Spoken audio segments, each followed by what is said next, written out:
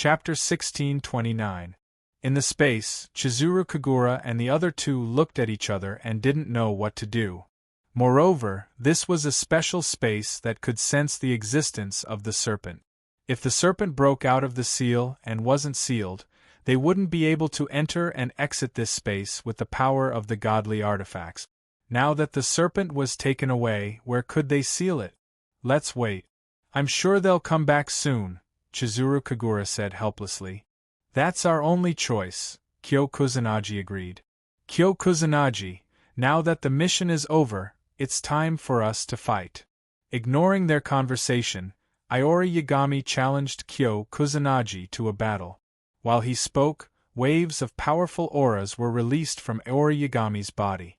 Iori Yagami, I'm not interested in fighting with you now, Kyo Kusanagi said impatiently as he was thinking about Snowy's whereabouts. These two problematic children. However, she couldn't say it out loud, so Chizuru Kagura had to endure her headache and try to persuade Iori Yagami. Yeah, Iori, this isn't the place to fight. Let's find a time and place to fight after this mission is over.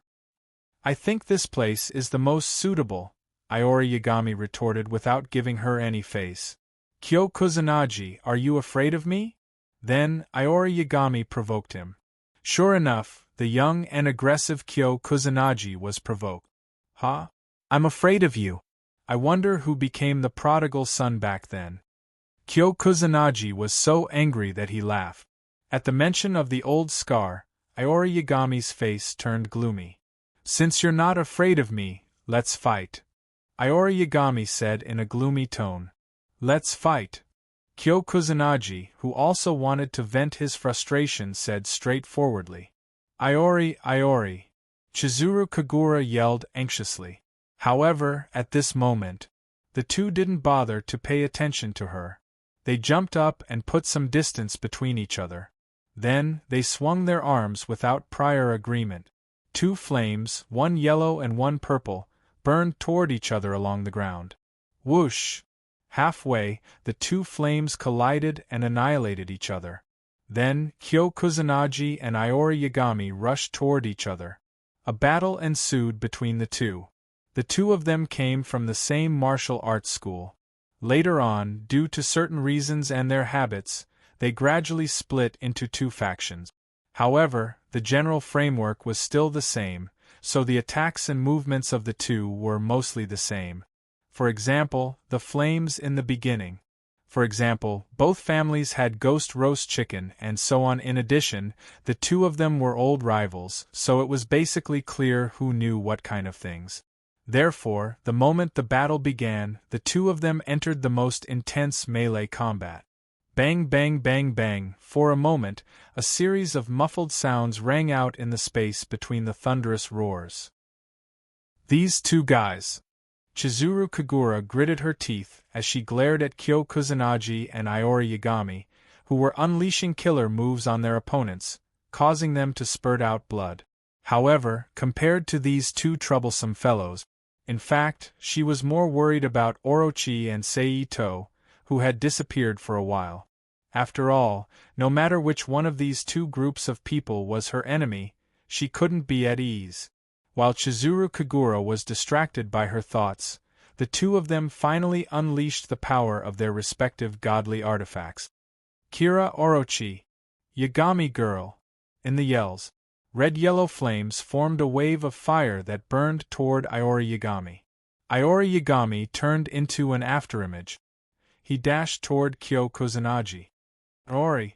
Sensing the explosive power of the two, Chizuru Kagura snapped out of her reverie and yelled anxiously with a changed expression. Boom! However, she was one step too late.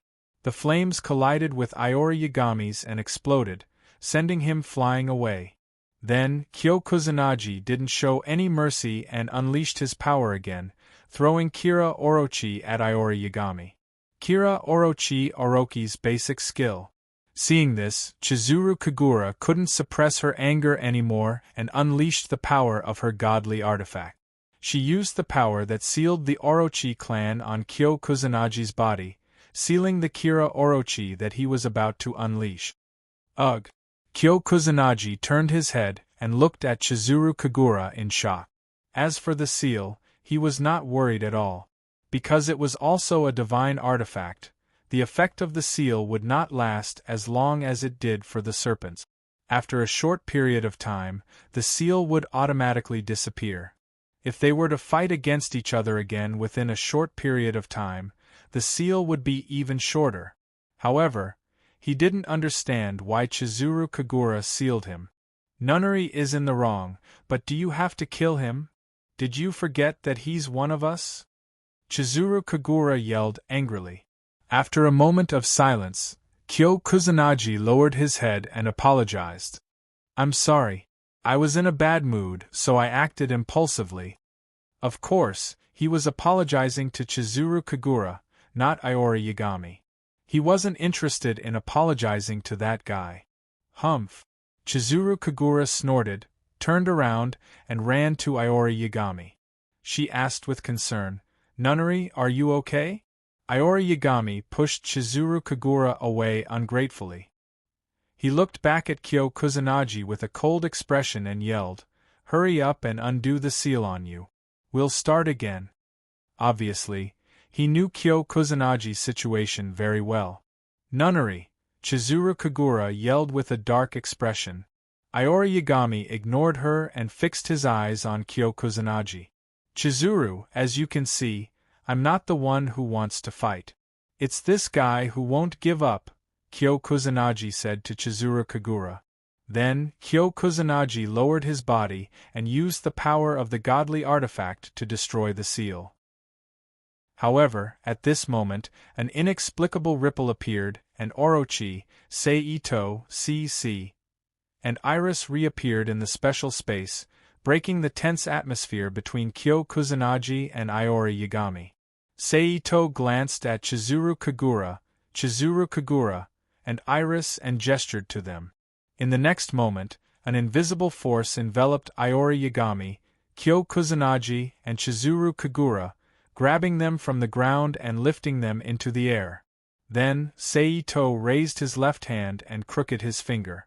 3 handfuls of blood gushed out from their bodies and flew to Seito in the form of blood strings. They condensed into blood beads and floated quietly in the air. Then, Seito nodded to CC, who was next to him. After receiving the order, CC stepped forward and stared at Iori Yagami, Kyo Kusanagi, and Chizuru Kagura. Almost instantly, a strange red V-shaped pattern with many silver dots flashing in it appeared on CC's forehead. It emitted a strong Aleya aura and bombarded the 3 blood beads in the air, shattering them into blood foam.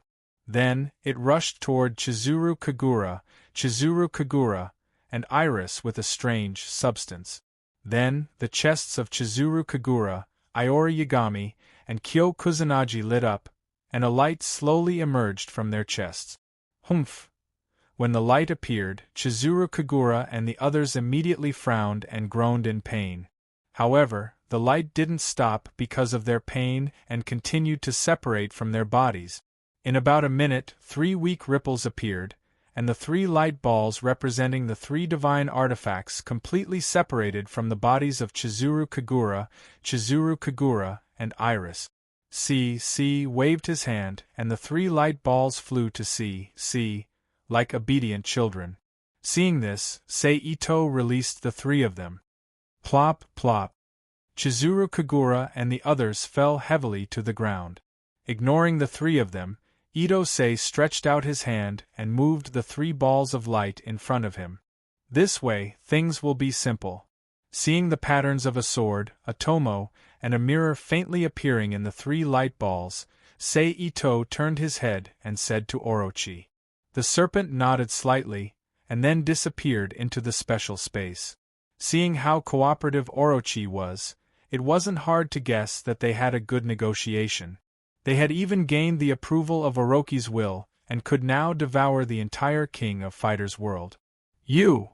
The pale-faced Chizuru Kagura got up and glared at Seito. Seito smiled at her and put Chizuru Kagura, who had suddenly lost her power, and was no different from an ordinary person, into the Rubik's Cube world and threw her to Mommy Kagura, who was idling in the witch's house. Chizuru! Kyo Kusunagi's expression changed drastically. For these two men, Itsunari didn't have so much love. He directly flicked two strong winds and hit them on their acupuncture points, knocking them out. "Let's go." After saying that, he waved his hand and put away the 3 light balls with the sleeve cosmos technique. He stepped forward and took Iris, CC, and the unconscious Kyo Kusanagi and Iori Yagami back to the outside world. At this time, after a fierce battle, they finally subdued Loana and knocked her out while everyone was more or less injured. Then, Seito didn't stay in the stadium for long. He used instant transmission to take Iris and CC back to the villa in the suburbs of Tokyo and began the last step before the world was devoured. At the same time, it was also the foundation to guide the people in the future, to become the ruler of this world. Seito and his subordinates were already familiar with this kind of thing. Not to mention, he had a powerful media network in this world. So, in less than a month, Seito officially became the ruler of this world. Chapter 1630. P.S. Thank you to Instant Potato and NXCX for their tip. Thank you to Woxlian for your comments. Magic Cube, after I leave, immediately devour this world. Seito ordered the Magic Cube while standing in the void of the Magic Cube world. Yes. After receiving the Magic Cube's reply, Seito did not hesitate. He immediately activated a modified mid-style dimensional transfer magic array under his feet. Then, in a burst of light, he disappeared from the Magic Cube world. Almost immediately after he disappeared, a huge vortex suddenly appeared in the void of the Magic Cube world.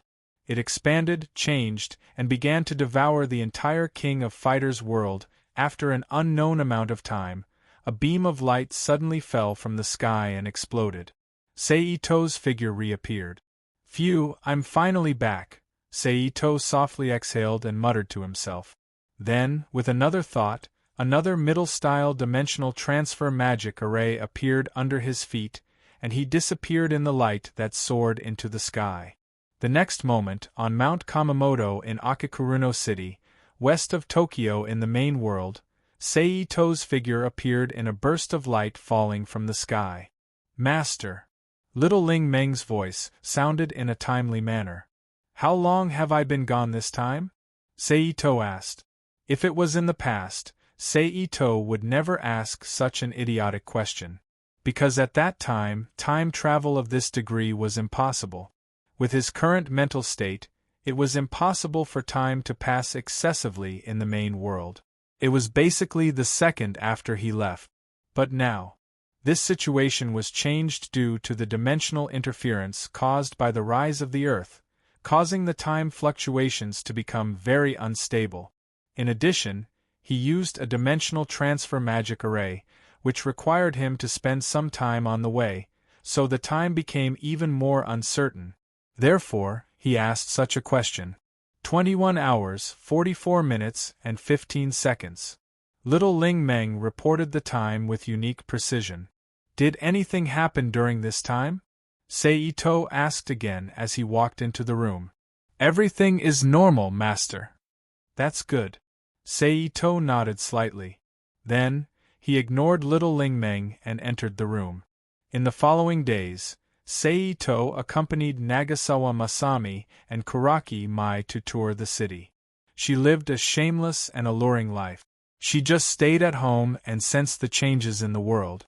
She cultivated without fighting or complaining. Plus, for some reason, Tenzho did not come looking for trouble recently, and the aliens from the Orion Empire did not attack Earth. This allowed him to have a relaxing and leisurely life. On this day, Seito was enjoying himself at home. He was only wearing a pair of shorts and a tank top. While Nagasawa Masami was serving him, a virtual screen suddenly appeared in front of him. "Master, Princess Yoshiko is rushing up the mountain with her maids and guards."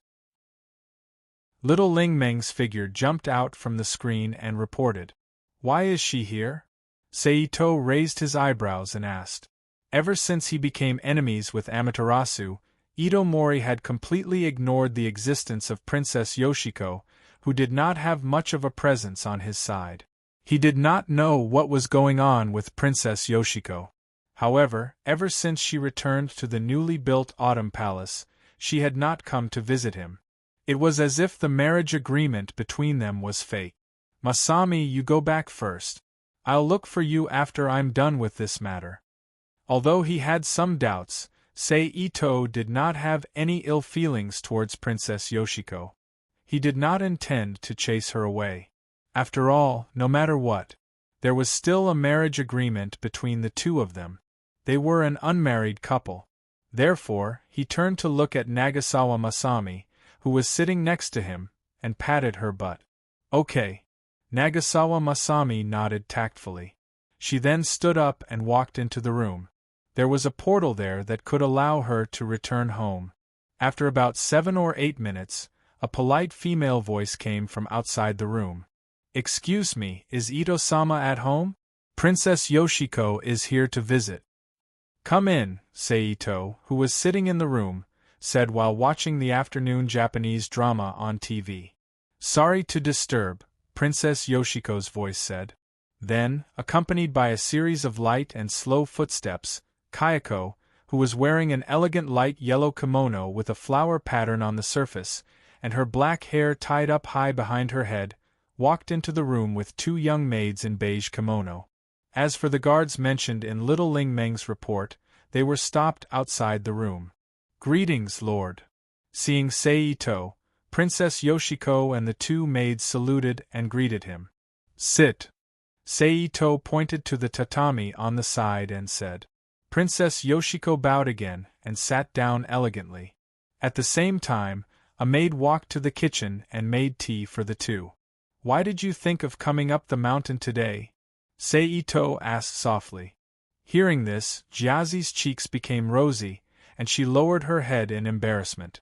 My lord, Her Highness Gyako misses you. The maid who stayed in the room to serve him smiled gently, bowed and said. Oh. Saito, who did not expect the answer to be this, looked at Princess Yoshiko with a surprised expression. He actually felt that it was quite strange. It seemed that the 2 of them had only lived together for a period of time during the construction of the new palace. It was not a long time, only a little more than a month, and during that period the 2 of them did not have any intimate interactions. He really did not understand why she would suddenly miss him. However, Ito-sei didn't delve too deeply into this. Emotions were hard to find, and people couldn't understand them. Princess Yoshiko's face was even redder, and she shrunk her head. Now you have seen me. Don't you have anything to say to me? Saito laughed. If there was no Tensho matter, it would be good to take Princess Yoshiko. But unfortunately, her whole family is Tensho believers. Saito sighed softly in his heart. That, Lord, how have you been recently? Princess Yoshiko bit her lips and asked softly with a red face. Pretty good, how about you? How are you living in the new palace? Saito replied softly. It's okay, just a little lonely. Princess Yoshiko replied softly. Then, the 2 of them chatted casually until half an hour later. The weather is good. Let's go shopping. Ito-sei turned his head and looked at the time displayed on the clock hanging on the wall, then withdrew his gaze and suggested. Won't it disturb you? After half an hour of chatting, Princess Yoshiko, who had gotten rid of the shyness in her heart, hesitated. It's fine. Do you think I look like someone who has something to do? Saito asked with a smile. Then I'll have to trouble you. Princess Yoshiko bowed. That's good. Let's go. Seeing that Princess Yoshiko agreed, Saito did not hesitate and immediately stood up from the tatami and walked in front of Princess Yoshiko. He put his hand in front of Princess Yoshiko. Princess Yoshiko saw this and her face turned slightly red. Then, she put her hand on Saito's palm and used Saito's strength to carefully stand up from the tatami. Seeing that Princess Yoshiko was standing properly, Seito held her soft little hand and did not let her pull her hand away.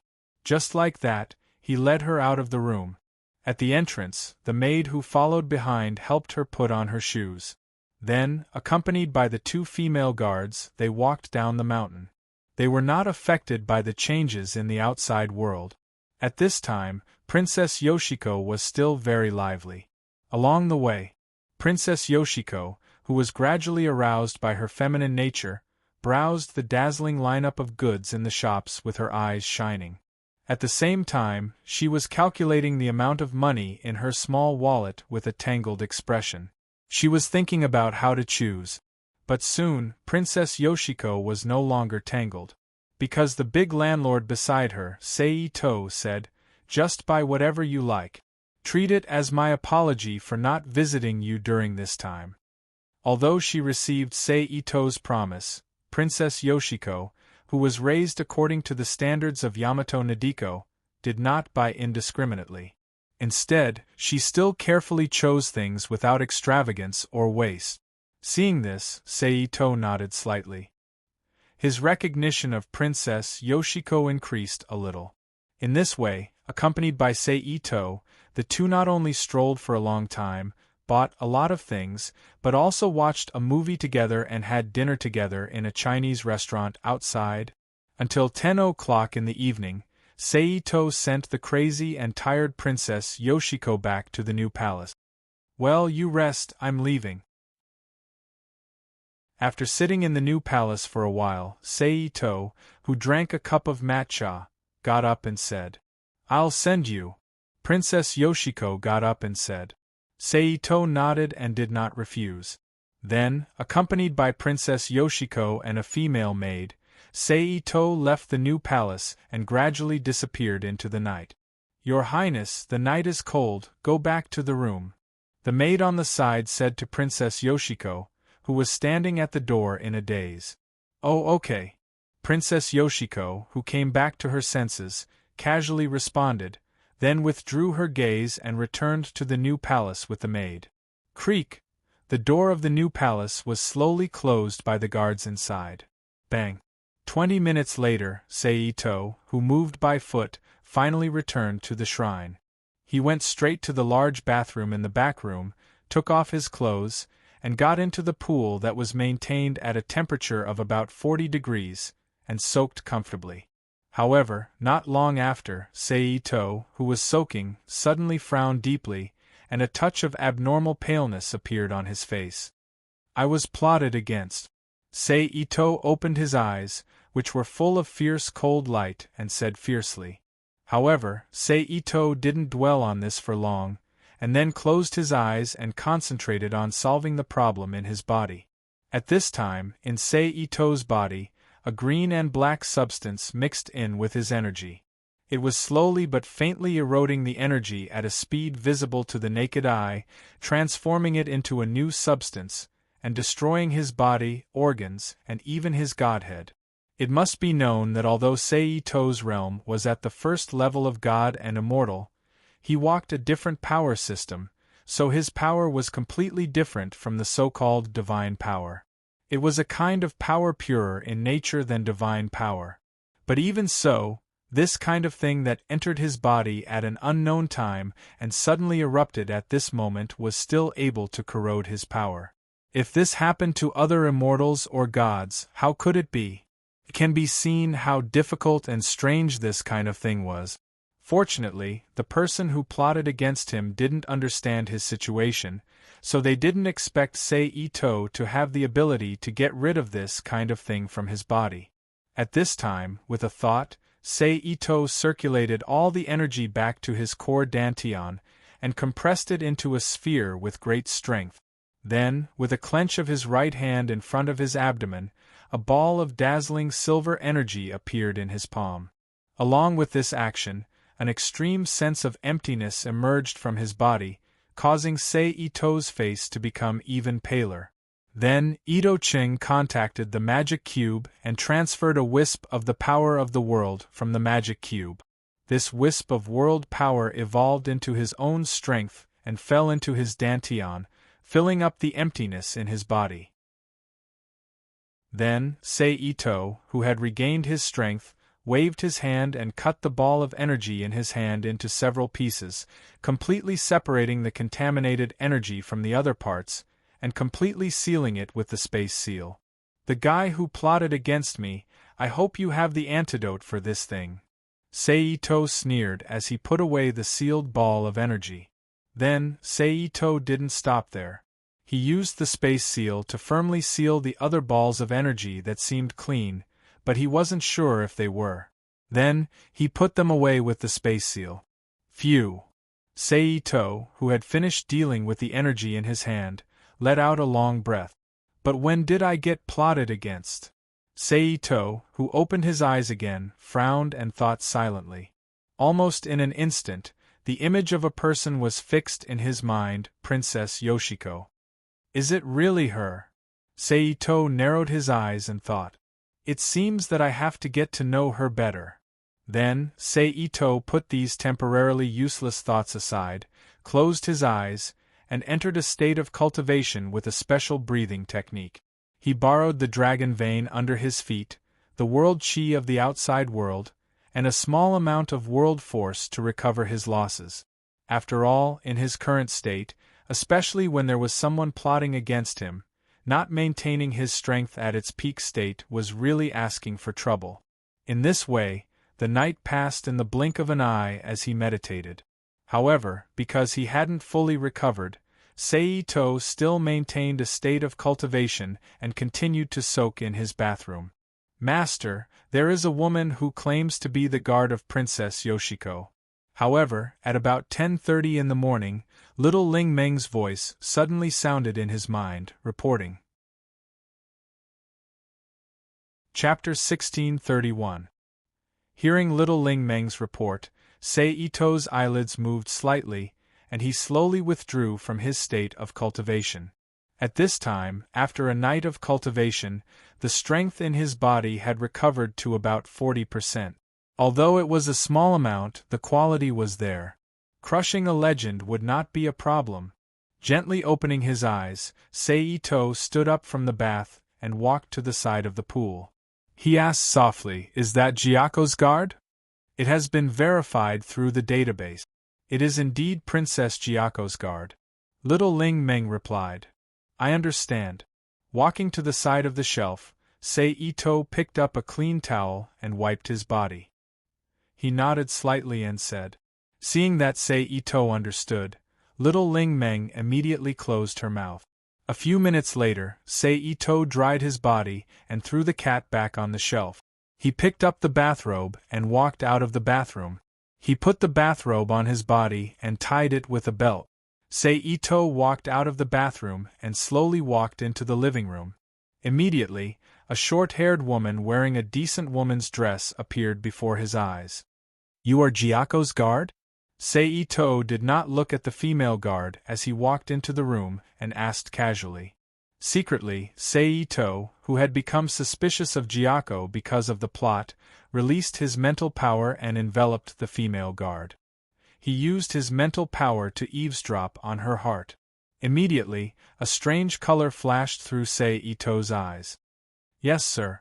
Because of the lowered head, the female guard bowed. She did not notice the strange color in Sei-Ito's eyes and replied respectfully. "What's the matter?" Ito-sei, who walked inside, turned around and looked at the female guard and asked in a low voice. "This is a gift Her Highness Giaco asked me to deliver to Sir." The female guard raised her hand. He held the gift box in his hand with both hands and handed it over to Ito-sei. "This is a gift from Giaco?" Sei-Ito looked at the gift box in the female guard's hands and asked with a smile that was not a smile. Because her head was lowered, the female guard did not see the strange expression on Sei-Ito's face. "Yes." The female guard said affirmatively. However, in the next moment, Sei-Ito stretched out his hand and the female guard's body flew in front of Sei-Ito. By coincidence, her neck fell into Sei-Ito's hand and was tightly grasped by Sei-Ito's hand. "How dare you?" Ito-sei's eyes were full of coldness as he looked at the female guard whose face was flushed red in front of him, and snorted coldly. "Sir, I don't know what you are talking about." A trace of panic flashed in the female guard's eyes, but she forced herself to calm down. Ito-seiji didn't speak. He sneered and stretched out his left hand. He grabbed the man's collar and pulled it down hard. In the sudden sound of bang-bang, and the sound of cloth tearing, Ito-seiji sneered and stretched out his left hand. The female guard's clothes were torn apart. In an instant, a pair of rather full breasts entered Sei Ito's eyes. However, his gaze did not stop on the tempting white skin. Instead, it fell directly on the red amulet pouch in the cleavage between the two full breasts. He reached out and pulled it out.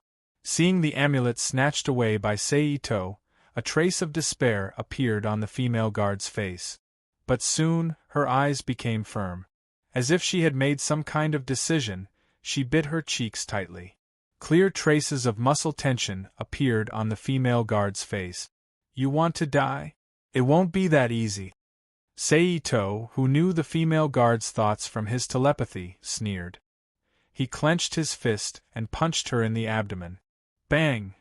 Under the huge impact, the female guard opened her mouth and spat out a large mouthful of blood. A large amount of filth also sprayed toward Sei Ito's face. Sei Ito moved his mind and created a space tunnel in front of him. He transferred all the filth that was sprayed toward his face to the garbage dump. Then, Sei Ito turned his telepathy into psychokinesis and forced it into the female guard's body. He wrapped around the blood poison that had just spread and sprayed it out through her nose. After doing all this, Sei Ito turned his psychokinesis into hypnotism and hypnotized the female guard. Under the suppression of a god-level telepathy, the female guard, who was still in the mortal stage, could not resist much. She lost control of her own consciousness and became a living puppet controlled by Sei Ito. Sei Ito released his hand and let the female guard go. Plop! The female guard, who was still not fully conscious, fell to the ground. "Sir." The female guard, who had woken up from the pain, quickly turned over and half-knelt on the ground. She lowered her head and greeted him. "How many more of that thing do you have?" Sei Ito looked down at the female guard at his feet and asked calmly.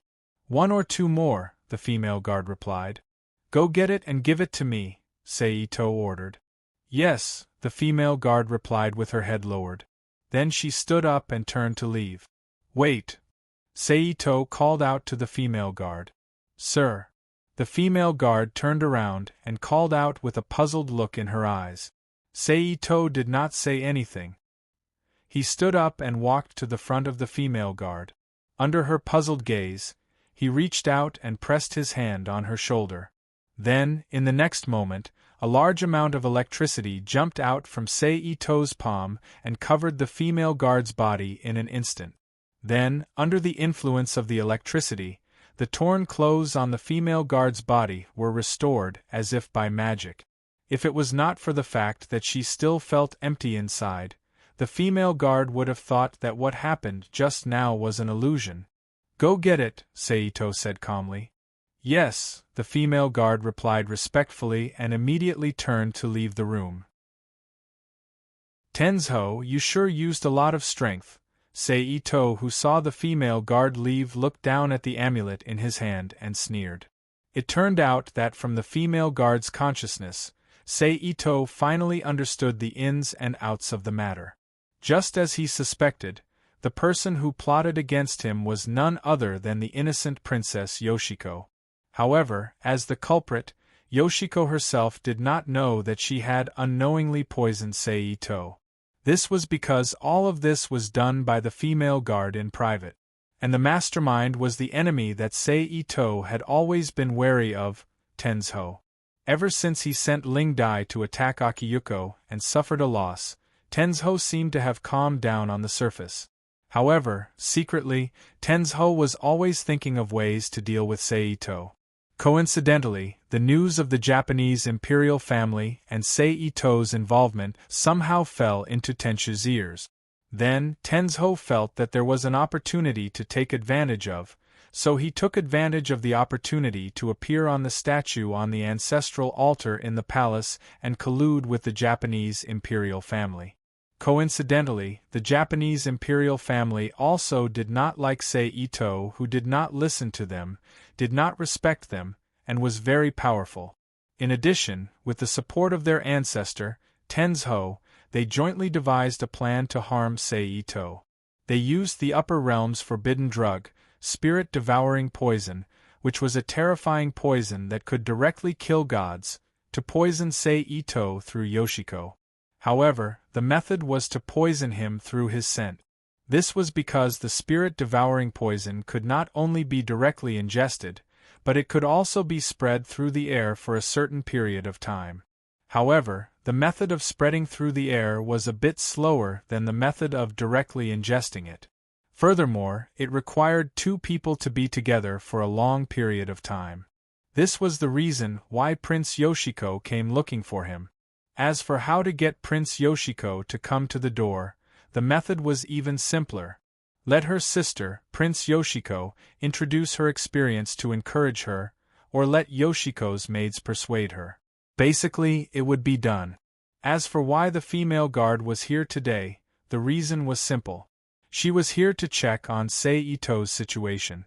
At that time, if Sei-Ito showed any signs of being unwell, the female guard would tear the amulet in her hand and use it to inform Tensho so that Tensho would kill Sei-Ito.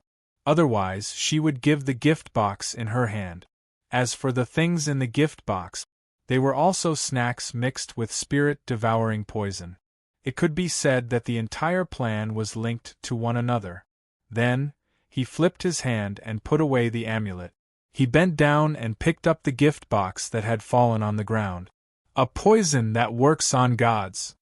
Sei-Ito looked at the tightly sealed gift box in his hand and whispered to himself. Then, he put the gift box away as well. This thing might come in handy at some point in time. More than half an hour later, accompanied by a series of slightly hurried footsteps, the female guard who had left earlier reappeared in front of Sei-Ito. "Sir." Seeing Sei-Ito, the female guard immediately bowed her head and greeted him. Then, she took out a white porcelain bottle that was similar to the white porcelain bottle used to store pills in ancient times. The mouth of the bottle was tightly sealed with a red cloth. She handed it to Sei-Ito. Sei-Ito reached out and took the bottle. He put it away without looking at it. After all, this thing was poison. Although he himself had a way to detoxify it, the price was a bit high. Therefore, before he obtained the antidote for this thing, unless it was used on others, Sei-Ito didn't intend to check anything. Moreover, he didn't check it. He couldn't use himself to test the poison, right? How much of a pain in the ass would he do that? He wasn't Shino. "Okay, you can leave."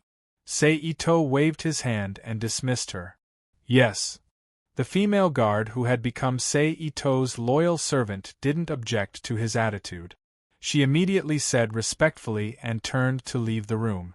"Amaterasu, let me destroy another one of your divine senses." Sei-Ito watched the female guard leave and narrowed his eyes. Then, his figure flashed and disappeared from the room and appeared in downtown Tokyo. Then, his figure flashed again and the next moment, he appeared in the sky above the Imperial Palace in the Kokyo district. Looking down at the Imperial Palace below, a sneer appeared on Sei-Ito's face, then he took out the amulet and waved his hand to cut it in two. Chapter 1632.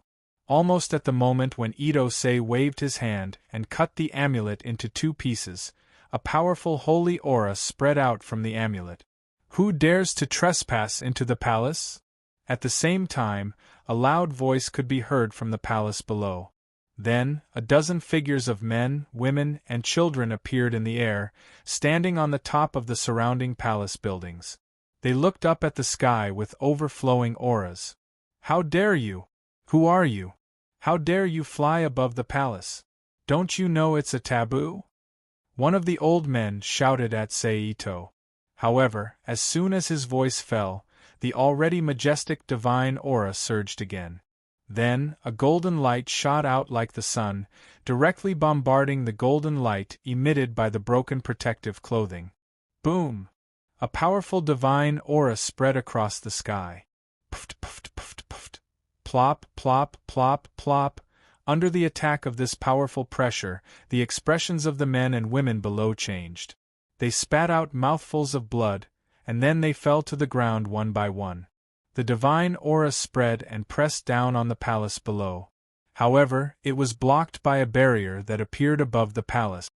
It blocked it? Itose looked down with some surprise. Although the barrier was on the verge of collapse and looked like it could break at any time, it had indeed blocked the god-level pressure. He let out a low cry of surprise. At this moment, the golden light shone brightly. It quickly condensed into a human figure and then exploded in a large amount of golden dust. It revealed Amaterasu's appearance. Amaterasu's lips curled into a smile. She looked like she had good news. But immediately, her expression froze. She frowned and looked at Seito with a gloomy face. "You're fine," Amaterasu said in surprise. "I'm blessed with good fortune. A little poison can't hurt me," Seito boasted. Amaterasu was silent. Her eyes flashed. Obviously, because of the previous two defeats, Tenshu's fear of Seito had increased by several levels. Even if he didn't believe that the spirit-devouring poison that was almost invincible in the celestial realm wouldn't be able to hurt Seito, he didn't dare to attack him as recklessly as before. "I don't believe you," Tensho said. "You don't believe me? Don't worry, I'll make you believe me." Seito grinned.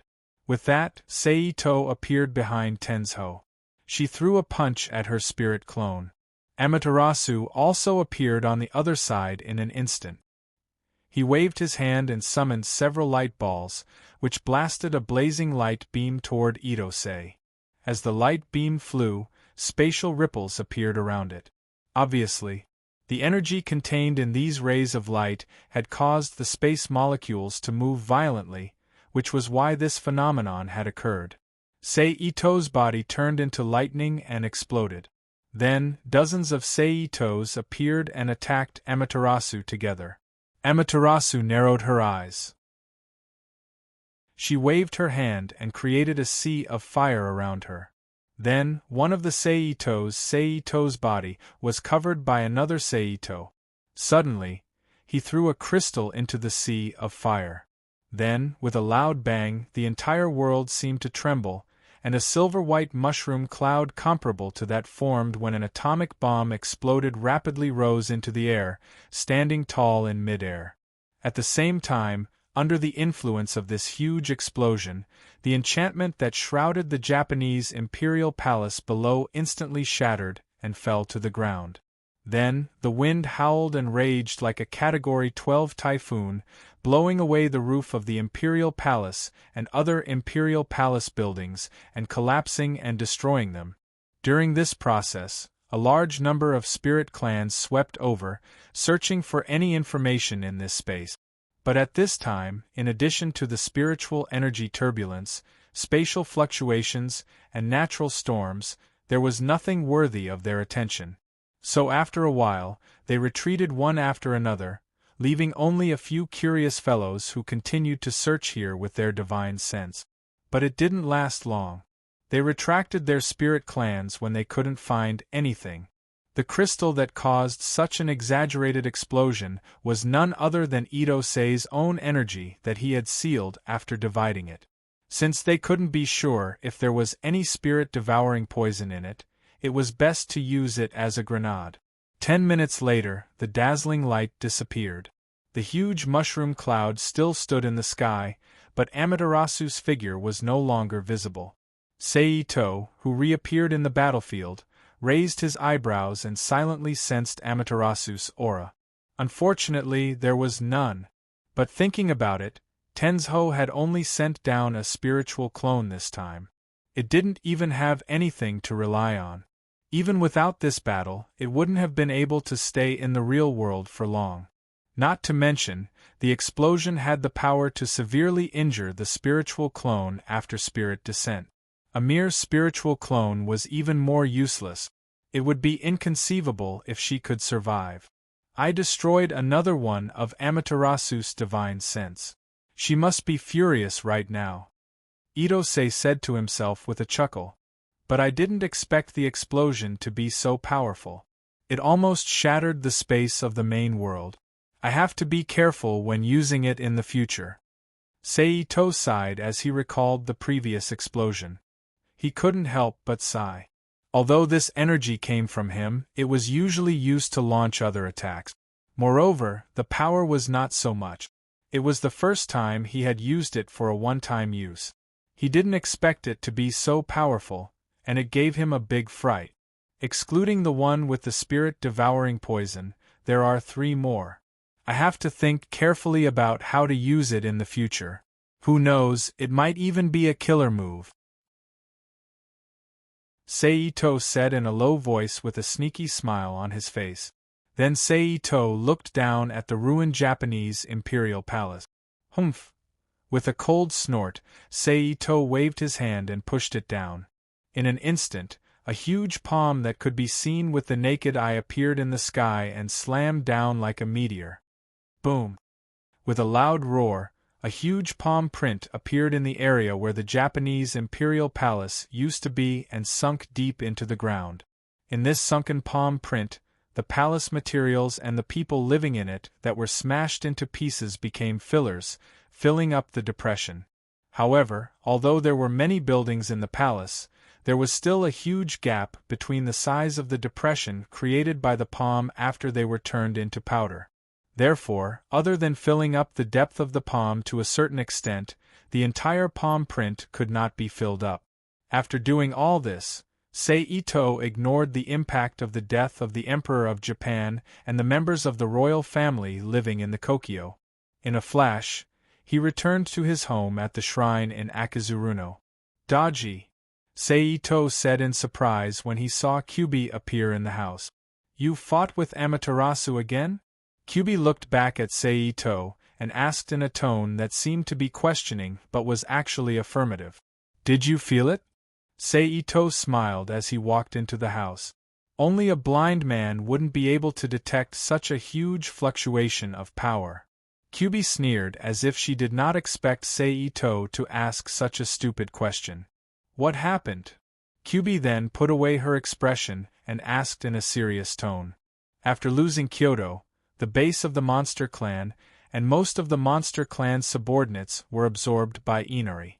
It can be said that she was like a grasshopper on the same rope as Itose, so for this battle, Kyubi also appropriately expressed her concern. That woman, Amaterasu, no longer cared about the rules. She poisoned me. Seito sat down and grabbed an empty cup and a bottle of water from thin air. He opened the bottle cap and poured water into the cup as he slowly explained. Whoosh, the water was poured into the cup. Itose screwed the lid, picked up the cup and brought it to his mouth and took a sip. So, I took the opportunity to draw out her psychic power and killed her. Then, I destroyed the Japanese imperial palace, Seito continued. With Kyubi's intelligence, she naturally understood what he meant by destroying the imperial palace. However, she only had the body of evil. She did not care who she killed and how many she killed.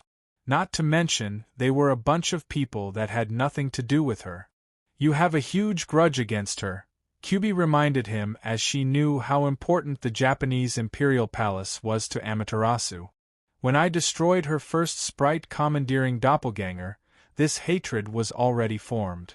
Itose stated in a light voice. Kyubi nodded in understanding as she thought about Amaterasu's personality. Since we have already made our move, then we might as well kill every last member of the Japanese imperial palace, Kyubi suggested with a vicious expression.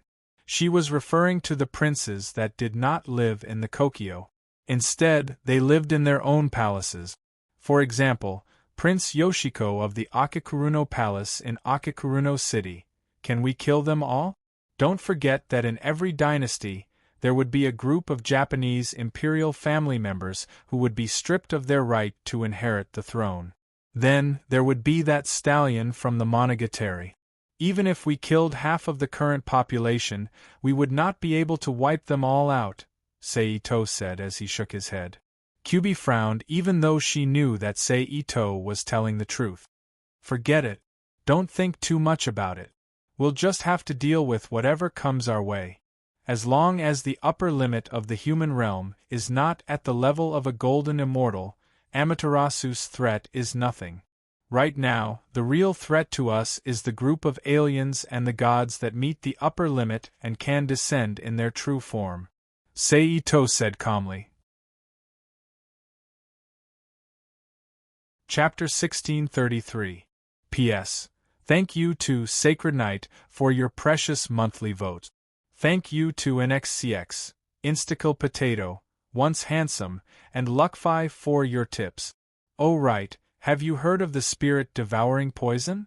Having finished talking about business, Seito suddenly remembered that Nine Tails could be described as a living dictionary, so he asked, "Where did you hear about it?" Sure enough, Nine Tails frowned when she heard the words, spirit devouring poison, and said sternly. Afterwards, her expression changed. She raised her head and looked straight at Seito. Don't tell me the poison you mentioned before is this poison? Yes. Seito did not hide it, admitting to it. Basically, the moment Seito said that, Nine Tails suddenly leapt up from the sofa as if someone had stepped on her tail. Look at you, you know? Ito Mori looked at Kyubi, whose expression had changed greatly, and asked, "No, you don't look like you've been poisoned by that thing." Seeing Seito's expression, Nine Tails' eyes flashed slightly as she said sternly, "Yes, I've already dealt with the poison." Seito shrugged with a smile. "I didn't expect you to have an ability like that." Nine Tails slowly sat down again in surprise. "Tell me, what's the deal with this poison?" Seito restrained his expression slightly and asked, "Have you heard of the myriad poison ancestor?" After a moment of silence, Nine Tails asked slowly, "No." Seito shook his head. "That's true. After all, you still don't know where he was when he became famous." Nine Tails' voice drifted, speaking softly with a distant tone. The myriad poison ancestor was a figure from the time of the 5 emperors, Zhuanxu. Back then, his reputation was not obvious. Only a few people knew of his existence. However, because he was involved in a major event back then, his reputation truly resounded. "What was it?"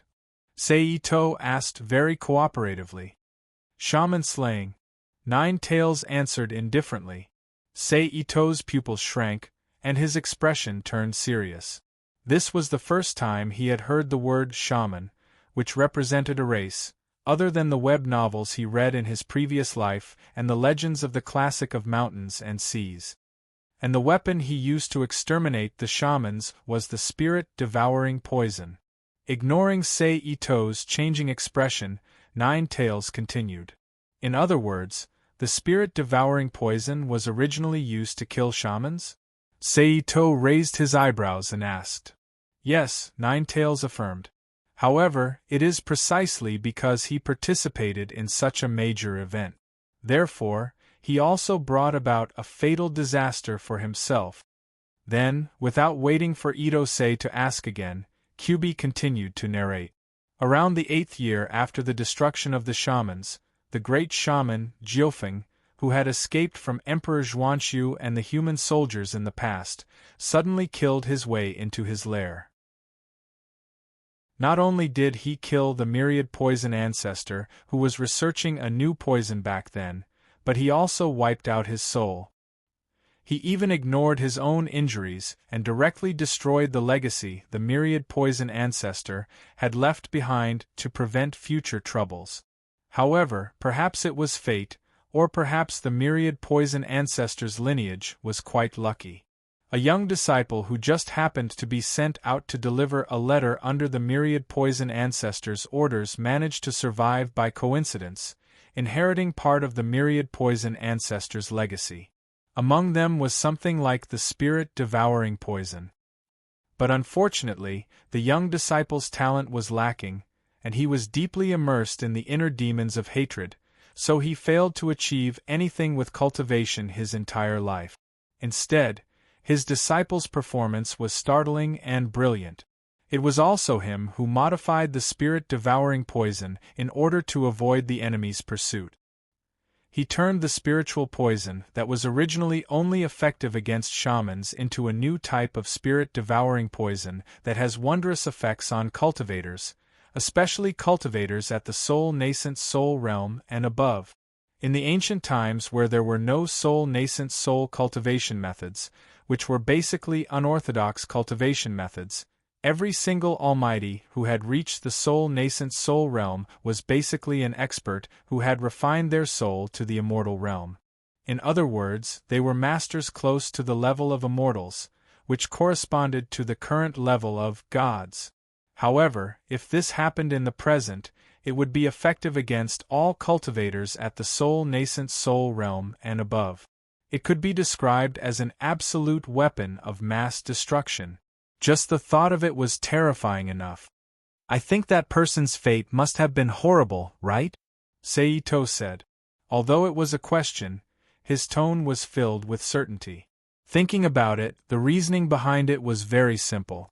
The new spirit-devouring poison was the same as the biochemical weapons of modern society. It would have been fine if he did not use it, but if he did, he would definitely become a public enemy of the world.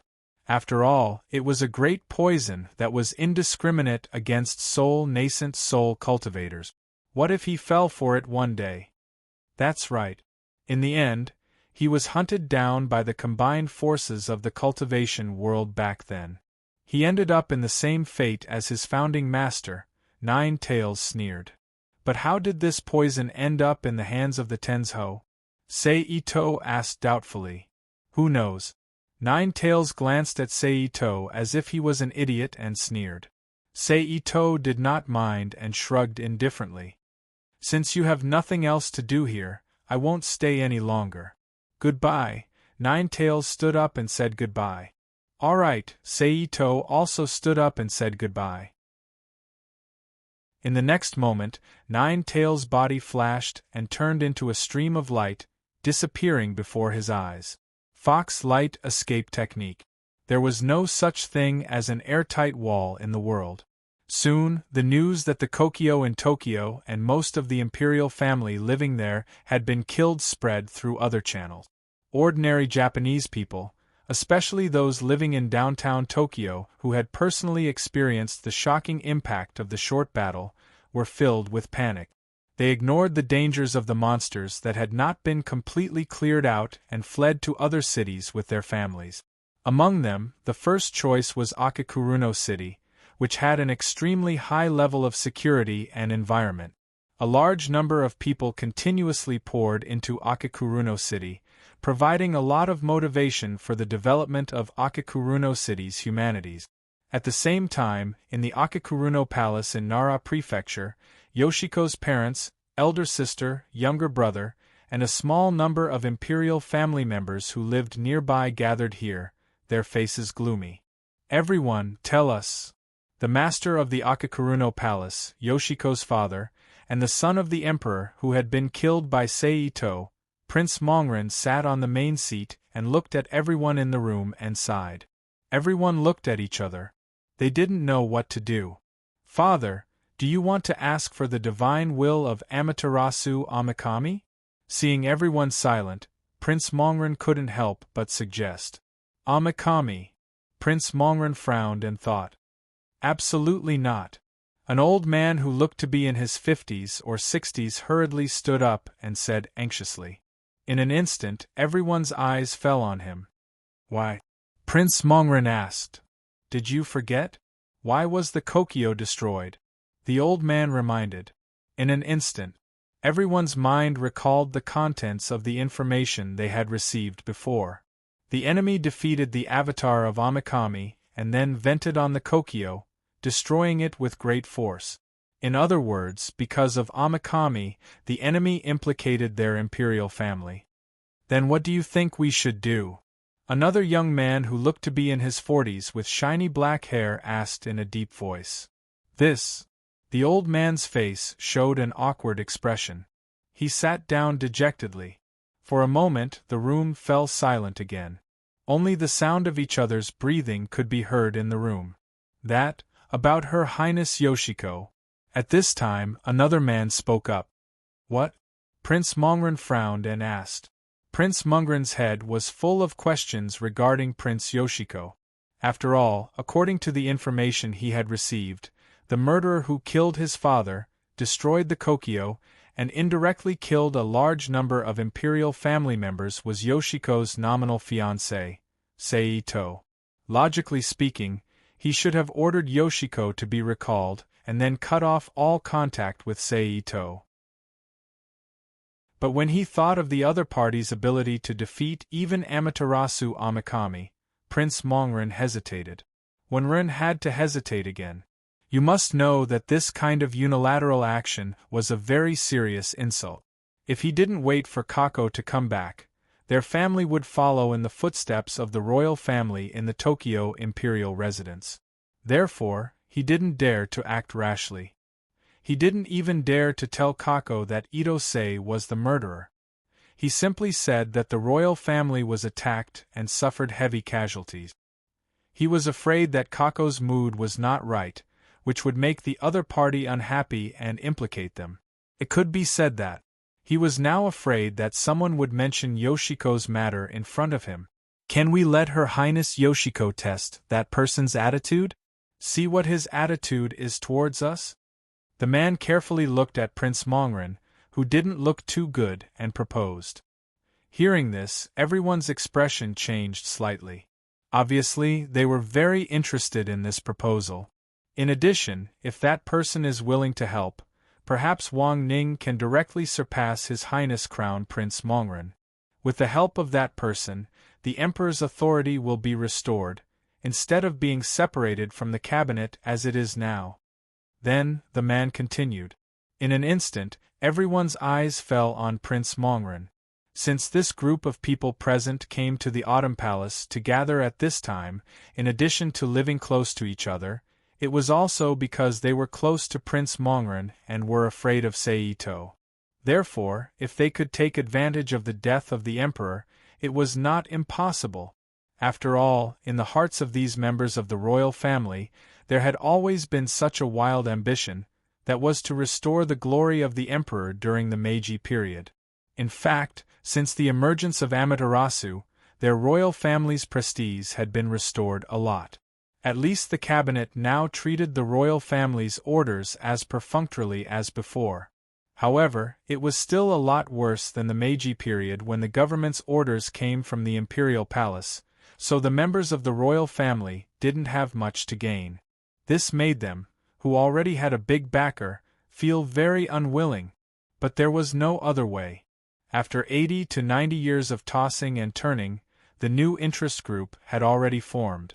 They were not willing to hand over the benefits in their hands. Just like the saying, cutting off one's path to wealth is equivalent to killing one's parent. It was an irreconcilable hatred. Shut up. I will pretend that I didn't hear this today. Don't forget, we are the descendants of Amaterasu Amikami. Prince Mongren shouted angrily, his whole body exuding a sense of majesty. Yes. Seeing that Prince Mongren was angry, whether it was true or not, the other members of the royal family knelt down and replied respectfully. Okay, let's go. I will contact Kayako and ask her to find out what that person's intentions are. Prince Mongren said. Yes. Everyone replied in unison, stood up from the tatami, bowed, and left the room, leaving only Prince Mongren and his daughter, Prince Mongren, in the room. Father. After everyone left, Prince Mongren called out softly. Prince Mongren, give Kayako a call and ask her to go see that person. Prince Mongren sighed softly and ordered. Yes. Prince Mongren nodded, understanding what his father meant. Okay, you can leave too. Prince Mongren said without waiting for Prince Mongren to speak. Yes. The prince opened his mouth, but in the end, he could only helplessly agree. He stood up from the tatami, turned around and walked out, leaving Prince Wonren alone in the room. His eyes were in a daze, and no one knew what he was thinking. Princess Kayako, it's a call from Prince Mongren. In the Akakuruno Palace in Akakuruno City, a young maid wearing a plain kimono knelt in the hallway and spoke to Prince Mongren, who was in a daze. Ah? Oh, I know. Prince Mongren paused for a moment, then replied. Then, she stood up from the tatami and walked elegantly to another room under the guidance of the maid. She picked up the telephone placed at the side and put it to her ear. This is Prince Mongren. Prince Mongren said. Prince Mongren, it's your elder sister. Prince Mongren's voice came from the phone. Elder sister, what's the matter? Prince Mongren asked curiously. Can't I call you if there's nothing? Prince Mongren deliberately asked. How could that be? Prince Mongren whispered. All right, I won't tease you anymore. This time, there is indeed something I need to trouble you with. Prince Mongren's voice became serious. What is it? Prince Mongren asked. Let's go pay a visit to that lord. Prince Mongren sighed. Prince Mongren didn't like Sei Ito, but considering his relationship with the imperial family, especially their family, she had no choice but to go against her will and call him Sei Ito respectfully. Just thinking about it made her feel uncomfortable. Why? Prince Mongren was even more puzzled. Father wants to know what that lord's attitude towards our imperial family is. Prince Mongren directly stated. His attitude towards our imperial family? Prince Mongren was even more confused. Alright, don't ask so much. Just do as elder sister says. Prince Mongren didn't explain much and directly requested as an elder sister. Then, alright, I'll go pay him a visit. Prince Mongren hesitated for a moment, then nodded. Chapter 1635. P.S. The chapter count in the previous chapter was wrong, stupid witch. Maijua glared at Chizuru Kagura. But other than that, her eyes were full of shock at the existence of Manchuri Kagura. Crazy bitch! Chizuru Kagura retorted with an expressionless face, as if she was stating a fact. But in her heart, she was also surprised by the appearance of Weiss and Maijua.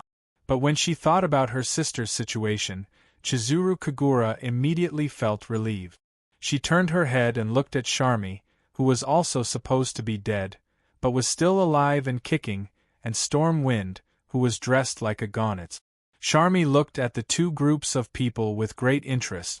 On the other hand, Lady Storm frowned and didn't say anything. Ahem, Sei Ito deliberately coughed twice to attract everyone's attention. Sir. Wind put one hand on her chest and saluted. However, other than Wind, the others all remained silent. They were either smiling or frowning as they looked at him. Well, I'll talk about the reason why I gathered you here. Sei Ito didn't care about the attitude of the others, and directly stated. I have an agreement with Orochi, that is, to guide humanity in the right direction, so that humanity will not cause excessive destruction to nature, so I'm going to establish an organization for this purpose. Speaking of this, Sei Ito's eyes slowly swept over everyone. And you are the backbone of the department I've selected. After a pause, Sei Ito continued. Sorry, did you just say us? Maijua frowned and asked. Sei Ito turned his head and looked at Maijua. In other words, the two witches will also join? Maijua glanced at Manchuri Kagura and continued. Yes. Sei Ito nodded and confirmed. With all due respect, as the enemy of the original owner of the snake, are you sure they won't use this opportunity to do something dangerous? Maijua looked at Sei Ito and said in a deep voice, Also, are you sure that as humans, they will seriously complete the task you gave them and guide humans to live in harmony with nature? Because of Sei Ito, they had escaped from the fate arranged by Orochi and became independent individuals. But in the end, she, Vivian, and even Charmy were still members of the Orochi clan. The blood of the Orochi flowed in his body. That was why Maijua didn't have any objections to working for Orochi. But if the two Kagura sisters were to infiltrate this place, that would make Maijua extremely unhappy. That was because she, Maijua, had the least love for the Kagura family among the 8 heroes. Hearing Maijua's words, Chizuru Kagura instinctively wanted to retort. However, Seito waved his hand and stopped him. Then he heard Seito say with certainty, "I'm sure." "Then what if they do?" Maijua asked. "Let's not talk about whether they have the ability or not. If they really do it at that time, I will naturally deal with them." Itose chuckled and said in a low voice.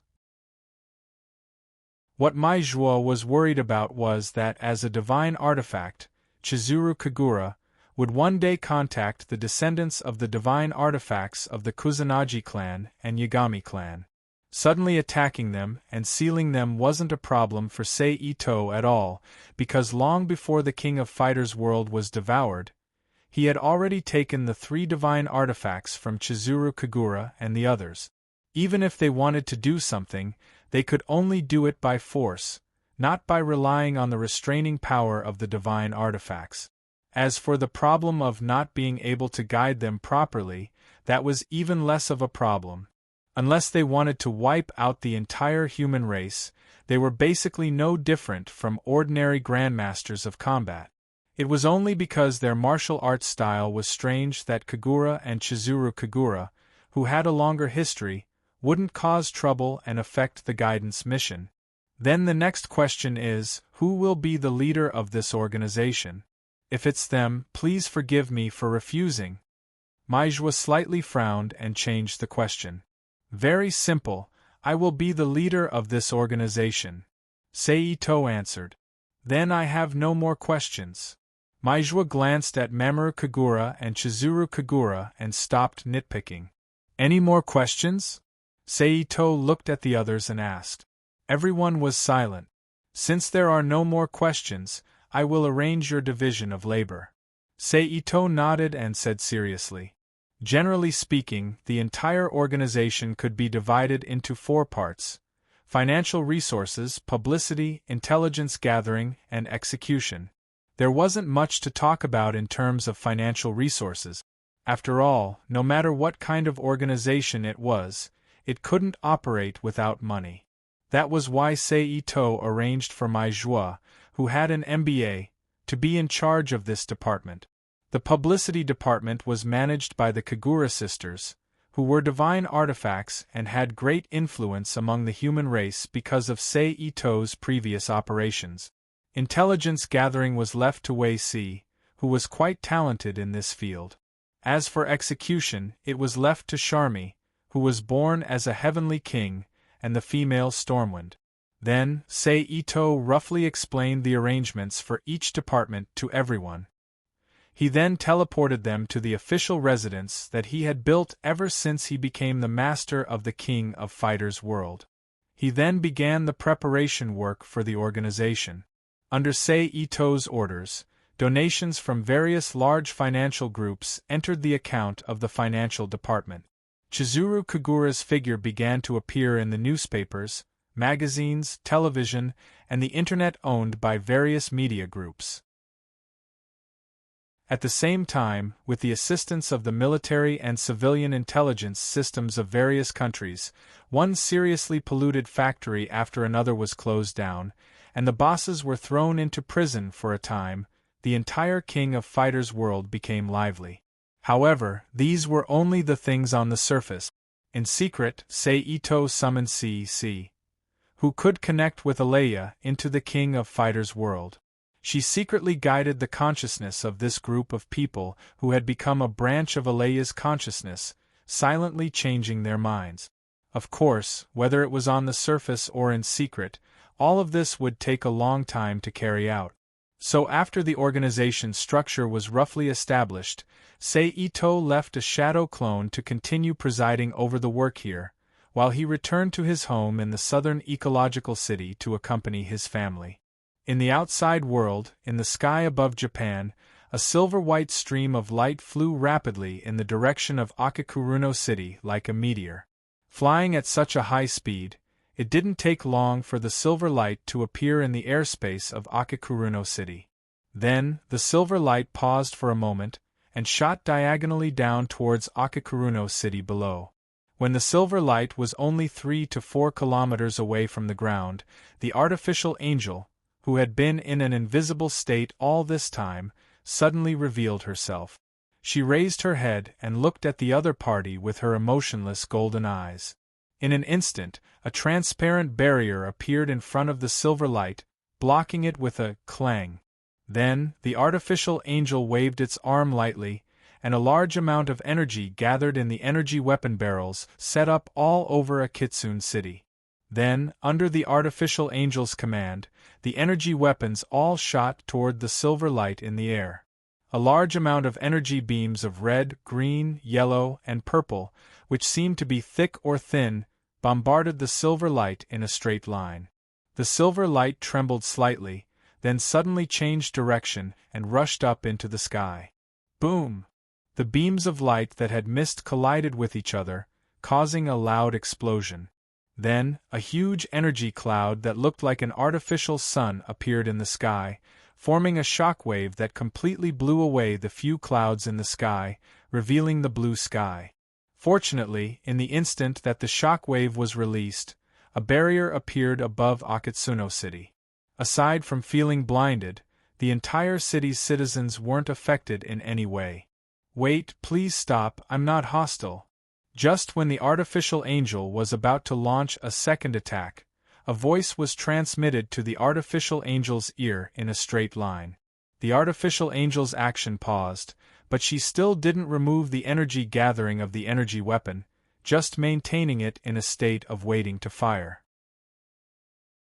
Seeing this, the silver light slowly flew down from the air, then withdrew the radiance, revealing the true appearance inside. A fairy-like person wearing a white gauze dress similar to an ancient palace dress instantly appeared in front of the artificial angel. Her face was charming and seductive, but at this time, her brows were deeply furrowed, giving people a feeling of melancholy. It was the cultivator from Mingfeng Mountain that Sei Ito had met once before by Yunju.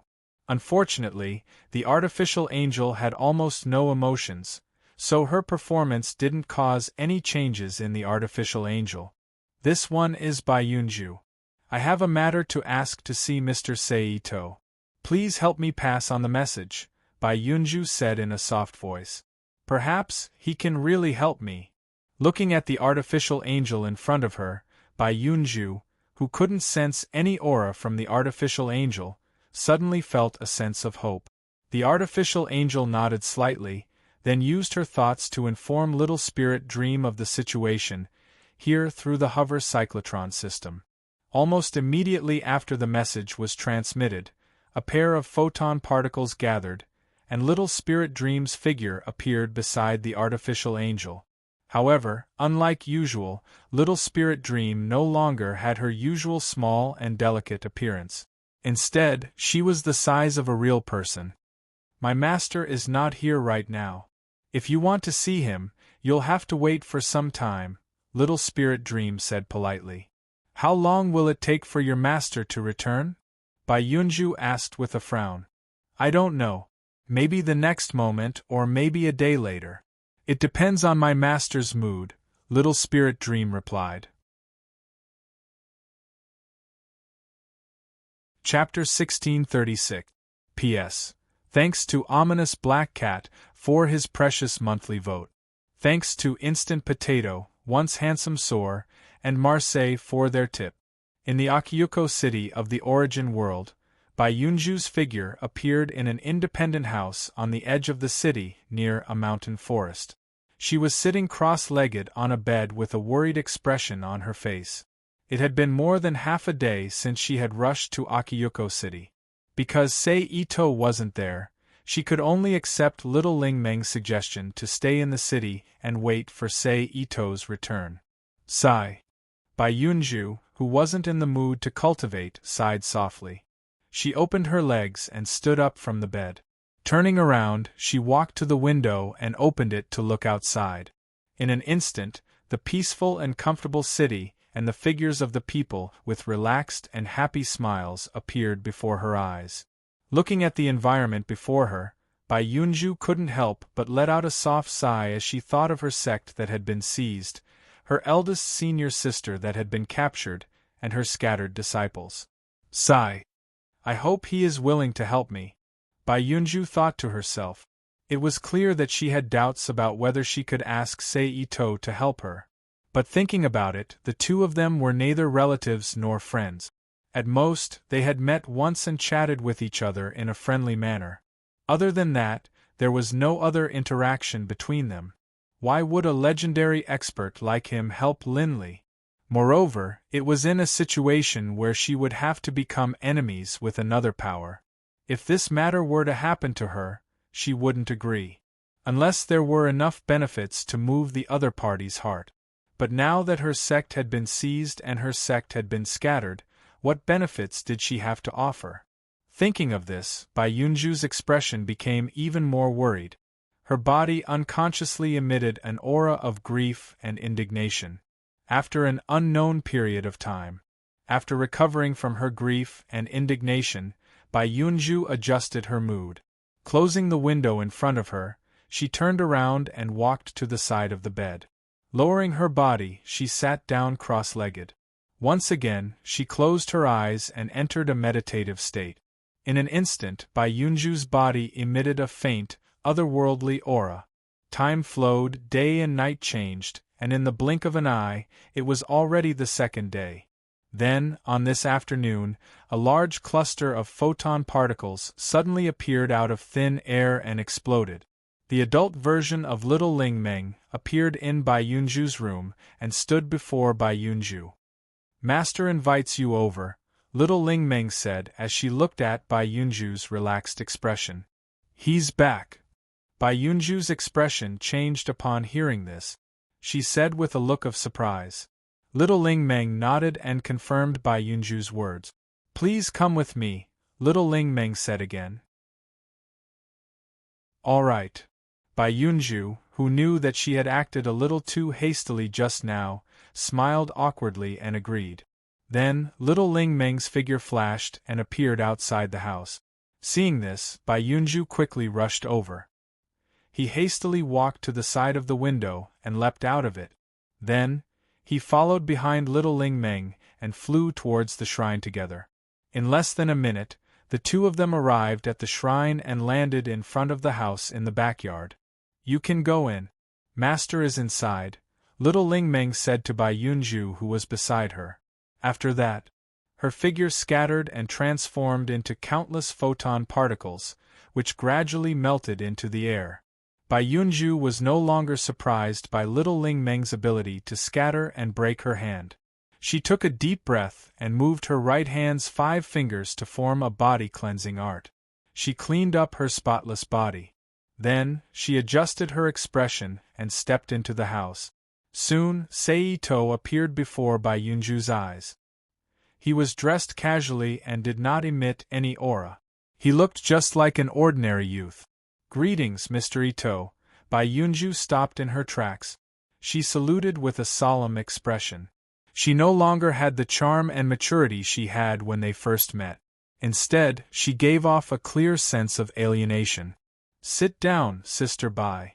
Seito, who understood that this was an unavoidable effect brought about by the difference in status, pointed to Fong Tong and smiled. As for the name Sister Bai, it was when the two of them first met. Bai Yunju called him that. At that time, she only thought that Seito was a small S-level master with no foundation. She did have the qualifications to call him big. Mr. Ito, I don't dare to accept the name Sister Bai. Recalling the time when she wanted to rope him in as a disciple, Bai Yunju's face could not help but blush. She shook her head and smiled bitterly. Mr. Ito, please call me Yunju. Bai Yunju changed the way she addressed herself. Okay then. Looking at Bai Yunju's serious look, Seito did not care and nodded. Bai Yunju, who was slightly relieved, did not speak. She walked to the side of the square cushion and sat down cross-legged. At this moment, The maid temporarily summoned from her home in the magic cube world walked into the room with a wooden tray with 2 porcelain teacups on it. She knelt down and delivered the 2 teacups to Sei-Ito and Bai Yunju. Then, Li Zi got up and quietly left the room just like how he came in. Try it. Although it is not a well-known tea, I personally think that it is definitely not inferior to the famous tea in China. Sei-Ito reached for the teacup in front of him and looked at Bai Yunju with a smile. As he spoke, he put the teacup in front of his mouth and took a sip. Although she wanted to immediately get into the conversation, Bai Yunju still understood this kind of social interaction, so she chuckled and said, "Then I have to try it." She picked up the cup and took a sip. In an instant, Bai Yunju felt that her spirit was refreshed. A carefree feeling emerged from the bottom of her heart uncontrollably. "Good tea," Bai Yunju praised sincerely. "Does this tea have a name?" Bai Yunju, who put down the teacup, asked. "Yes, this tea's name is Qinglin," Sei-Ito replied with a smile. "Good name," Bai Yunju continued to praise. In this regard, Sei-Ito smiled noncommittally and continued to sip the tea in the cup. He did not take the initiative to ask Bai Yunju's purpose of coming to him this time. He looked like he was simply inviting an acquaintance to drink tea. It was just that he was at ease. Bai Yunju's heart gradually became anxious. After all, her senior sister was still in the hands of the enemy. If it took too long, she might end up in a terrible situation. Therefore, after reluctantly accompanying Sei-Ito to drink tea for a while, finally, she could not hold back her emotions and called out, "Mr. Ito." Sei-Ito raised his eyebrows and looked at Bai Yunju. "To tell you the truth, Yunju came to see you this time because I have something to ask you," Bai Yunju said seriously. Sei-Ito did not speak, but looked at her indifferently. Bai Yunju did not understand what Sei-Ito meant. Seeing this, Bai Yunju secretly gritted her teeth and continued, "Please help my Mingfeng cave branch." With that, Bai Yunju stood up from the square cushion, clasped her hands and bowed deeply. Sei-Ito still did not speak, and continued to leisurely sip the tea in the cup. And she did not know whether it was intentional or not. In the process of drinking this time, there was a very strange gulu-gulu sound. Hearing the strange sound, Bai Yunju, who was bowing, gritted her teeth again and said the benefits she could offer. "As long as you are willing to help my Mingfeng cave branch, I can represent my Mingfeng cave branch to owe you a favor. When you need it, the whole sect will do our best." Sei-Ito still did not speak. "I wonder if you have heard of the substitute gu?"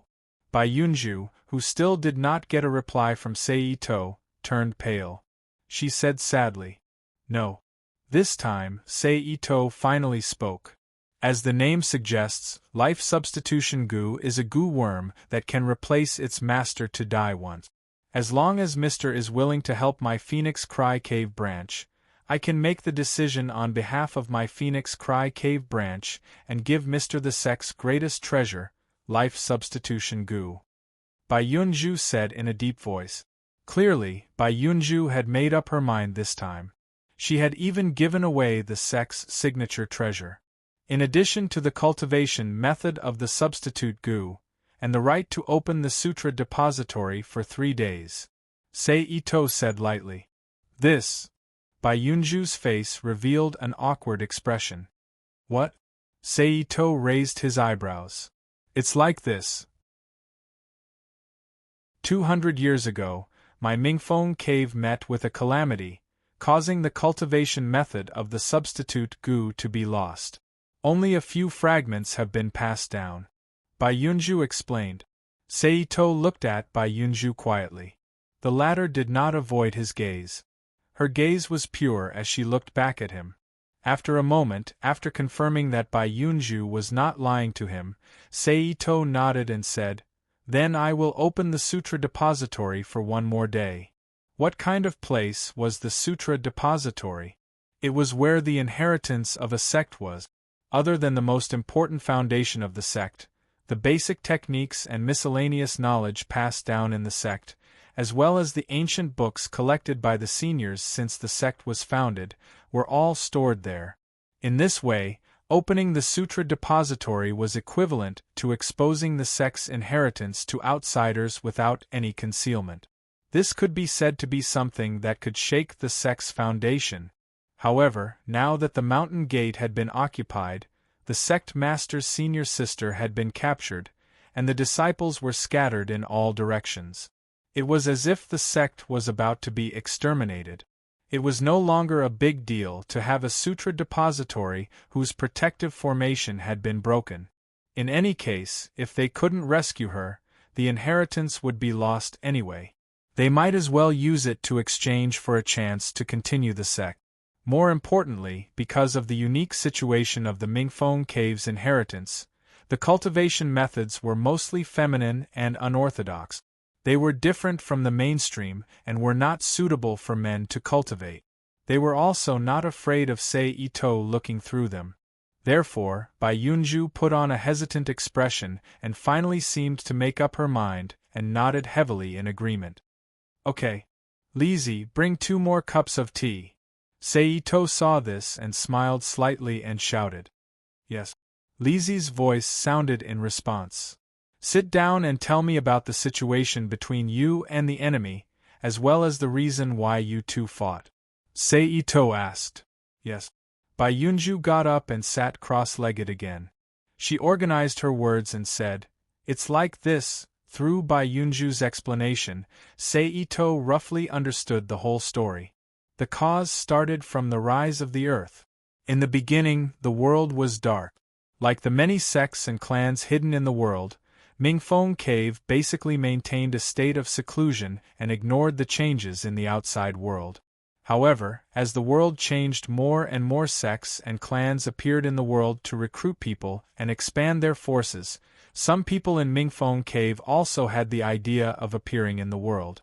Therefore, after some discussion, Mingfeng Cave also appeared in the world with the help of the East Wind. However, unlike those sects and clans that appeared in the world almost completely, Mingfeng Cave only appeared partially in the world due to its special inheritance.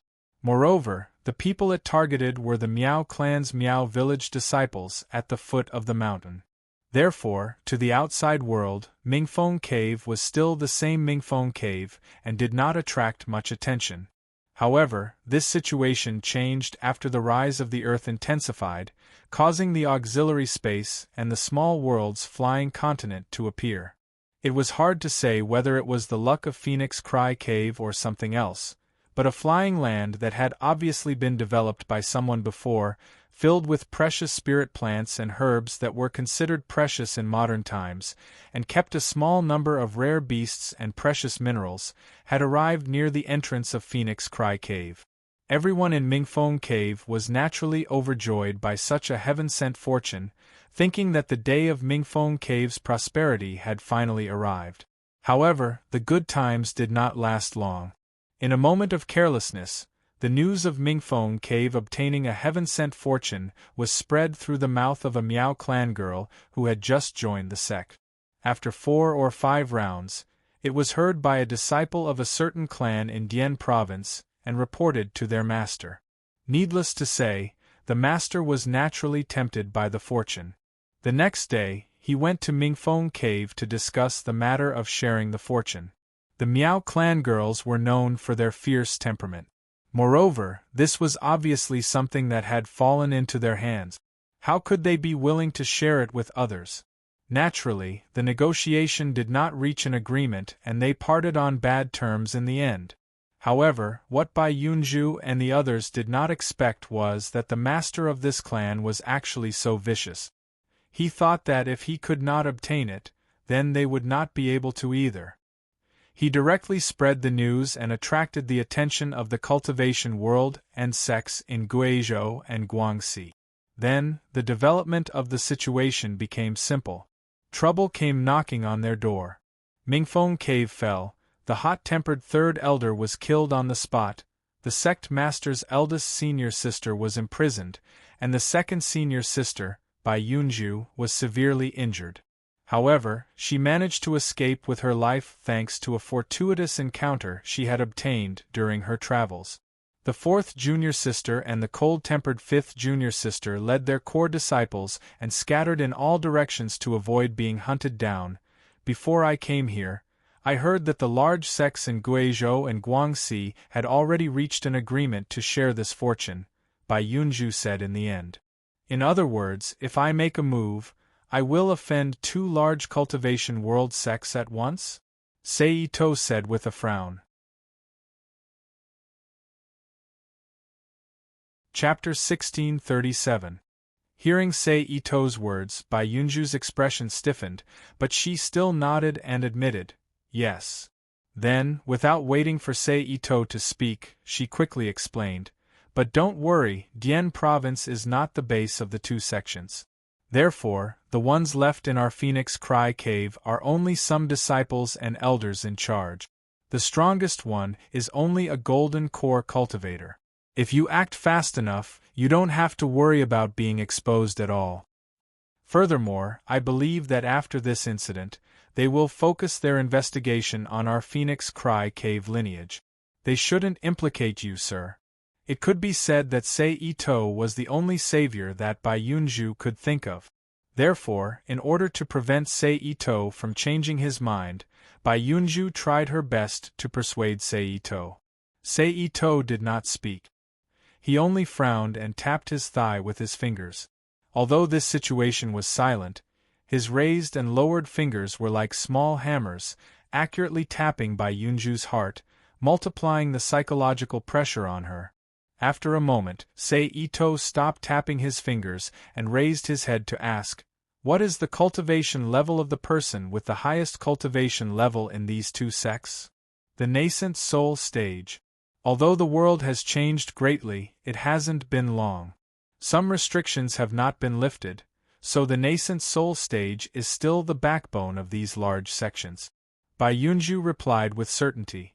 Seito had heard about the restrictions that Bai Yunju mentioned from Nine-Tailed Fox. That was, if a nascent soul stage cultivator wanted to continue cultivating, they had to enter the Earth Immortal Realm through the teleportation platform. Otherwise, they would be stuck in the nascent soul stage, unable to break through. Of course, you could also force it if you didn't believe in heresy. But those who didn't believe in heresy were either directly smashed into ashes by something similar to a suppressive force, or their nascent soul would become very unstable due to the influence of the impure vitality. Then, it would dissipate in the shortest time possible, causing the sudden death of the person. As for the reason for this change, it was said that it was caused by Lu Bowen's slaying of the dragon. But what exactly?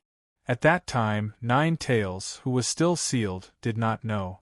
Therefore, in these so-called large sects, the old fellows who stayed behind were definitely those old antiques who had no hope of breaking through and were prepared to end their lives like this.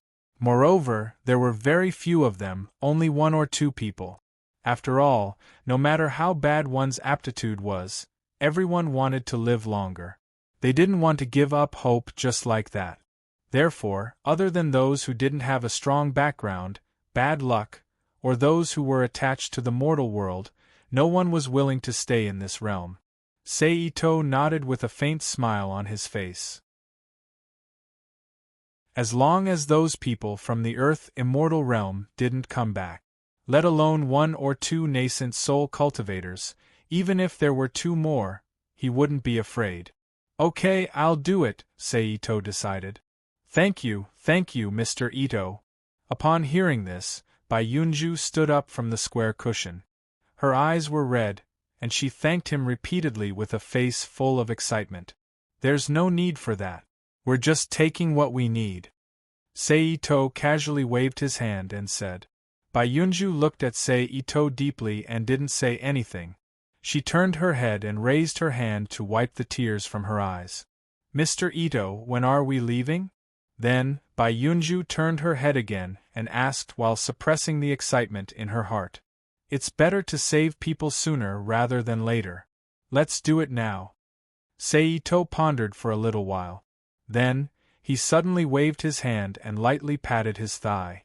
Amidst the soft paw sound, he made a decision. Great! Bai Yunju was pleasantly surprised. Little Ling Meng, I'm going out for a while. I'll leave the family matters to you. Seito stood up from the square cushion and said to the void. Yes, master. Little Ling Meng's voice suddenly sounded. After getting Little Ling Meng's answer, Seito turned his head to look at Bai Yunju and said, Lead the way. Okay. Bai Yunju nodded heavily and replied. Then, with a wave of her sleeve, a silver-white light instantly flew out from her cuff. In the blink of an eye, it turned into a slender ancient Chinese sword with a length of 80 centimeters, a width of 2.5 centimeters, and a hilt and guard of 35 centimeters.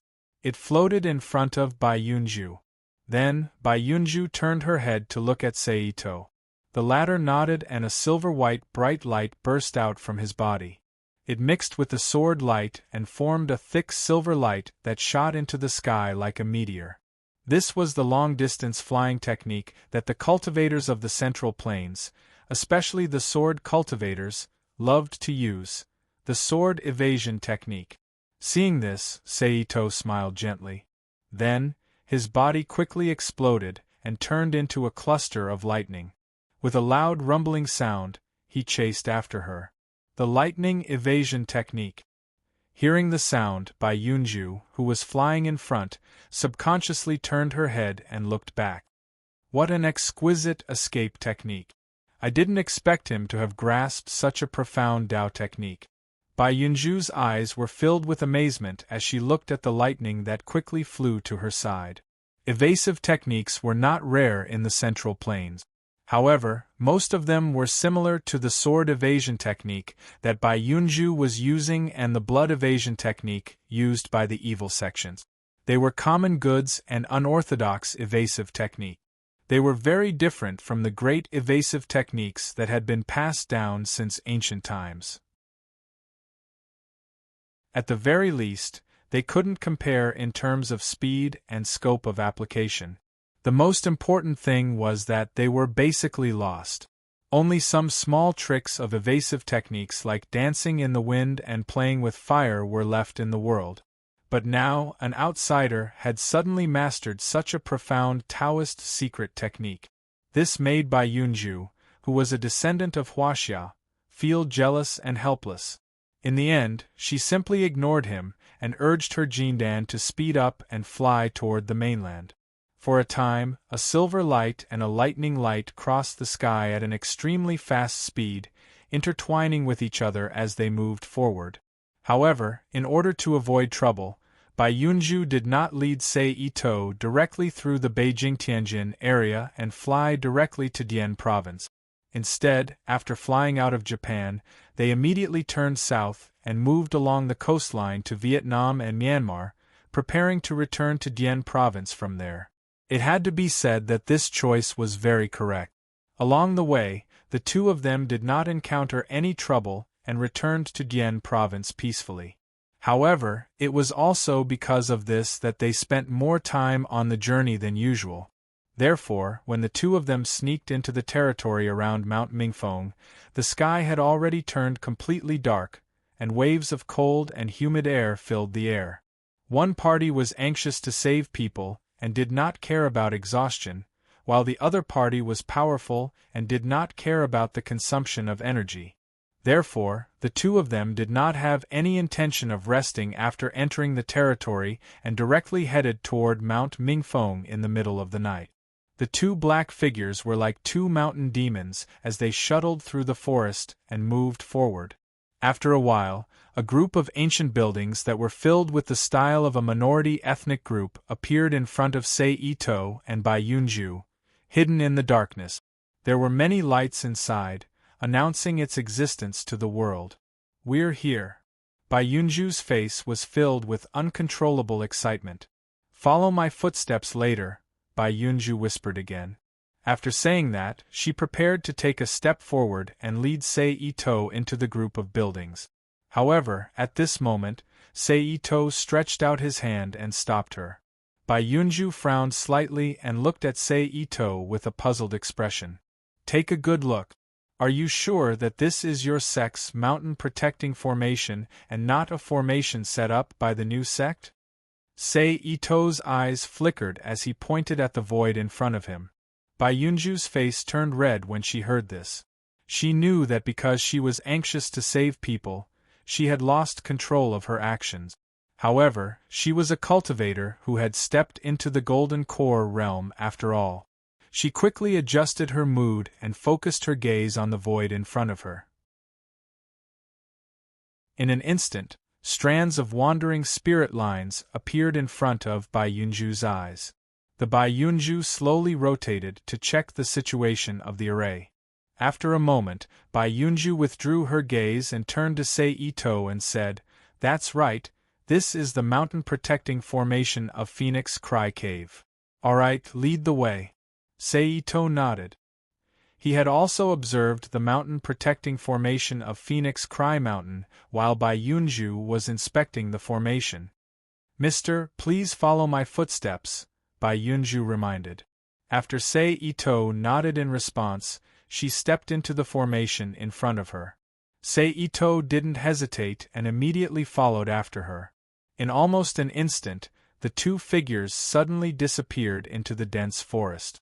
Left, straight 3 times, right, forward 2 times, back 1 time, right 3 times, forward 5 times, half turn, left 5 times, small jump, straight 8 times, back 1 time, left 4 times, right, straight forward. After walking for about 5 or 6 minutes, they saw a bright light in front of them. A large amount of pure heaven-earth essence chi surged towards them, making Ito Sei and Bai Yunju's spirits shake. Sei Ito didn't pay much attention to it and lightly breathed twice before looking around. What entered his eyes was a group of buildings that resembled the Miao family's village.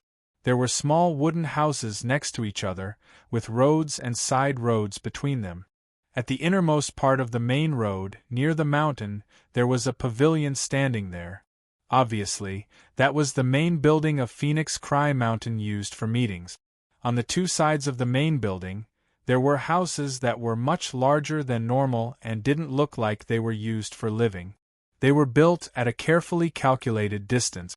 If he guessed correctly, those were the functional buildings of Phoenix Cry Cave. Then, what entered his eyes was a large amount of green grass and flowers that bloomed even at this time of the year. They emitted a fragrance that made people feel like they were in a peach garden. Chapter 1638. Do you know where your senior apprentice sister is being held? Sei Ito, who had roughly sized up the buildings in Mingfeng Cave, asked. It should be in the dungeon. Bai Yunju frowned and lowered her head to think for a moment, then looked up at Sei Ito and replied. Well, let's go to the dungeon first. Sei Ito decided. In this regard, Bai Yunju naturally had no objections. She nodded and moved toward the dungeon. Sei Ito did not say much and stepped forward to follow. It was unknown whether the large sect called Chishan sect that occupied this place thought that there would be people coming to make trouble or for some other reason, but the patrol at night was not strict at all. There were only 3 or 4 disciples in the Xiantian stage who were carrying out this task, and each of them looked relaxed, as if they were taking a stroll at night. However, this made it convenient for Sei Ito and Bai Yunju. Without alerting any of the disciples, the two smoothly moved to the front of a mountain wall. The formation has been broken. Bai Yunju, who was standing in front of the mountain wall, looked at the directly exposed cave entrance in front of her and said. Sei Ito nodded and did not speak. Bai Yunju also did not pay much attention to this matter and set off into the cave. In an instant, Ito Sei, who followed Bai Yunju into the cave, saw a smooth sloping passage with smooth walls. It was obvious that it had been cut by a sharp weapon. The air in the cave was still dry but not cold. The 4 walls were very clean, and there were no traces of moss-like plants. It was very obvious. This was the result of being protected by the formation before. On the walls on both sides of the passage, there was an oil lamp burning with a reddish-yellow flame every 1 meter, emitting a faint yellow light, providing illumination for the dark passage. The passageway was not long, only less than 10 meters long. With the two of them walking on foot, they were soon finished. However, just as the passageway was about to end, Bai Yunju, who had been walking silently all this time, suddenly flew into the cavern hall like a ghost. She stretched out her hand and restrained a core-bearing stage disciple who was meditating in the hall, as well as a Xiantian stage subordinate who could be said to be a mess. After that, Bai Yunju ignored the two of them. He drifted into the depths of the cave. Almost at the same moment she went in. Cries of surprise and suppressed sobs echoed in the cave. Seito would have thought that he had entered a ghost's lair if he didn't know that the people inside were all cultivators. Seito waved his hand and set up a barrier around the entrance of the cave. All sounds were blocked inside the cave. Next, Seito walked to the side. He lowered his body and sat down. After about 7 to 8 minutes, accompanied by a series of footsteps of varying severity, one after another, their faces were haggard and pale. Under the lead of Bai Yunju, a young woman who had some injuries and was dressed to show the elegance of the Miao people walked out of the cave. "Ah! Bastard! Kill them!" Seeing Ito-sei and the two Chishan sect disciples who were restrained, the expressions of the women who had just escaped from the prison immediately changed. Their faces were filled with ferocious hatred as they spoke. "All of you, stop!"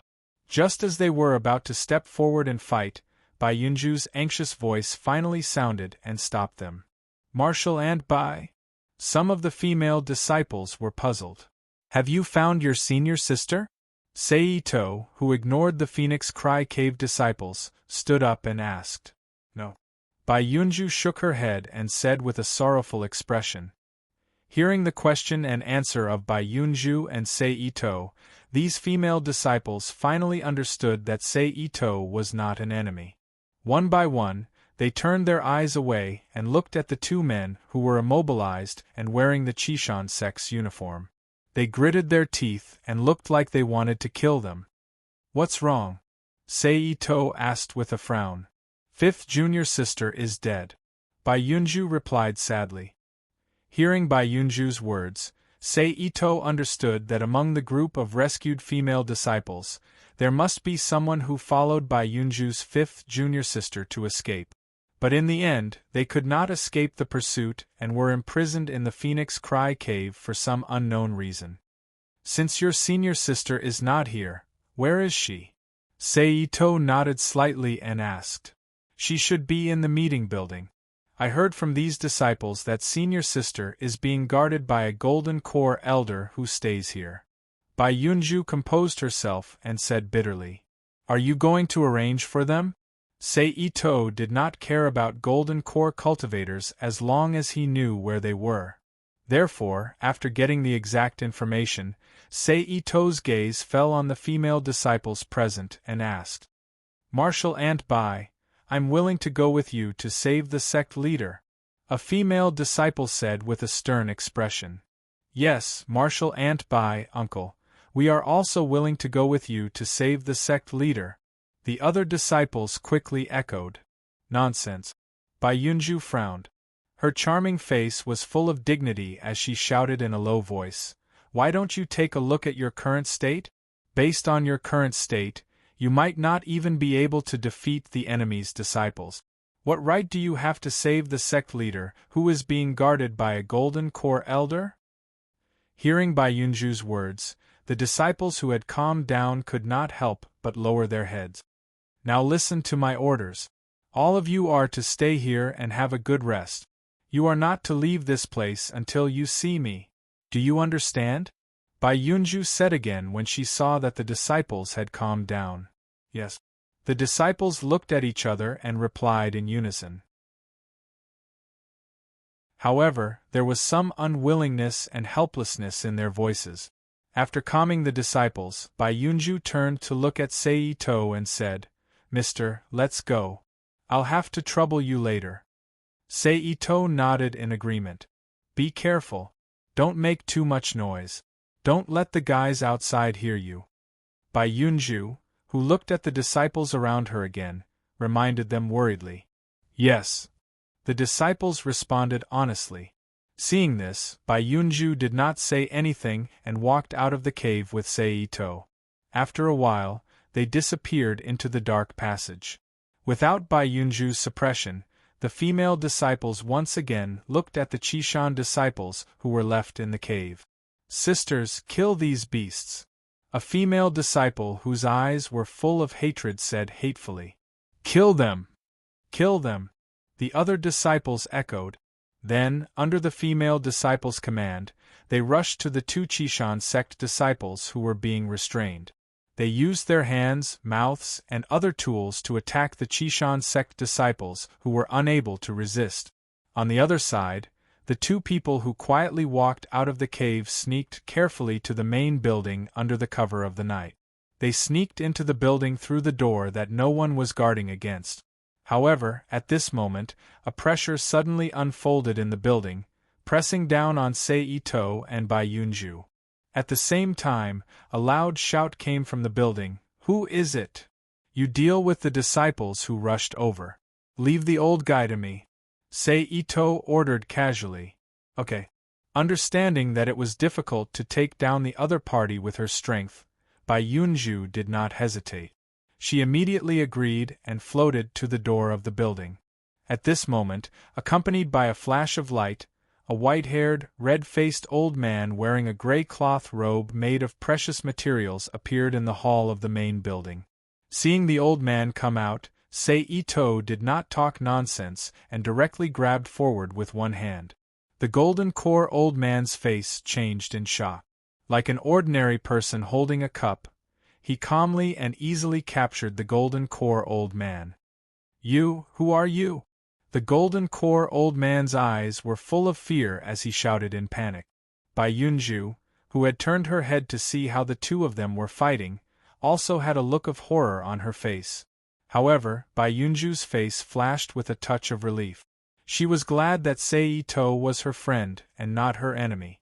She was glad that she invited him this time and that she chose to talk to him in the first place. You talk too much nonsense, Seito said in annoyance. As soon as he finished speaking, the captured golden core old man quickly shrank under the pressure of an invisible force. In less than 3 seconds, he shrank to the size of a ping-pong ball and fell into Seito's palm. Then, Seito flipped his hand and put away the captured golden core old man. He released his spiritual power and searched the entire main building. Soon, a white-haired old woman with a pale face and blood at the corner of her mouth appeared in front of Seito's eyes. The aura in her body was chaotic. At first glance, it was obvious that her golden core had been destroyed. Seito's heart moved and used his teleportation ability to teleport her to his side. Seito reached out to support the unconscious old woman and said to Bai Yunju, "Come and take a look. Is this your big senior sister?" Bai Yunju was stunned when she heard this. Then, she quickly flew to Seito's side and reached out to brush the old woman's messy hair away from her forehead. Her entire face was revealed in front of her eyes, and she stared at it seriously. However, the more she stared, the more excited Bai Yunju became. Her body trembled and her eyes turned red. She opened her mouth but could not say a word. At this moment, Seito frowned and turned his head to look to the side. He sneered, "There is still a fish in the net." With that, Seito pushed the old woman in his hand into Bai Yunju's arms and disappeared from the main building in a flash. The next second, he appeared in front of a stream of light and slapped it down. Bang! With a huge muffled sound, a figure fell heavily to the ground and smashed a human-shaped dent in the solid ground. Then, Seito stretched out his palm again and used the same method to deal with the golden core old man. He used the rules of space to envelop the golden core cultivator below and imprisoned his body. Then, as if he was casting the Buddhist kingdom in a palm, he shrunk him and put him away. Since I've done it, I might as well do it more thoroughly. With this thought in mind, Seito launched an attack on all the Qishan disciples in the entire stockade.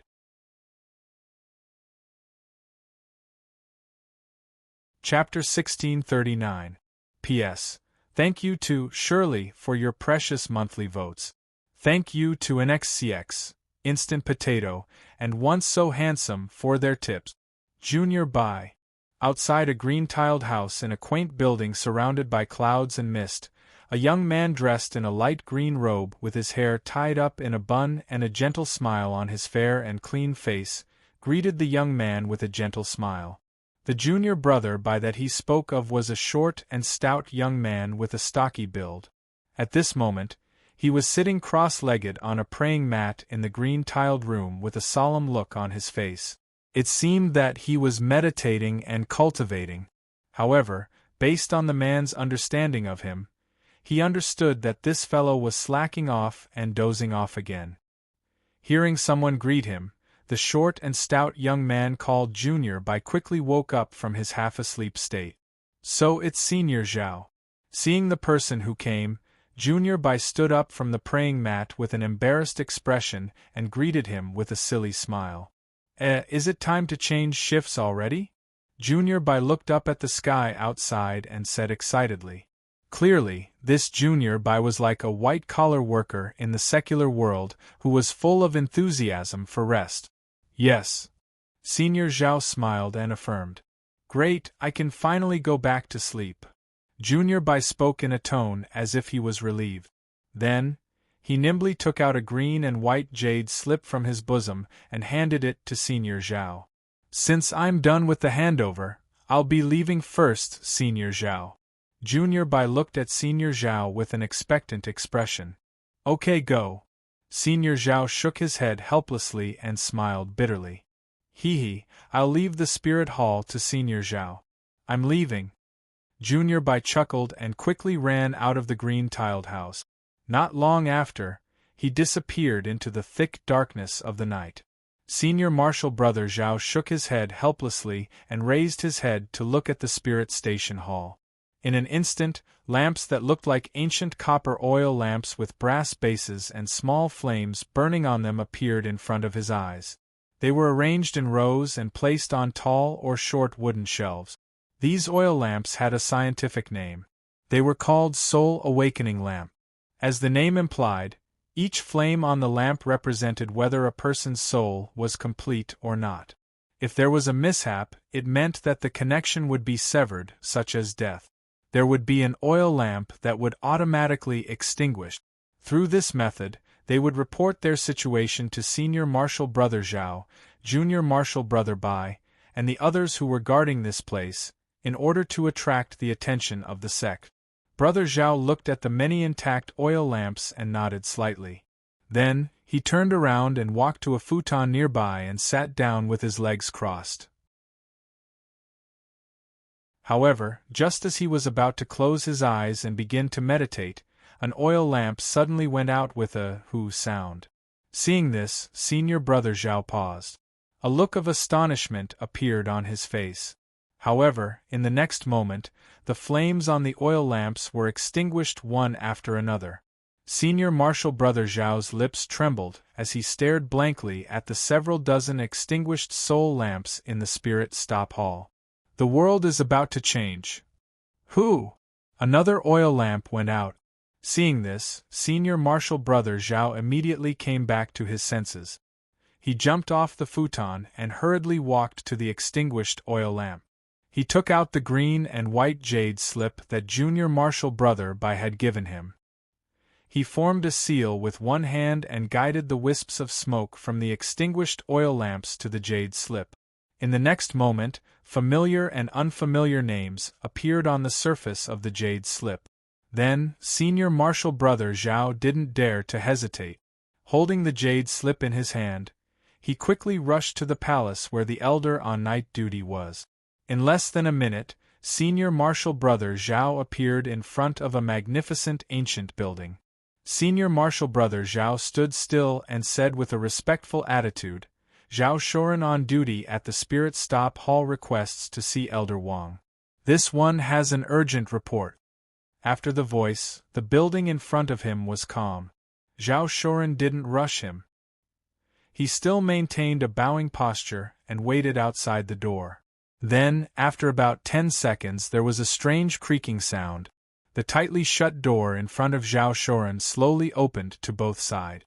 "Follow me," the male disciple who opened the door said coldly. After he finished speaking, he ignored Shoren Zhao and walked into the inner room. Shoren Zhao didn't dare to hesitate. He quickly followed after him. Under the guidance of the male disciple, the two passed through a spacious courtyard. After entering the room, they walked straight through several halls until they reached a tightly shut door. Only then did they come to a complete stop. At this time, the male disciple who led the way bowed at the door and said, "Master, I've brought him." So this person was an elder's disciple. No wonder his attitude was so cold. "Let him in." In the room, an old voice came through the door. "Yes," the male disciple respectfully replied. Then, he stepped forward and opened the door. Zhao Shoren bowed to the male disciple and quickly walked into the room. The room was not big. It was about the same size as the ancient bedroom in movies and TV series. Even the decoration was the same. A middle-aged woman, dressed in brocade clothes, with a fair and solemn face and long black hair tied up with a jade hairpin, was sitting cross-legged on an antique brown wooden bed with intricate carvings in a meditative posture. This middle-aged woman was the elder Wang that Zhao Shoren asked to see. "Greetings, Elder Wang." Zhao Shoren bowed. "What's the matter?"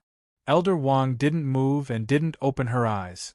She still maintained a meditative posture and asked in an indifferent tone. "A soul lamp in the soul residence hall extinguished," Zhao Shoren quickly replied. "This kind of small matter can be reported to the steward. Why do you need to tell me?" Elder Wang frowned slightly and said coldly. Obviously, in her mind, she only thought of this as an ordinary soul lamp extinguishing and didn't think that a large number of people had died. Instead, she was wondering if this disciple wanted to use this as an excuse to show off in front of her and get her to look at him favorably. After all, this kind of thing didn't happen often in the past, but it didn't happen before. No, Elder, this time it wasn't a simple soul lamp extinguishing. It happened at that moment. As many as 28 soul lamps extinguished at the same time. This matter has exceeded the authority of the steward. This disciple came to report to you directly. Zhao Shoren, who felt the change in Elder Wang's attitude, quickly explained. "What?" Elder Wang's eyes snapped open when he heard the number of extinguished soul lamps. He stared at Zhao Shoren with awe-inspiring eyes and exclaimed, "What?" The moment Elder Wang opened her eyes, a powerful aura enveloped Shoren Zhao. "Yes, Elder. This is the list of the disciples whose soul lamps were extinguished. Please take a look." Under the pressure, Zhao Shoren, who was a little pale, took out a green and white jade slip. He held it with both hands and presented it to Elder Wang. Elder Wang snatched the jade scroll over. She lowered her head and quickly browsed through it. "These are..." Looking at the names that appeared on the jade slip, Elder Wang's expression couldn't help but change. As an elder in the sect, she was very clear about some things in the sect. Therefore, the moment she saw the names on the list, she knew who these people were and what they were in charge of. So almost instinctively, Elder Wang understood that someone must have attacked the recently acquired enclave of Phoenix Cry Cave. Otherwise, how could there be such a large number of casualties? Who is it? Could it be the people of the Lu Mountain faction? Elder Wang's expression changed again. Until now, she still hadn't considered the possibility that someone else had attacked them. "No, I have to inform the sect master quickly." With this thought, Elder Wang immediately stood up from the wooden bed. Her body turned into a stream of light and disappeared from the room in an instant. The next moment, in front of another majestic house, Elder Wang's figure appeared. He pushed open the door in front of him without any trace of politeness. As he walked in quickly, he called out, "Is the sect leader in? Wang Xuexia requests an audience." "What's the matter?" Almost as soon as Wang Xuexia's voice fell, A man with a dignified expression suddenly appeared in the room. His brows were slightly furrowed, and his expression was slightly displeased as he questioned in a deep voice. "Greetings to the sect master." Seeing the person who came, Wang Xuexia quickly stopped and bowed. The man nodded slightly. He walked to a chair at the side and sat down. After bowing, Wang Xuexia said anxiously, "Sect master, it's not good. Something happened at the enclave." "What's wrong?" The man's expression changed slightly as he asked. "I just received a report from the spirit-stationed hall disciple. A large number of disciples' soul lamps suddenly extinguished. After I checked the list, I found that these disciples who died were all stationed disciples who were previously sent to the enclave to guard it. So if there is no accident, the enclave should have been attacked and it should have fallen by now," Wang Xuexia said and handed the green jade slip to the sect master. The sect master took the jade slip and lowered his head to check it. Then, with a whoosh, the man suddenly stood up from the chair. His eyes were filled with uncontrollable anger. "Men, go and call Elder Lu and Elder Xing over." The man raised his voice and ordered. "Yes." A disciple's voice sounded in response. Then, after 2 to 3 minutes, 2 middle-aged men of similar height walked into the room. One of them had a dignified face and a cold expression, while the other had a kind expression and was always smiling. "Greetings to the sect master." Seeing the man sitting on the main seat, the two greeted in unison. "Junior brothers, please take a seat." The man pointed to the empty seats at the side and said. Hearing this, the two didn't refuse and sat down. "Senior brother sect master, why did you summon us so urgently in the middle of the night?" the kind man asked. "Junior sister Wang, you tell us," the sect master ordered. "Yes," Wang Xuexia replied. Then, she turned to the kind man and the cold man and said, "Senior brother Xing, junior brother Lu." Just now, Wang Xuexia described the entire matter in detail to the two of them. "What do you think about this matter?" After Wang Xuexia finished, the sect master asked. "Who else could it be? It must be those people from the Lu Shan faction who did it. Otherwise, how could our disciples have suffered so many casualties in an instant? Moreover, only Wang Fuxiao from the Lu Shan faction could possibly force junior brother Lu to the point that he couldn't even send a signal back." Wang Xuexia gritted her teeth and said. Hearing Wang Xuexia's words, the sect master and the other two people's eyes moved. It shouldn't be. No matter what, the Lu Shan faction is still a big faction. I don't think they would do something like breaking the contract.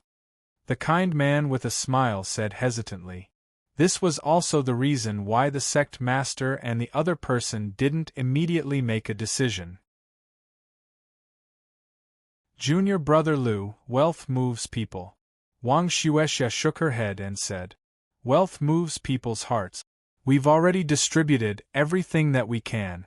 Now the only thing left is the herb garden on that piece of land. The people of Lu Mountain faction shouldn't be so unwise as to fall out with us over that little bit of spiritual herbs, the dignified man, who was senior brother Xing, disagreed. If it wasn't them, who else could it be? Who would have the guts to offend both of our factions at the same time? Aren't they afraid that we will gang up on them? Wang Xuexia sneered in disbelief. Could it be those women from the Phoenix Cry Cave? Senior brother Lu said with a frown. It shouldn't be. There are only 2 golden core cultivators in their faction. Their sect master, Long Ying, had her cultivation crippled by us. Although the other one, by Yunju, escaped, there is still a certain gap between her and junior brother Lu in terms of cultivation. It is impossible for her to force junior brother Lu to the point where he couldn't even send a signal back. Moreover, it is impossible for so many of our disciples to die at once. Therefore, I think an attack from an external force is the most likely. Senior brother Xing analyzed. After hearing senior brother Xing's words, apart from Wang Xuexia, who seemed to be certain that the Lu Shan faction did it, the sect master and senior brother Lu felt that it made sense. However, the most important thing now is to send people to the Phoenix Cry Mountain to see the situation there and rescue junior brother Lu, who might still be there. Senior brother Xing said again. As soon as he said that, the three people in the room all looked at the sect master. Let's do that, the sect master decided. Then, he raised his voice and ordered, Elder Lu, Elder Wang. We are here. Wang Xuexiao and Elder Lu stood up and cupped their fists. I order the two of you to immediately lead 8 core formation realm disciples and 20 foundation establishment realm disciples to the Phoenix Cry Mountain to check the situation. Yes. The two of them accepted the order and left the room. Elder Xing, from now on, the entire mountain will enter a state of alert. We must not leave any chance for the enemy to attack. Then, the sect master looked at Elder Xing and ordered. Yes. Elder Xing stood up and replied. Then, he also left the room, leaving behind the sect leader, who was frowning. No one knew what he was thinking. Then, after about 7 to 8 minutes, the group of 30 people turned into a ray of light and shot into the night sky, flying towards the Phoenix Cry Mountain in Dian Province. At the same time, the people from the Lu Shan faction made the same decision. Now, the scene changed to the Phoenix Cry Cave on the Phoenix Cry Mountain. At the same time, the time moved slightly forward. Under the attack of Sei Ito, whose level was much higher than the 2 Golden Core Realm cultivators, almost instantly, the disciples of the 2 sects guarding the Phoenix Cry Cave were all captured and killed by Sei Ito. Their corpses were sent to the alternate world using the space rules. Then, Sei Ito's figure flashed and returned to the main building.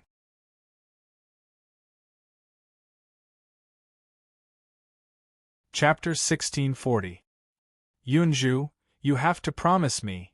Long Ying, the sect master of Phoenix Cry Cave, who had already turned into an old woman but whose face was strangely crimson at this moment, tightly grabbed by Yunju's arm with her right hand. Her eyes were wide open as she stared at her and hissed. This was the scene that Sei Ito saw when he appeared in the main hall. Eldest senior sister. Bai Yunju sobbed. Yunju, promise me. Long Ying hissed again. Because she used too much strength, blue veins and blood vessels appeared on her forehead, cheeks, and the back of her hands. Bai Yunju bit her lips, her face full of unwillingness. But when she saw her eldest senior sister staring at her, Bai Yunju could not say anything to refuse. In the end, she could only nod helplessly. Then I can leave without worry. After receiving Bai Yunju's promise, Long Ying smiled with relief. As she spoke, Long Ying turned her head slightly and her gaze fell on Sei Ito. She opened her mouth and wanted to say something, but because of the previous matter, she had used up the last of her energy. After opening and closing her mouth for a long time, she could not say a word. Then, Long Ying's eyes became slack and gradually lost the light of life. Long Ying's arm, which was tightly gripping Bai Yunju's arm, fell to the ground. Eldest senior sister. Bai Yunju's lips trembled as she softly called out. However, at this time, Long Ying, who had completely lost her life force, could not respond to her words at all. Eldest senior sister. Bai Yunju's eyes reddened and sparkling tears silently flowed from the corners of her eyes. Seeing Bai Yunju sink into sorrow, Sei Ito did not say anything and turned to walk out of the main building. He walked towards the mountain prison that he had been to before. Ito Sei was familiar with the place, so he quickly entered the mountain prison again. Seeing Sei Ito walk into the cave, the disciples of Mingfeng Mountain, who had recovered some of their vitality, looked at him warily. Sei Ito didn't care about that. Instead, he looked at the 2 corpses that were no longer humanoid. His entire body was a mess of flesh and blood. It looked like a corpse that had been torn apart by some wild beast. Sei Ito didn't even need to guess to know that this was the result of the female disciples venting their frustrations in the cave. The enemies outside have been dealt with. You can go out now. Retracting his gaze, he looked at the female disciples in the cave and said. Also, Your martial ant by Yunju is in the main building. After that, Sei Ito ignored the female disciples who were wary of him and walked out of the cave. Seeing Sei Ito quickly disappear into the mountain path, the female disciples couldn't help but look at each other. They didn't know if they should listen to this strange man's words. Let's go. If it's a blessing, it's not a curse. If it's a curse, we can't avoid it. Moreover, this man was able to make martial ant by call him Mr. His cultivation is definitely not weak. If he wants to deal with us, he doesn't need to go through so much trouble. He can just do it directly. At this moment, a female disciple who looked more shrewd said, "That's right." Another disciple agreed. The other disciples who had figured it out nodded their heads one after another in agreement. Thus, the group no longer hesitated and walked out of the cave. He quickly walked towards the main building, which was the only building in the entire stronghold that was still lit. Ta, ta, ta, ta. A series of footsteps sounded clearly. Bai Yunju's expression changed when she heard the footsteps. She immediately recovered from her sadness and turned her head to look at the door with vigilance in her eyes. It was at this moment that the group of female disciples appeared at the door. "Martial ant, Uncle, Bai." Seeing Bai Yunju, the female disciples happily called out, "Why did you all come out? Didn't I say that you are not allowed to come out before I go to find you?" Bai Yunju said with anger in her eyes. She couldn't be blamed for being so angry. These disciples were the hope of the sect's revival in the future. Losing any one of them was unacceptable to her, not to mention that she had just lost her martial sisters.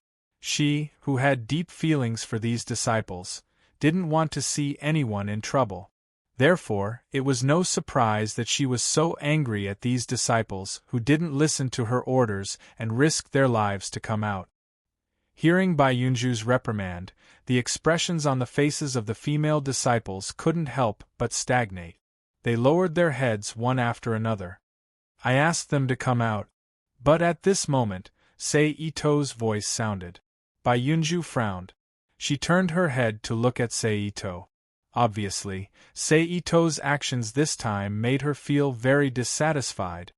"Just when you were absent-minded just now, I have already cleaned up all the enemies outside, so there is no danger in the mountain village at this time. There is no need to let them hide in that cave," Sei Ito explained in a low voice, and speaking of this, Sei Ito's eyes moved slightly, and his gaze fell on Long Ying's body.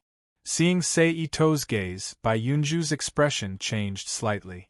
She nodded silently, then turned to look at the female disciples and said, "Come over and pay your respects to the sect leader." "What? This is the sect leader? What happened to the sect leader? Pay respects?"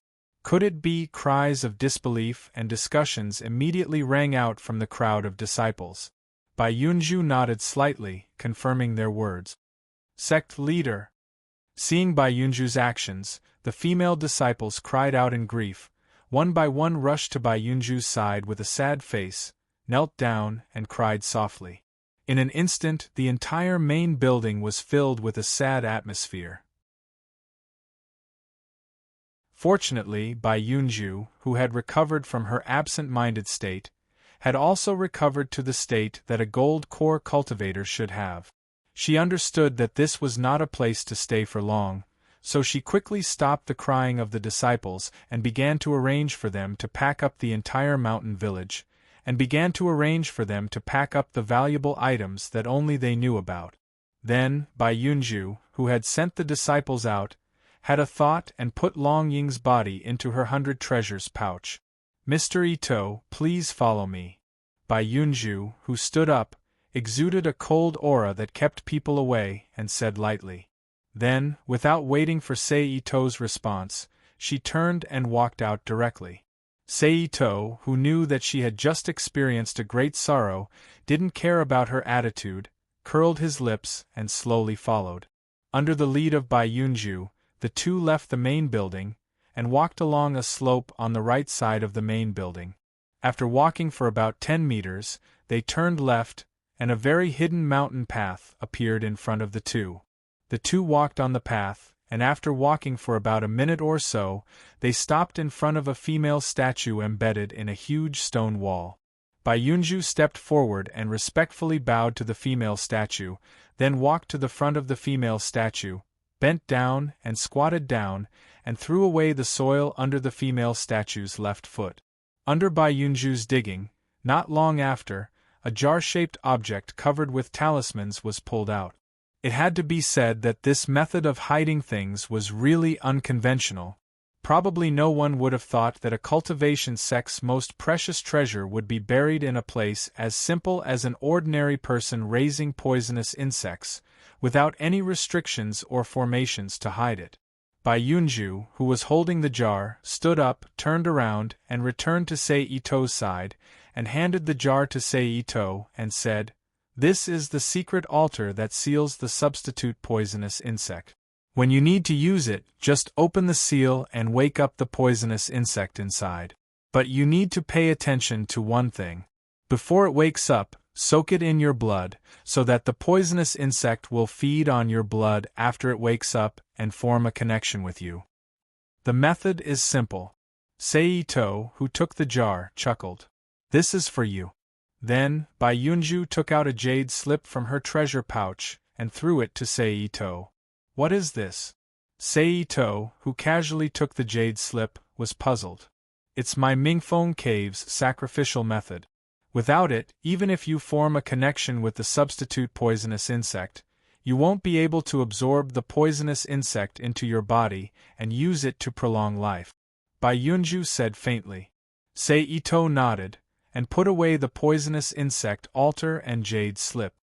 "Okay, the substitute poisonous insect has been given to you.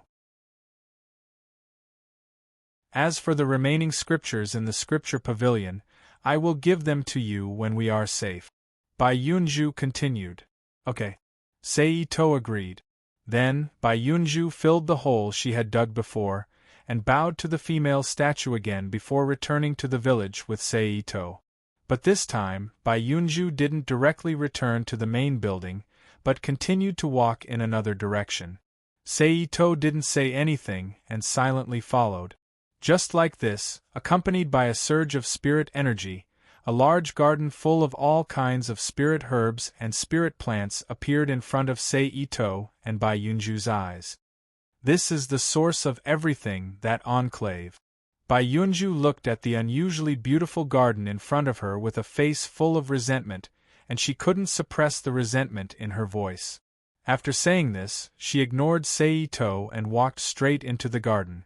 She didn't care if the spirit herbs and spirit plants had matured or not, and directly used a destructive method to pick them one by one, throwing them into her treasure pouch.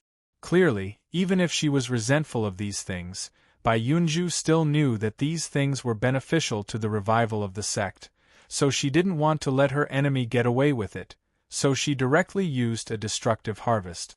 Seeing this, Sei-Ito grinned and waved his hand. Under the support of an invisible force, the spirit herbs flew out of the garden with their roots and arrived in front of Sei-Ito, and he put them one by one into the Rubik's Cube. Yunju only glanced at Sei-Ito's actions, then ignored him and continued her destructive harvest. Just like that, under the efforts of the two of them, it didn't take long for all the plants in the spiritual herbal garden to be cleaned up, leaving only the bumpy ground to tell the world that there were many good things that once existed here. Then, the two didn't stay in the garden for long and turned around to return to the village.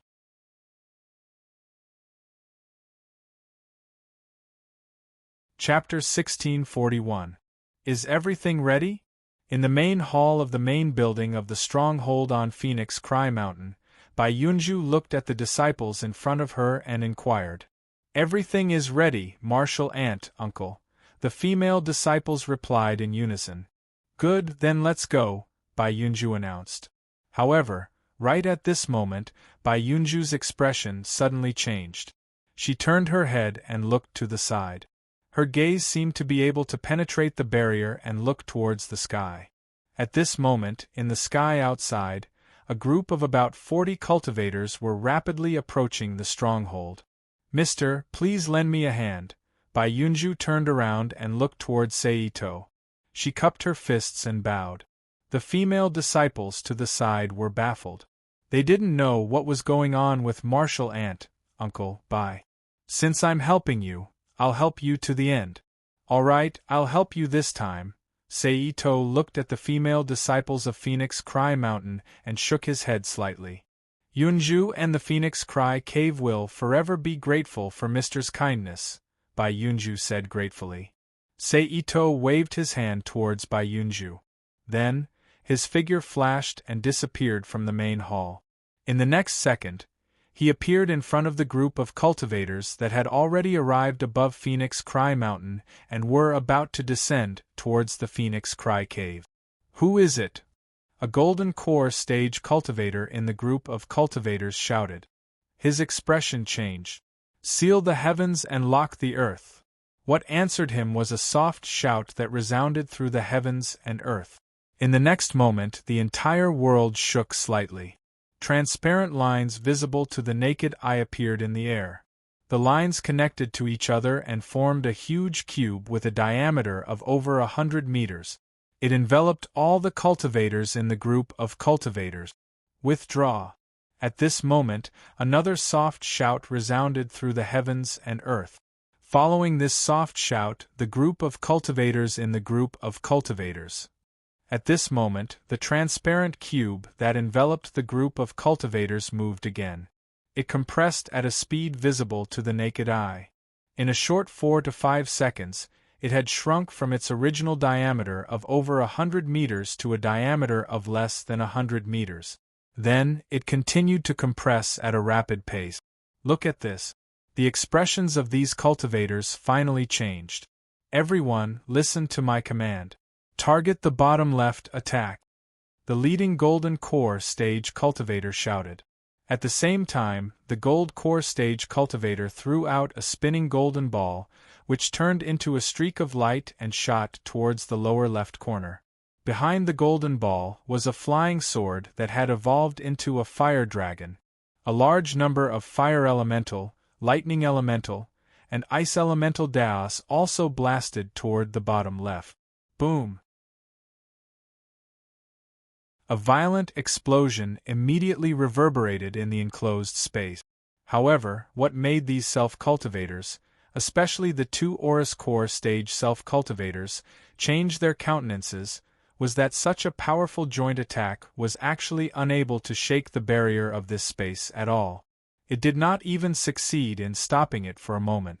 It still maintained its previous speed of compressing inwards. Therefore, in just a short while, the huge cube space had already compressed the distance to less than 50 meters in diameter. "Who are you? Please show yourself. If my Lu Shan faction has offended you in any way, please speak clearly. This kind of sneak attack is really too shameful." The leading golden core stage cultivator looked around as he spoke in a loud voice. His words were very clever. First, he mentioned his background in order to oppress the other party and make the sneak attacker have scruples. Then, his words carried a hint of provocation. He wanted to force the sneak attacker to show himself. After all, there was not a single expert who could cultivate to the golden core stage and above who did not have a bit of arrogance. Therefore, under normal circumstances, once these words were spoken, the sneak attacker would usually show himself. Unfortunately, he had encountered Seito, who simply did not care about whether or not the Lu Shan faction was from the Lu Shan faction. As for the so-called provocation, he did not care in the slightest. Therefore, he only spoke for 4 or 5 seconds. Seito's figure did not appear in the line of sight of the golden core stage cultivator. Seeing that the sneak attacker did not give him face, the golden core stage cultivator's face turned completely gloomy. Then, with a flip of his hand, he took out a jade slip from his 100 treasures pouch and crushed it with force. Almost at the same time that the jade slip was crushed, a stream of light flew out of the jade slip and towards the border between Gui Province and Dian Province. However, in the next moment, The stream of light was forcibly blocked by the space barrier. No matter how it flickered and changed, it was unable to break through. Seeing this, the Golden Core stage cultivator's eyes flashed with a hint of fear. Compared to him, the faces of the group of disciples behind him became panicked. One by one, they released their spells in a flurry, attacking the space barrier that was about 10 meters away from them. "Master, I don't want to die. I don't want to die. Who can save us? I surrender, I surrender. Please let me go, great immortal." Bastard. The first two were still fine. At the very least, they were just spouting nonsense in panic. Although the Golden Core stage cultivator was impatient, he did not do anything. However, when the words of surrender came out, it directly provoked his nerve.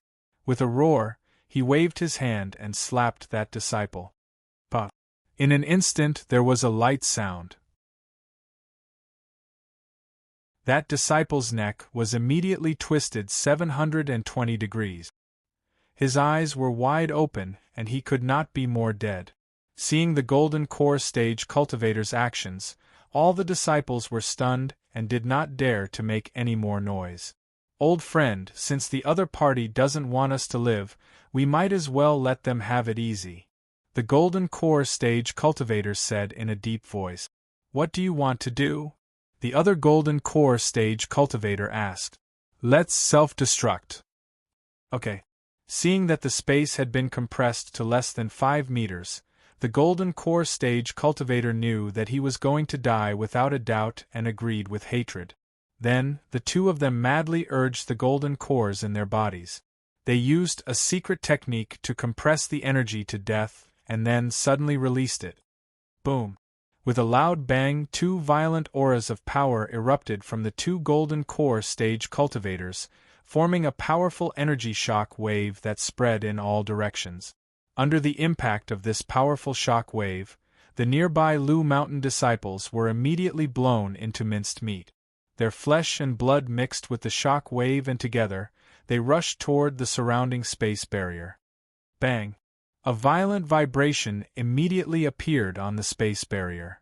"That's quite something." With a thought, Seito added another wave of spatial rule power to the space cube. With the support of the rule power, the space stabilized again and continued to compress inwards at the same speed as before. 7 to 8 seconds later, it condensed into a small dot and disappeared with a soft pop sound. After dealing with the enemies of the Lu Mountain faction, Seito did not stay and returned to the main building of the mountain's stronghold in a flash. "Alright, the enemies have been dealt with. We can set off now," Seito said lightly. "Okay," Baiyunju said with a nod. Then, she turned to look at the disciples at the side and said loudly, "Let's go." "Yes," the female disciples replied in unison. Just like that, with Baiyunju in the lead and Seito following from the side, the other disciples of Mingfeng Mountain followed closely behind. The group quickly left the mountain's stronghold on Mingfeng Mountain and disappeared into the vast forest shrouded in the night. After rushing through the night, the group finally arrived at the Miao family's mountain stronghold hidden deep in the mountains and forests when the sky was about to brighten. Until now, it still maintained a primitive state of life, and did not have electricity. With the help of the people in the mountain stronghold, they hid. Then, on the morning of the second day, Baiyunju's figure appeared in front of Seito again. Baiyunju threw 100 treasures pouch in front of Seito and said lightly, "These are the books in my sect's hidden scriptures pavilion. According to the agreement, you can read them for 4 days. You're quite generous. Aren't you afraid that I'll take the books and leave?" Seito looked at Baiyunju with a faint smile and asked. "That is also fate." Baiyunju was unmoved as she replied. "It seems that after this incident you've changed a lot." Seito nodded and stretched out his hand to catch the 100 treasures pouch that flew into his hand. Baiyunju did not say anything. "Come back in 4 days," Seito said to send her off. Baiyunju nodded and turned to leave Seito's room. Seeing Baiyunju leave, Sei-to did not hesitate and opened the 100 treasures pouch in his hand. He began to seriously look through the ancient records of Phoenix Cry Cave and the miscellaneous notes that the other Phoenix Cry Cave's cultivator seniors had collected during their travels. And it was these that Sei-to was willing to help by Yunju save people. As for the life substitution goo that could extend life and death, he did not care about the condition that Phoenix Cry Cave had agreed to do for him. Not to mention whether or not the life substitution goo could save the life of someone at his level, so what if it could? For Sei-to, who had the authority to become the Ram, the Sun, and the Lord of the Underworld, who could directly revive people, it did not matter if he had the life substitution goo or not. Moreover, Sei-to did not intend to die for no reason. Moreover, the power of Phoenix Cry Cave was even more nonsensical. They could not even compare to his modified battle suit. How could they help him, whose enemies were at least at the Sky Immortal realm? And this was when Phoenix Cry Cave was at its peak. In this state where it was on the verge of falling apart, it was really useless. Well, it could not be said that they were completely useless. If he wanted to use them as a bridgehead to enter Huaxia, they would be of some use. Therefore, no matter how he thought about it, the ancient records of Phoenix Cry Cave were more valuable to Sei-to. They could broaden his horizons and let him understand the current orthodox cultivation. At the same time, it could also help him understand how the cultivation lineage cultivated and used the primordial spirit. Secondly, there might be alchemy books, pill recipes, formation books, and formation records in Phoenix Cry Cave's possession. These were his favorite.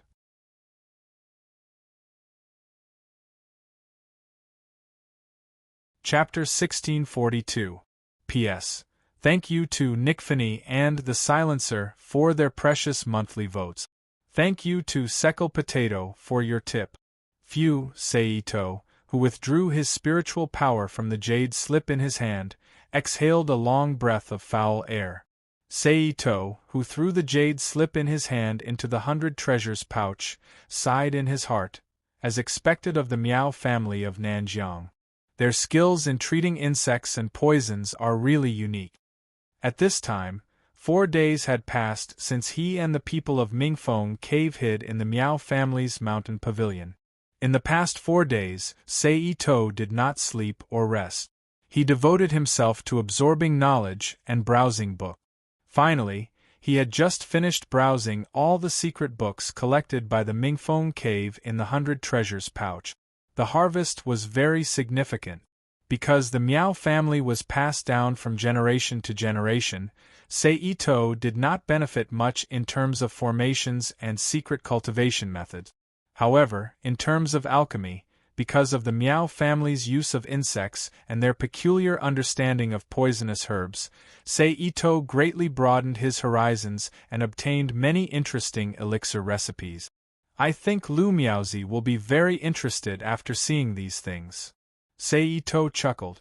Then Sei-to stood up from the small chair, picked up the 100 treasures pouch beside him, and stepped out of the wooden Miao house where he had stayed for 4 days. When he came to the door, Sei-to took a deep breath of the fresh air between heaven and earth. After 4 or 5 seconds, he exhaled the exhaust gas in his body and walked again to the house where Bai Yunju lived. Is Yunju here? Sei-to, who was about to walk to the front of the house, asked loudly. Creak. Accompanied by a strange sound, Bai Yunju, who had changed into the Miao family's dress, walked out of the house. Mr. Ito, what's the matter? Bai Yunju, who was standing at the door, asked faintly. Look at her cold expression. It was obvious that she hadn't recovered from the big change, or maybe her temperament had changed because of this big change. She was no longer as charming and flirtatious as before. Here. Sei-to gently tossed the 100 treasures pouch to Bai Yunju.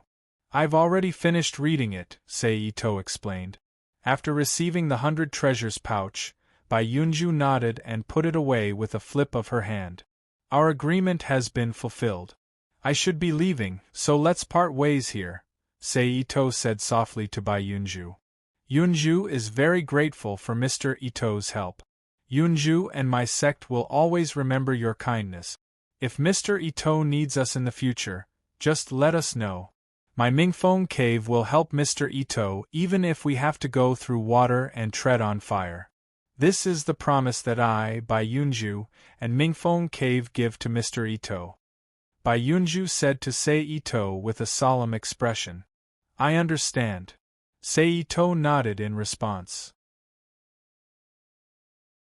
But in his heart, he still didn't take Bai Yunju's promise to heart. It was still the same sentence. Bai Yunju and Mingfeng Cave's power was really too insignificant for him. Goodbye. Sei Ito once again cupped his fist and said, Goodbye, Mr. Ito. Bai Yunju returned the salute. After saying that, Sei Ito's figure flashed and suddenly disappeared in front of Bai Yunju. The next moment, Sei Ito appeared in the sky above an even more vast forest. Then, he disappeared in a flash. Rubik's Cube World. In the vast desolate area in the vast north, Sei Ito's figure flashed again. At this time, Sei Ito flipped his palm, and two small figures were sealed inside. A crystal that looked like artificial amber appeared in his palm. Sei Ito casually tossed the crystals into the sky. Almost instantly, the two crystals expanded rapidly, and after a short 5 to 6 seconds, they became the same size as normal. Following that, a crisp pop sound was heard as the crystal exploded, releasing the sealed figure inside. These two people were none other than the two golden core stage cultivators that were captured in Mingfeng Cave's stronghold during the rescue operation. At this time, Sei Ito's palm moved again, and with a flip of his hand, he suppressed the two who had just been freed. Who are you? How dare you lay your hands on me? Aren't you afraid of my Qishan sect's ancestor Feng Xian's revenge? The golden core stage cultivator who was imprisoned by an invisible force shouted in a stern voice. When he said that, Sei Ito did not say anything, but the other golden core stage cultivator next to him had a mocking look on his face. He glanced at the person who spoke with disdain. You have two choices. 1. Surrender and pledge your loyalty to me. 2. Continue to be stubborn. You have 3 breaths to consider and decide. Sei Ito raised his index and middle fingers and said indifferently. When these words came out, the expressions of the two golden core stage cultivators immediately changed. Time's up. After 3 or 4 seconds, Sei Ito immediately announced. Tell me your choice. Sei Ito asked indifferently. Don't even think about it. I surrender.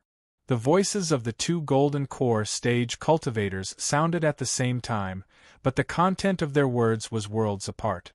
Hearing the different answers of the two, Sei Ito looked at the one who chose to surrender with interest. It was the golden core stage cultivator who had previously despised the other golden core stage cultivator. He asked, You're willing to surrender? Yes. The golden core cultivator admitted without hesitation. Ma Jiliang, I didn't expect you to be such a coward. Your Lu Mountain sect has sent someone like you.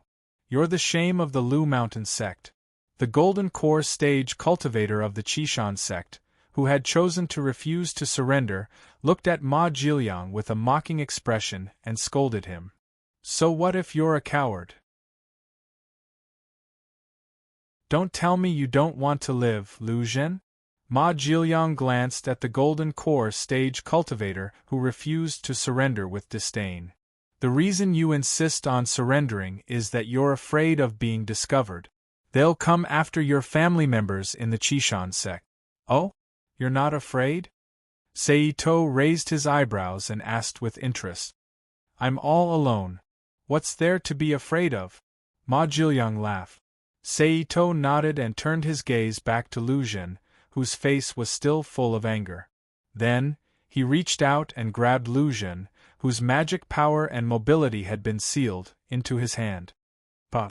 Lu Zhen's body was pulled by an invisible force and flew in front of Sei Ito's palm. Without waiting for Lu Zhen to react, Sei Ito opened his eyes wide and released all of his mental strength.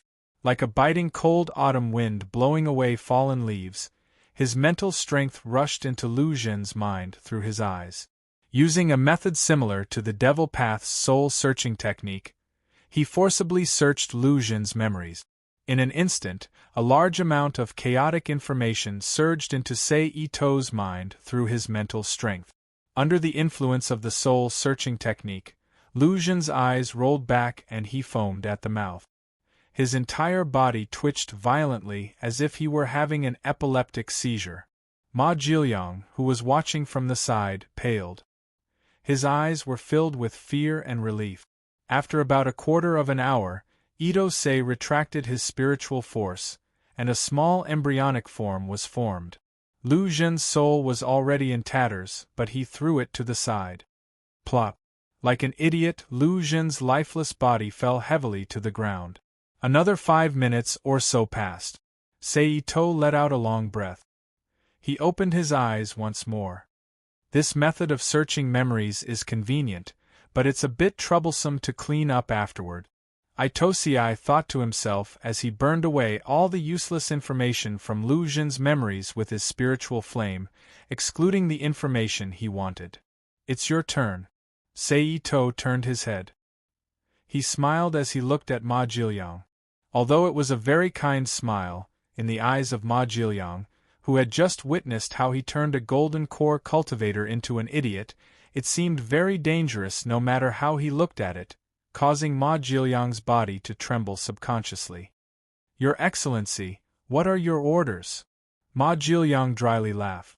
Sei Ito withdrew his smile and coldly said, Swear to your Tao heart that you will forever be loyal to me and will never betray or deceive me in any way. Otherwise, you will lose your cultivation and your soul will be destroyed. Ma Jilyang's expression immediately changed several times. However, he had no choice but to lower his head. After a moment of hesitation, Ma Jilyang chose to swear a deadly oath to himself. Ma Jilyang. In the instant that Ma Jilyang swore the oath, a strange feeling emerged from the bottom of his heart. Ma Jilyang knew that this was not an illusion, but a restriction from his Tao heart that truly existed. Seeing that Ma Jilyang had sworn the oath, Sei Ito no longer restrained him and undid the seal on Ma Jilyang's body. In an instant, Ma Jilyang's body emitted the aura of a golden core cultivator. Tell me about the situation of the Lushan sect. Sei Ito gave Ma Jilyang his first order. Yes. Ma Jilyang, who had quickly adapted to the change in his identity, replied respectfully. He then began to narrate the situation of the Lushan sect. The Lushan sect, as the name suggested, was a sect established on the great Lushan mountain in your province. It was said that the founder of the sect was a powerful cultivator during the Han dynasty. It had been around for more than 1,500 years, and there were many capable disciples in the sect. As far as Ma Jilyang knew before he left the sect, there were a total of 482 disciples in the sect. Although the number was less than 500, it was one of the few sects that had many disciples, second only to sects like Amei, Qingqing, Shaolin, and Wudong, which had external sects that could provide outstanding disciples in the secular world. It was much stronger than those sects that had less than 300 disciples in total. One had to know that the entire Crying Phoenix cave only had slightly more than 100 disciples. It was even worse than those sects that had 300 disciples. Among them, there was one nascent soul cultivator who was the supreme elder who stayed behind on earth. His Taoist name was Qing Zhu. There were 6 gold core cultivators. They were the sect leader Zhang Xian, who was at the peak of the gold core stage, Elder Lu Feng, who was at the peak of the gold core stage, Elder Zhao Tianming, who was at the middle of the gold core stage, and Elder Ma Jilyang, who was now his subordinate. There were also Elder Wen Ting and Elder Lu Shu, who were at the beginning of the gold core stage. There were 38 core formation stage cultivators, 126 foundation establishment stage cultivators, and the remaining Xiantian and Qi refinement stage cultivators, as well as ordinary low-level disciples who started from Qi refinement stage. That's basically it. Tell me the method to pass through the Lushan Sect's mountain protection formation, Sei Ito ordered again. Since they had already talked about it, Ma Jilyang did not hesitate and immediately told Sei Ito the method to enter the mountain. Alright, you can cultivate now. After he finished speaking, he did not wait for Ma Jilyang's response and directly disappeared before his eyes. Ma Jilyang looked at the barren land in front of him and shook his head helplessly with a bitter smile. He sat down cross-legged and closed his eyes to cultivate. On the other side, Sei Ito, who disappeared before Ma Jilyang's eyes reappeared in the sky above the forest from before. Let's go to the Lushan sect first. With this thought in mind, Sei Ito moved to the province where Dulu Mountain was located. He still used telekinesis to fly for the first part of the journey. He rushed to Dulu Mountain at a speed several times faster than the speed of sound. However, when he was about to approach Dulu Mountain, Sei Ito changed his way of traveling in order to avoid his movements being discovered. He used teleportation to travel silently. After several flashes like this, Sei Ito arrived at Dulu Mountain. Then, Sei Ito released his mental power. With himself as the center, he slowly spread it in all directions, searching for the correct location of the Lushan Sect's mountain gate. Under the scan of his mental power, an invisible barrier was soon reflected in Sei Ito's mind through his mental perception. Found it. Then, Sei Ito retracted his mental power in all directions, leaving only the point in front of the barrier. He used that as a coordinate to move over in a flash. Standing outside the barrier, Sei Ito observed the formation in front of him for a moment with spirit vision. He raised his hand and made the hand gesture that he got from Ma Jilyang. The moment the hand gesture was completed, a gap appeared in front of him. Sei Ito didn't hesitate. He flashed through the gap and entered the Lushan sect. Because he didn't go through the main door, Sei Ito didn't see the full view of the Lushan sect at this time. It was only a side view, but the group of buildings still reflected in his eyes. Looking at the ancient buildings in front of him, Sei Ito smiled gently. His body suddenly exuded qi and went into the surrounding trees. He moved toward the buildings of the Lushan sect with the wood release of the major 5 elements escape technique. Found it. A moment later, Sei Ito appeared from the trunk of a tree and looked at the building in front of him. The building was in the style of the ancient Han pavilions. It was square and 3 stories high. The whole structure was made of wood and stone. The roof was covered with curved drainage tiles that were commonly seen in the south. A horizontal plaque with the words Hidden Scriptures Pavilion written in bold strokes hung above the main entrance of the pavilion. Invisible lights that were invisible to the naked eye flashed around the pavilion. This was the purpose of Sei Ito's visit to the Lushan sect, the Hidden Scriptures Pavilion. Anyway, he had already fought with them and killed many of their disciples. It didn't make a difference to visit their Hidden Scriptures Pavilion again to find something that interested him. Then, Sei Ito, who found that there was no one around, stepped into the Hidden Scriptures Pavilion from the main entrance.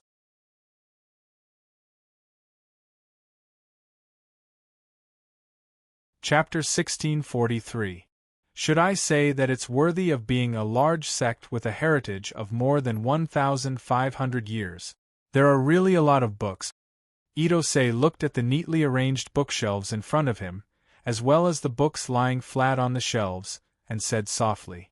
The first floor of the Lu Mountain Faction's Sutra Depository was very large, with an area of more than 100 square meters.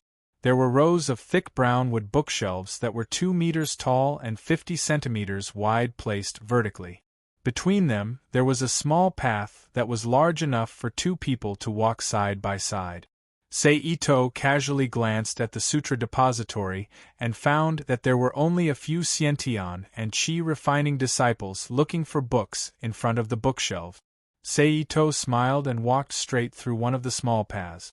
He came to a passage inside the sutra depository and walked up the stairs to the second floor of the sutra depository. In an instant, a space that was smaller than the first floor, but with an area of about 70 to 80 square meters came into his sight. Paper books and a small number of jade slips were placed on the brown wood bookshelves in the room.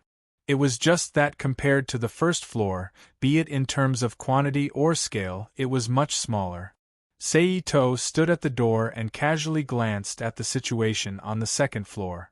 It seems that the Lu Mountain Sect's Sutra Depository is similar to what is described in novels. It also requires cultivation to come here, Seito thought as he looked at the figures of several core formation disciples. As for why he could come up without any hindrance, Seito guessed that it had something to do with the barrier that he had casually broken when he went upstairs. If he was not wrong, that barrier was used to test whether a disciple was qualified to enter the floor or not. Then, Itose still didn't stay on this floor and walked straight to another door. Who is that person? A disciple who noticed Seito's actions asked his companion. I've never seen him before. His companion carefully looked at Seito's side face. He shook his head and said, he must be a new disciple that one of the martial uncles took in outside. His companion looked back at the ancient book in his hand and continued, disciple. Just as they were talking, Seito stepped into the sutra depository. He's going to the third floor? The disciple who had been watching Seito's actions exclaimed. His companion heard this and looked over with a stunned expression. What an arrogant fellow. Just you wait. Let's see how he'll suffer later. His companion shook his head and sneered after coming back to his senses. After he finished speaking, he walked to the side of the passage with the disciple who had been watching Seito. He crossed his arms and looked at the passage with interest. There were also a few other core formation stage disciples who were originally searching for ancient records that were doing the same thing. 1 breath, 2 breaths, 3 breaths, 7 or 8 then 10 breaths. They didn't wait until Seito came out. Could that fellow have been knocked unconscious by the restriction? The disciples of Lushan's sect looked at each other. Let's go. Let's go take a look, suggested a meddlesome disciple. Naturally, the others didn't have any objections and walked towards the passage. How is this possible? Seeing that there was no one in the passage, the Lu Mountain disciple subconsciously exclaimed, did we see a ghost? A disciple said in disbelief. Just when these disciples were puzzled by Itose's disappearance, a voice suddenly rang out. Seito, as the main character, went to the third floor. Similarly, the third floor was much smaller than the second floor. It was only about 50 to 60 square meters, and there were 4 bookshelves placed in a spaced manner. Jade slips flickering with fluorescent light and several books that appeared to be somewhat broken were placed on top of them. In the innermost part of the third floor, directly facing the passage, an old man exuding the aura of a golden core cultivator sat cross-legged on a praying mat. His eyes seemed to be closed, but when he noticed Seito's arrival, he opened his eyes. Who are you? The old man frowned and exuded a dangerous aura. His eyes were like sharp blades that pierced Seito as he asked in a deep voice. Seito smiled slightly and reached out to the old man. In the next moment, a mysterious power suddenly appeared around the old man's body, tightly wrapping him in an instant when he wanted to react. Then, Seito clenched his fist. In an instant, there was a muffled sound and blood soaked the space around the old man into a bright red color. At this moment, a pitch-black hole suddenly appeared behind the old man. It exuded a chaotic spatial aura and swallowed the blood-red space. Poof! With a soft sound, the pitch-black hole turned into a small black dot and disappeared like a bubble.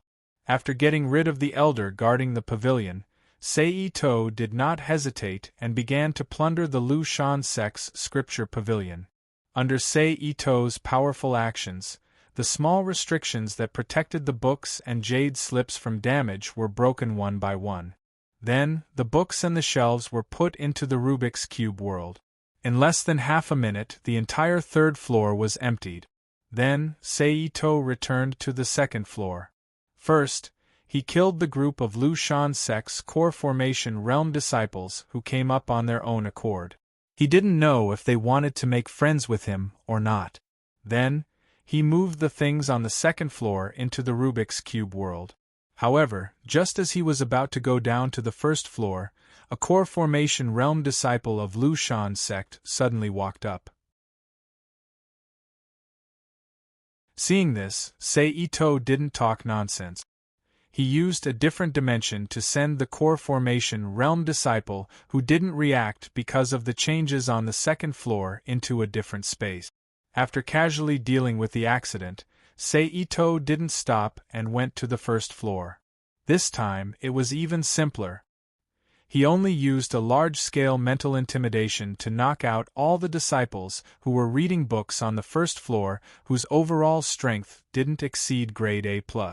After half a minute, Seito, who had emptied the first floor of the scripture pavilion, said softly, "Next should be the Chishan sect." After saying that, Seito's figure flashed and disappeared from the Lu Shan sect's scripture pavilion. Then, after an unknown amount of time, accompanied by a strange creaking sound, a female disciple pushed open the door and walked into the scripture pavilion. Seeing Seito return, little Ling Meng's figure immediately appeared and called out happily, "Master."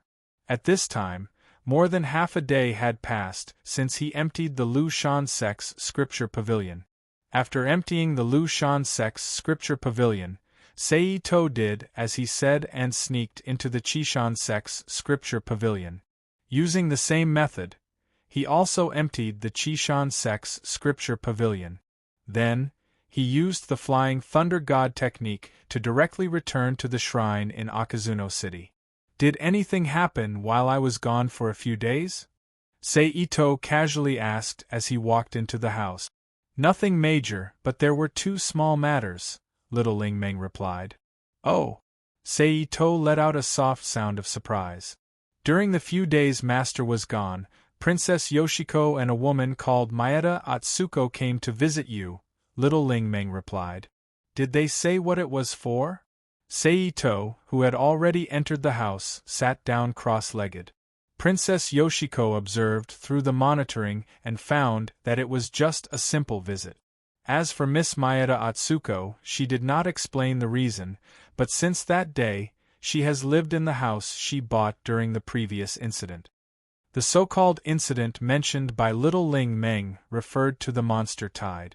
It was also at that time that Maeda Atsuko, Nagasawa Masami, Kuraki Mai, Yui Shigaki, and Okumura Chimoto bought a house in Akazuno City. As for Kashiwagi Yuki and Itano Tomomi, they were also present at that time, because they had no money they did not go. So until now they have not been able to buy a house in Akazuno City. Because of the construction of Akazuno City, the examination and approval of the purchase and sale of houses was very strict, coupled with the fact that the locals were unwilling to sell their houses for a new place to live, so now the house in Akazuno City has directly reached the point where it is difficult to find a house. Then don't worry about it. If there is something, she will naturally come to visit again, Seito said casually. Okay, since there is nothing else, you can go down. I will read a book. With that said, Seito turned his hand and took out a book obtained from the Lu Mountain Faction's Hidden Scriptures Pavilion. He lowered his head and carefully read it. Yes. Little Ling Meng responded, and her body immediately exploded, turning into countless photon particles and disappeared into the void. Whoosh! Seito ignored little Ling Meng's transformation and turned the page again. In this way, Seito's days became leisurely again. When he had nothing to do, he would either accompany Nagasawa Masami and Kuraki Mai, or go to Akazuno Palace to meet Yoshiko. He would stay at home and read the scriptures and jade slips obtained from the Chishan faction and Lu Mountain faction to increase his knowledge. Unknowingly, it was December in the blink of an eye. One more month. On this day, Seito, who did not look for Nagasawa Masami and Kuraki Mai to have a good time, nor did he read books to increase his knowledge, stood on the outer porch of the house, looking up at the sky and thinking to himself. One more month to 2017, which is also the last moment of the rising sun. I wonder if the group of aliens from the Orion Empire, who have stayed in the Earth's orbit for so long, will make a move. But compared to that, I am looking forward to 2 months later, when the immortal deity limit is lifted. Who will come to trouble me? Seito, who quickly put the matter of aliens aside for the time being, chuckled softly. Don't be careless. The moment Seito's words fell, Kyubi's voice suddenly sounded. Why are you here? Seito turned and looked at Kyubi, who was still carefree with a pair of plump breasts half exposed, and asked curiously. I don't know why, but I have been feeling a little uneasy recently. Kyubi glanced at Seito faintly, then sighed softly and said, Uneasy? Seito frowned. Being uneasy was not a good thing.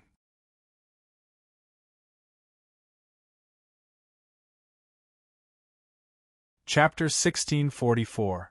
The so-called uneasiness referred to a person's state of mind being unstable and unable to calm down.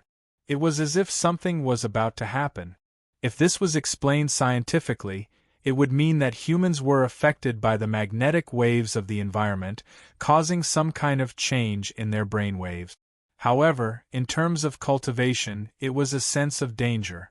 Something closely related to oneself was about to happen, and the higher one's cultivation level, the stronger this sense of danger would be.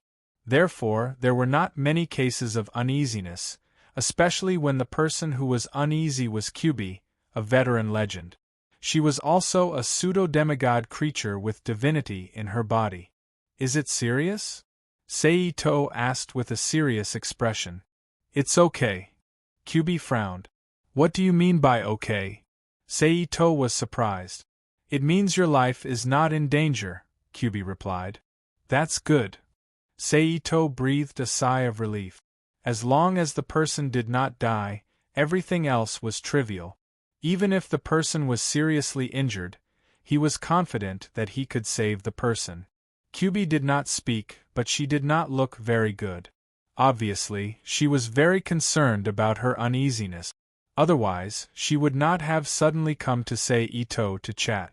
Seeing this, Seito could not help but suggest, why don't you stay in the shrine for the time being? Forget it. The martial tower is good. Even if something happens, I can use the power of the martial tower to protect myself. Kyubi thought about it, then shook her head and refused. Up to you. Seito looked indifferent. By the way, you are here. Tell me about the Tianjin god. Seito suddenly thought of something and turned his head to look at Kyubi.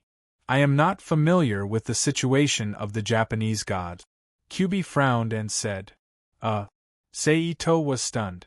In the past, no matter what Seito asked, Kyubi would always answer his questions clearly.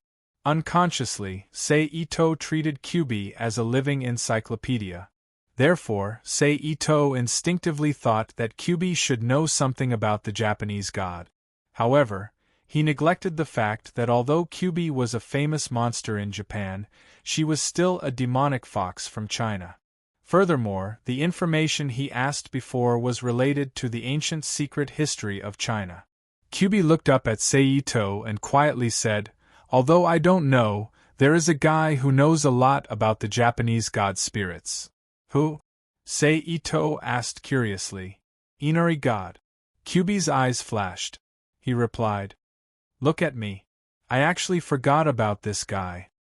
Hearing this, Seito immediately raised his hand and patted his forehead, shaking his head and smiling bitterly. This is for you. Then Seito took out a jar of tea and threw it to Kyubi. What is this? Kyubi asked as she reached out and caught the jar. I found these tea leaves somewhere. It has the effect of refreshing the mind. You can drink it when you are uneasy, Seito explained with a smile.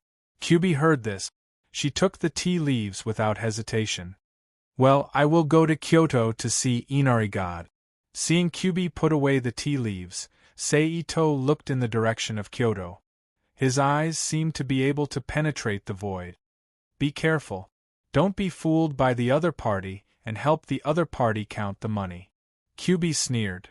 Okay. Although the words were harsh, Seito knew that Kyubi was reminding him. He nodded seriously. Later, after this conversation, Kyubi, who calmed her restless mind, flashed and disappeared from Seito's side. Seito, who watched Kyubi leave, smiled, and then his figure flashed and disappeared from the shrine. The next moment, in front of the Inari Taisha shrine in the northern part of Kyoto, Seito's figure suddenly appeared. Seito stepped into the shrine. Excuse me, are you Seito-san?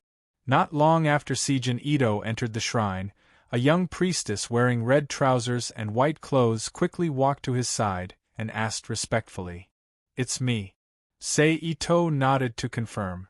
I am my Ibuki, the witch of this shrine. The Lord of God asked me to welcome you and take you to see her. The witch, my Ibuki, explained why she appeared and how she knew Seito's name. Thank you for your trouble, Seito said politely. Sir, please come with me. My Ibuki gestured to Ito-sei and led him out of the courtyard. They passed through the side corridors and wooden corridors, and the torii, which were full of year coins, and arrived at the back mountain of Inari Taisha. Finally, they stopped at a place with a rockery, running water, and a pond. This is it, my Ibuki said. After that, she bowed to Seito and left the place. The moment she left, accompanied by a large amount of aura, Inari Kami, who was still wearing a short kimono with susu knots, appeared in front of Seito, quietly floating on the surface of the pond. It's rare that you would come to see me. Pa! Inari Kami opened the gold and silver fan in her hand and covered her mouth, revealing only a pair of golden beast eyes, and said with a clear voice. It seems that you have gained a lot. Seito squinted his eyes and carefully observed Inari Kami for a moment, then said softly. You have a good eye. Inari Kami's eyes flashed as she said softly. Tell me, why are you here this time? Inari Kami didn't want to be entangled in this matter, so she took the initiative to speak. I want to know the information of Tianjin Celestial System and Dijin Celestial System. Seito said seriously. Inari Kami squinted her eyes, covering the golden light in her eyes, and stared at Seito's face. Seito didn't avoid her gaze, and he looked back at Inari Kami firmly. I feel that you are about to do something dangerous. After a moment, Inari Kami said slowly. Seito smiled and didn't say anything. I can give you the information, but the value of this information is not low. Inari Kami, who also held the title of the God of Wealth, said with a tone that sounded like a merchant bargaining. What do you want? Seito asked back, and at the same time, he kicked the ball back to Inari Kami. That depends on what you have. Inari Kami smiled. Unfortunately, there are some things that I won't give you, so you should give up. Seito said softly. If that's the case, then let's end this negotiation. Inari Kami replied even more straightforwardly. Okay. Seito didn't hesitate and nodded. After hearing Seito's straightforward answer, Inari Kami's crescent moon-like eyes flashed with a cold light. Please forgive me for disturbing you. I will take my leave. Seito cupped his fist and said. After that, before Inari Kami could react, he used the Flying Thunder God technique and disappeared in front of Inari Kami. Despicable brat. Inari Kami closed the folding fan in his hand and slapped it on his left palm. Golden light surged around his body as he gritted his teeth and said in a low voice. Humph, sooner or later, I will make you suffer. After saying that, Inari God's body suddenly exploded and turned into a golden light that filled the sky. It quickly disappeared into the air, leaving behind a large patch of green grass and trees that were affected by the spiritual light. They swayed gently in the cold winter wind, making rustling sounds. "Looks like I have to start with the Book of Ancient Affairs," Seito sighed when he returned home. "Little Ling Meng, get someone to bring me a set of Book of Ancient Affairs and Book of Japan," Seito ordered loudly. "Yes." Little Ling Meng's voice sounded from the void. After about 7 or 8 minutes, the two books, Kojiki and Neon Shoji, were placed in front of Itose. Seito picked up the book and lowered his head to flip through it. The Book of Ancient Affairs was the earliest existing historical and literary work in Japan. The content included ancient Japanese myths, legends, songs, historical stories, and imperial genealogies. The book had a total of more than 100,000 words. I don't know the exact number of words. The book was less than a centimeter thick. With Seito's photographic memory, even if he read it normally, it would take him less than 20 minutes to record everything. Then, Seito put down the Book of Ancient Affairs and picked up the Book of Japan. Compared to the Book of Ancient Affairs, the Book of Japan was much thicker. It had a total of 30 volumes and 4 modern books. Each book was about a centimeter thick. Therefore, it took him a lot longer to read it compared to the Book of Ancient Affairs. It took him nearly an hour to finish reading the book. With the memory of these two books, Seito also had a general understanding of the Japanese gods. The reason why it was certain was that this was a book of people, not a record of gods. So many things in it couldn't be used as reference objects. He still needed other means to understand it. Thinking of this, Seito's mind moved, and he flashed into the magic cube world and appeared in the Kumamoto Shrine in Tokyo of the world of the God Slayer. Yuri. Seito walked behind Yuri Banria, who was wearing a witch costume and was sweeping there with a broom. He reached out and hugged her in his arms and whispered softly, My lord." Yuri Banria looked flustered and exclaimed in a puzzled tone, "Of course." Seito smiled. That, my lord, please let me go. This is too impolite." Yuri Banria's face was flushed, and her eyes swept around from time to time to see if there were other witches around. "Well, it really doesn't look appropriate here. In that case, let's go home." After saying that, without waiting for Yuri Banria to speak, he immediately launched instant transmission and disappeared from the shrine with Yuri Banria, returning to his home in the God Slayer continent. Then he reached out and straightened Yuri Banria's body, bowed his head and kissed her rosy lips.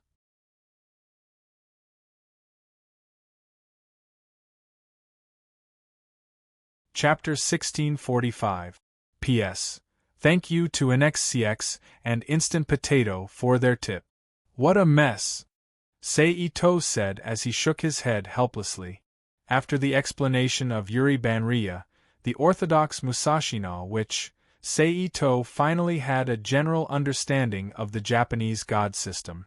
Generally speaking, the Japanese god system could be roughly divided into 4 categories.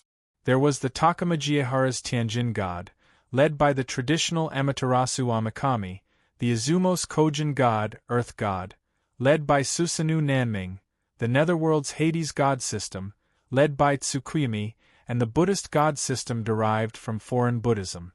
Coupled with the Japanese tradition of monsters and gods, they formed the 8 million god system that the Japanese people talked about. The only thing that was more confusing was that because of the prevalence of Buddhism at a time, whether it was Tianjin god, Kojin god, or the Netherworld's gods, they all had a name in Buddhism. Therefore, many gods had broken away from the normal division of heaven and earth and directly became one of the Buddhist gods. They could no longer be verified by the records in Kojiki or Neon Shu. This made Seito feel even more troubled about their existence. One had to know that the spread of the god's name would affect the creation of the clergy, and the creation of the clergy would affect the god's combat power. If he couldn't accurately understand the information of these gods, although he wasn't afraid of fighting and killing them, It was always troublesome and easy to fail. Hey Yuri, if Amaterasu wants to send people to attack the people on the ground, which god do you think is most likely to be sent by her as the vanguard? Seito turned his head and looked at Yuri Banria beside him and asked. Probably Kojin Thunder God. Yuri Banria tilted her head and thought for a while, then said with some uncertainty. Imperial Thunder God. Also known as Jianbu Dushin and Fengbu Dushin. He was a divine spirit that was born from the blood of the fire god Jiagu Tushin, who was killed by the sword of Tatsuka. He was the direct incarnation of the sword soul, and was brave and good at fighting. In the legends of the ancient records, he was the one who defeated the king god of the Great Kingdom, and completed the conquest of the king god of the Great Kingdom. Therefore, until now, he was still widely praised, and his divine spirit was unusually strong. Affected by this, legend has it that his right hand transformed into a spiritual sword, Futsu no Mitama, was also rumored by the Japanese to be one of the divine weapons. According to the nature of the Godslayer's world, just like Sei Ito's divine saber, celestial clouds, it was also a demigod weapon. Therefore, Yuri Banria's conjecture was completely possible. Even if his strength exceeded that of a celestial immortal due to the restrictions of the origin world, he would not be able to descend to the lower realm. Presumably, the deity that bestowed Budu's imperial soul would also bestow upon his spirit generation, using the other party as a doppelganger, just like how Qingqiu courtyard Hui Na was controlled by celestial clouds, coming to conquer him.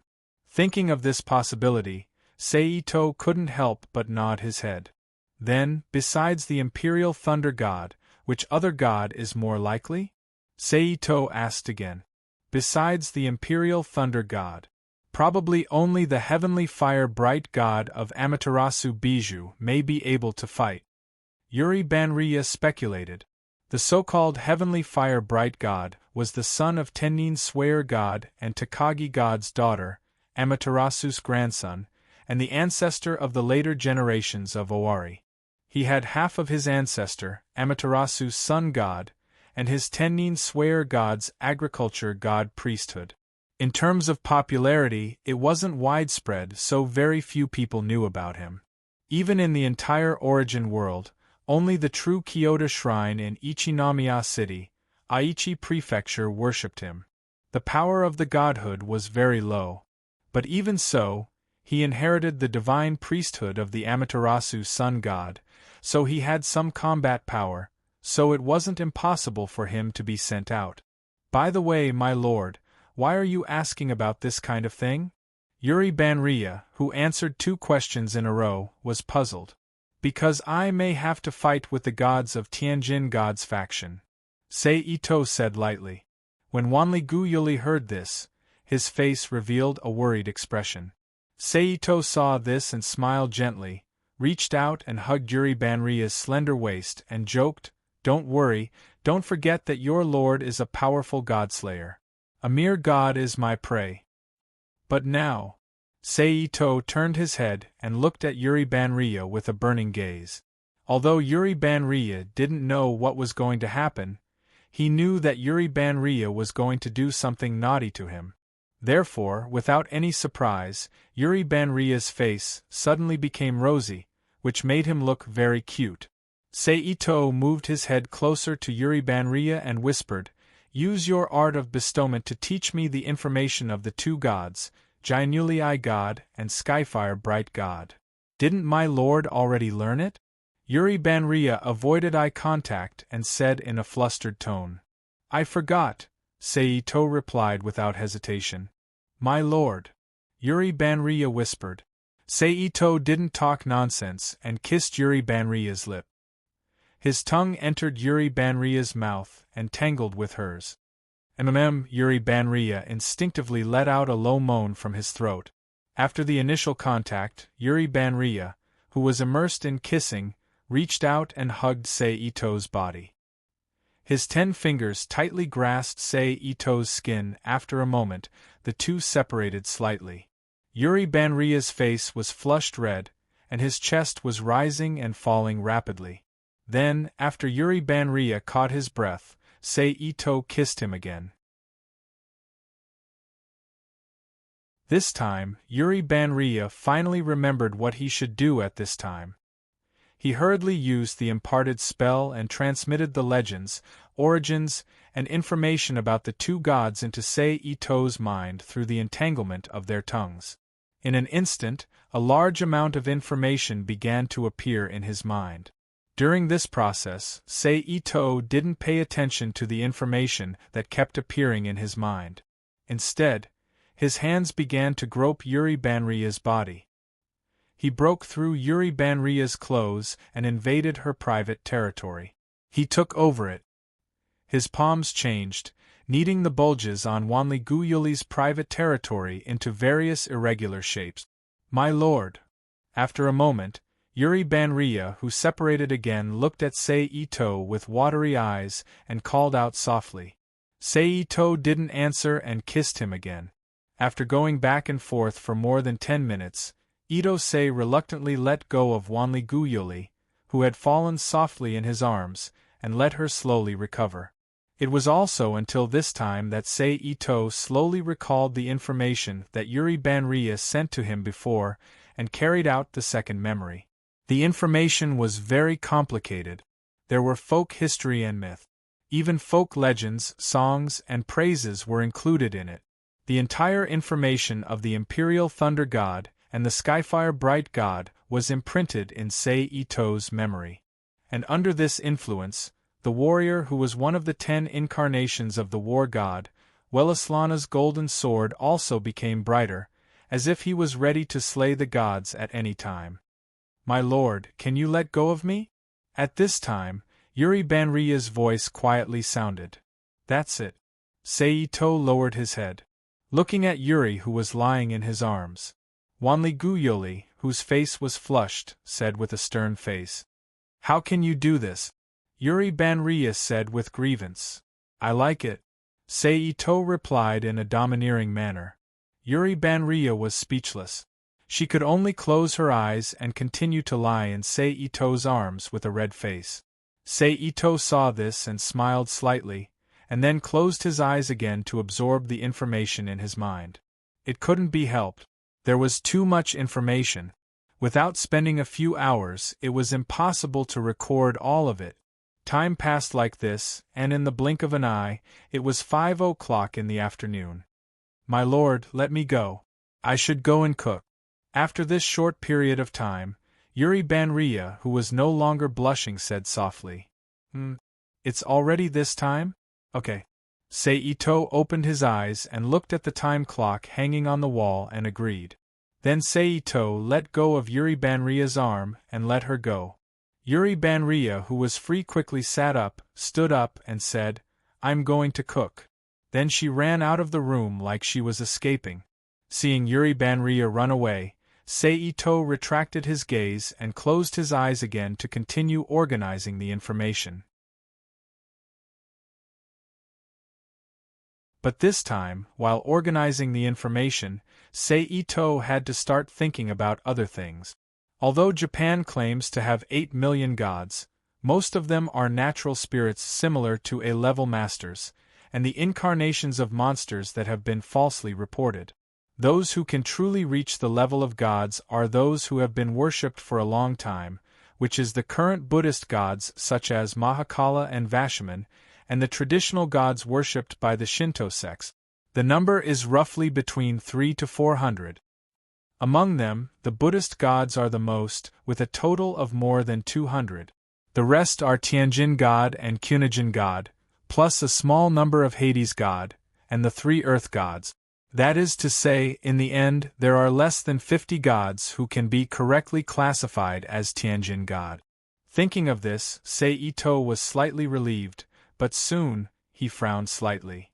But there is one thing that I have to be careful of, that is, Amaterasu and Susanoo are 2 of the 3 sons, and they are siblings. Although there is a lot of filth between the two, if Amaterasu is willing to invite them, Kunijin god may intervene and crusade against me together.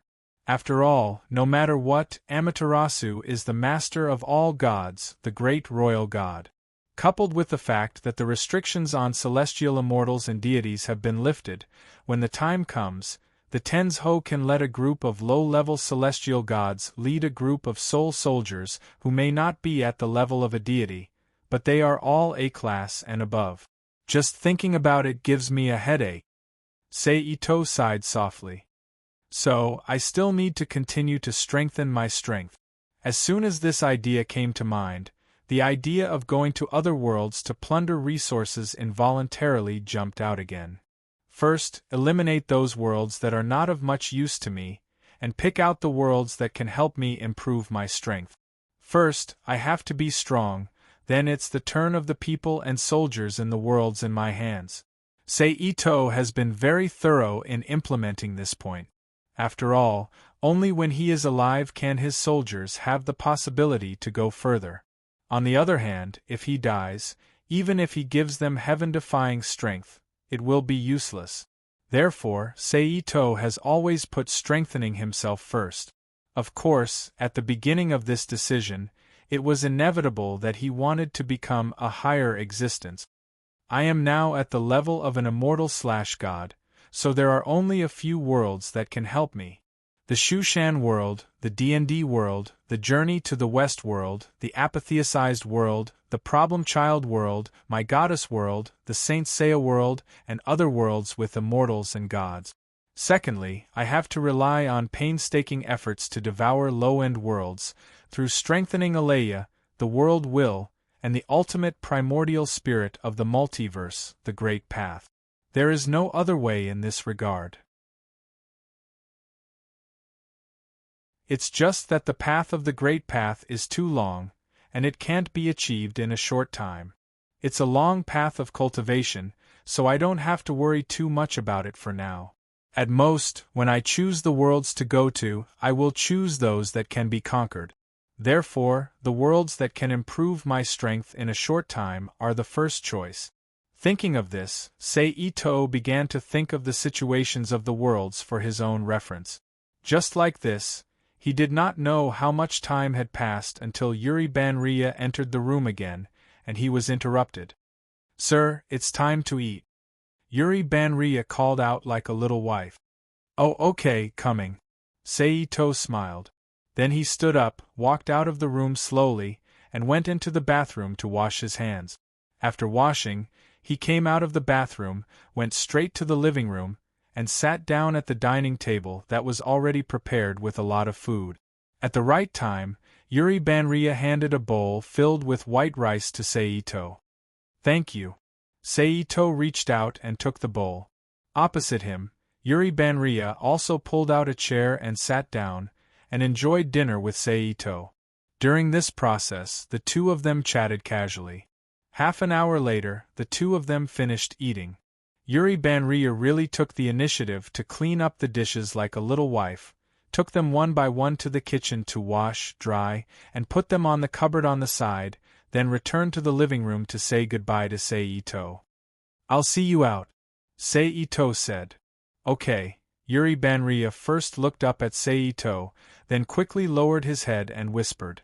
Then Seito stood up from the sofa and went to the entrance with Yuri Banria, put on shoes, and left the apartment together.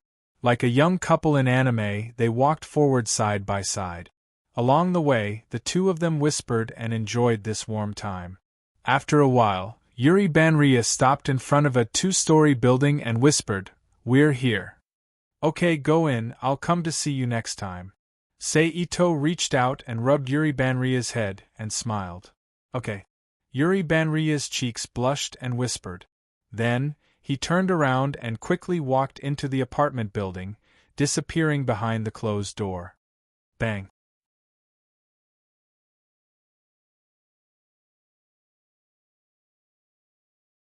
Chapter 1646. P.S. Imitating the ancient style of writing is really tiring. Crackle, crackle, accompanied by the familiar sound of glass breaking that he had heard countless times, Ito-sei's figure appeared from the void. His body was surrounded by white mist, and he stood on a green mountain with his eyes closed like a person in the immortal path.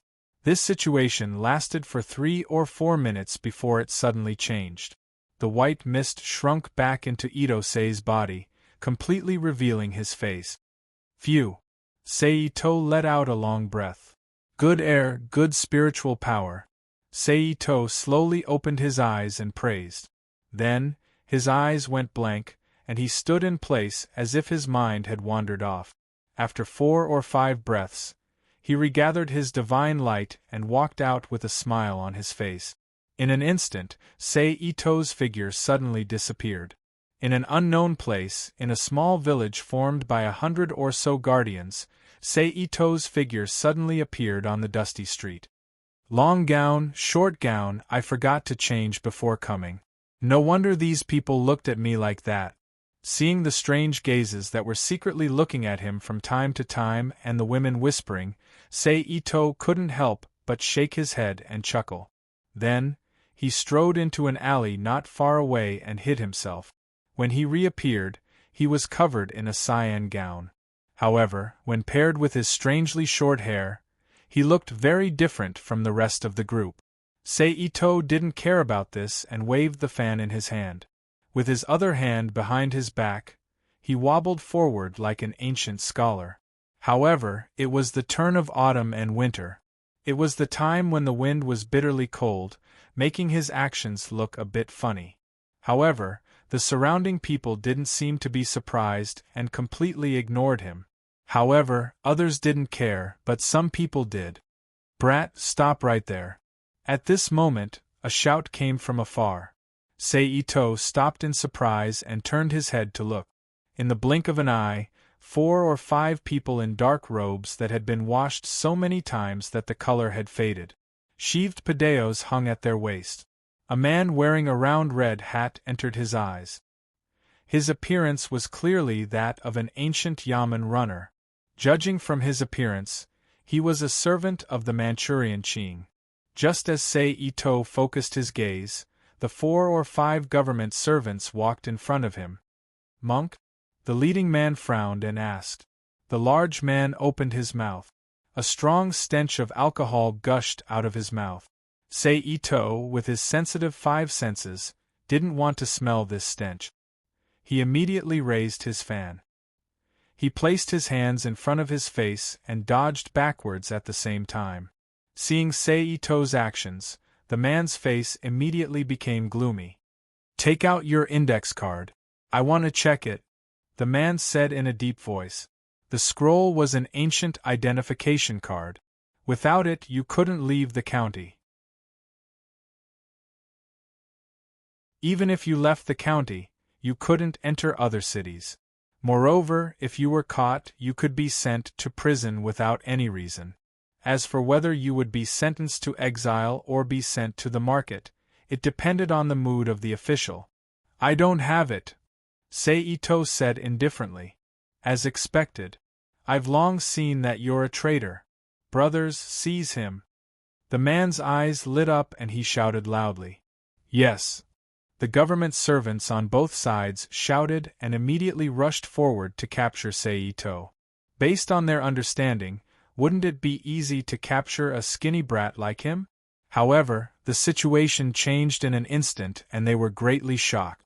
Sei-Ito, who was using his fan to block his face, twisted his body slightly and nimbly dodged the grasp of several government servants. Then, he raised his right leg and kicked several times. With a series of bangs, the bailiffs who had gathered were immediately sent flying. Face down, they crashed heavily into the ground 3 or 4 directions away. "Ouch, ouch! It hurts!" The government servants who had fallen cried out in pain. This was the result of Sei-Ito holding back. Otherwise, not a single one of these people would have survived Sei-Ito's casual strike. "What are you doing?"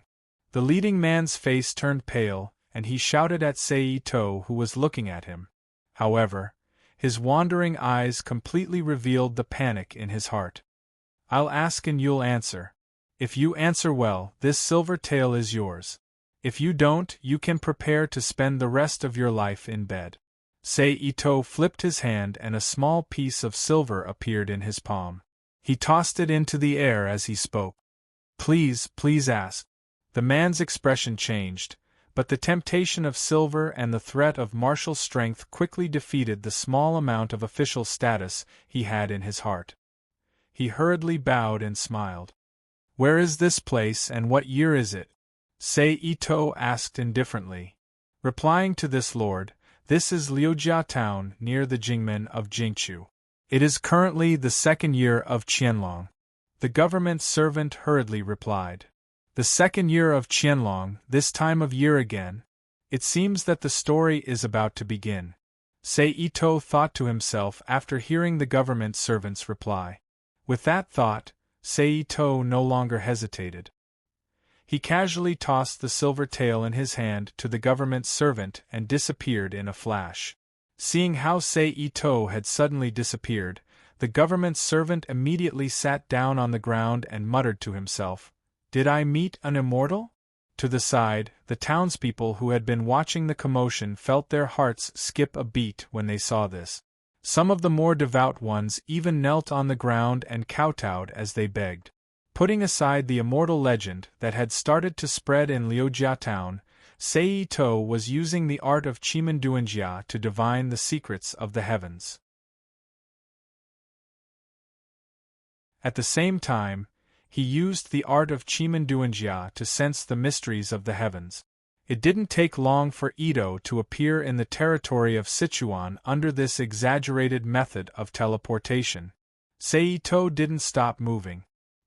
He quickly moved to the vicinity of the Wu Gorge and finally stopped in front of a riverside town by the Wu Gorge.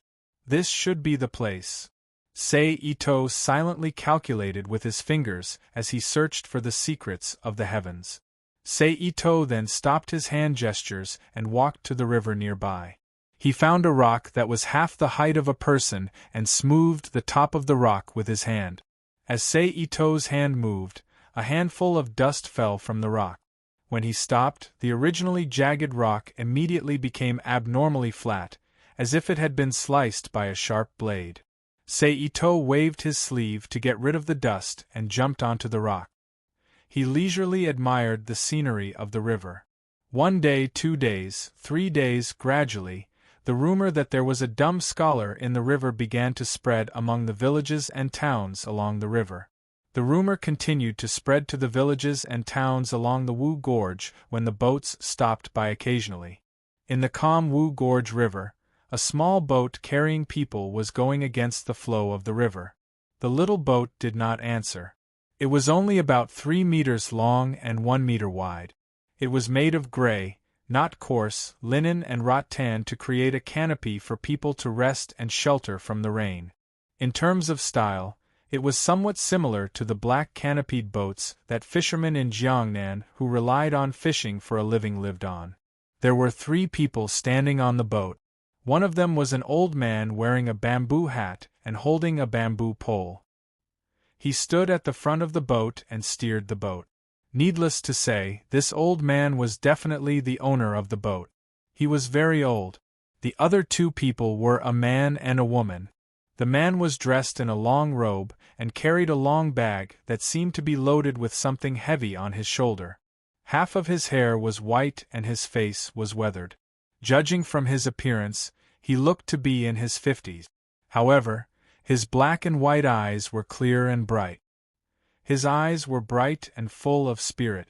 Clearly, he was an expert in martial arts and had profound internal strength. The woman also wore a plain robe, but she was still young. She looked to be about 13 or 14 years old. Her skin was white and she didn't look like a peasant girl at all. She was full of heroic spirit, like a heroine of the Jianghu. Her eyes were filled with naivety and admiration for the man beside her. If he guessed correctly, the 2 of them were father and daughter. That's the first time I've returned to my homeland. When will I be able to return to my homeland? At this moment, the old man suddenly said loudly. However, his voice was filled with sadness and tears filled his eyes. Father, you're sad again. Everything in the world has its destiny. It's useless to be sad. Father, please take care of your body. The woman couldn't help but comfort him. Old master, it's already late. The famous crow's beak is in front of us. There are villages and towns there. Let's go ashore and buy some wine and food. At this moment, the boatman's voice sounded. All right, just go ahead and do it. I'm a bit tired today and won't go ashore. The old man stopped his sadness and nodded. However, at this moment, the young woman's eyes revealed a strange light and she let out a soft cry of surprise. What's wrong? The old man turned and asked. Father, look, there's someone there. The young woman pointed at the shore and said in a crisp voice. The man looked over, and in an instant, the figure of a handsome young man dressed in a green robe and holding a wine jug, drinking under the moonlight, entered his sight. That's the famous foolish scholar in this area. According to the people in the town, this person has been sitting here foolishly for more than half a month. No one knows what he's been doing. The boatman looked at the young man on the shore and said. After saying this, the boatman no longer paid attention to the father and daughter. After anchoring the boat, he jumped onto the shore and strode toward the nearby village. Hearing the boatman's words, the father and daughter looked curiously at the young man on the shore and both secretly said, "What a pity." They returned to the cabin and took out a few dishes and wine. They placed them at the bow of the boat and ate with each other. At this moment, a soft sigh that seemed to resound in the father and daughter's ears suddenly sounded. The father and daughter's chopsticks paused and they couldn't help but turn to look at the young man. However, they didn't know when, but the young man had come to the side of the small boat they were on and stared at the young woman on the boat.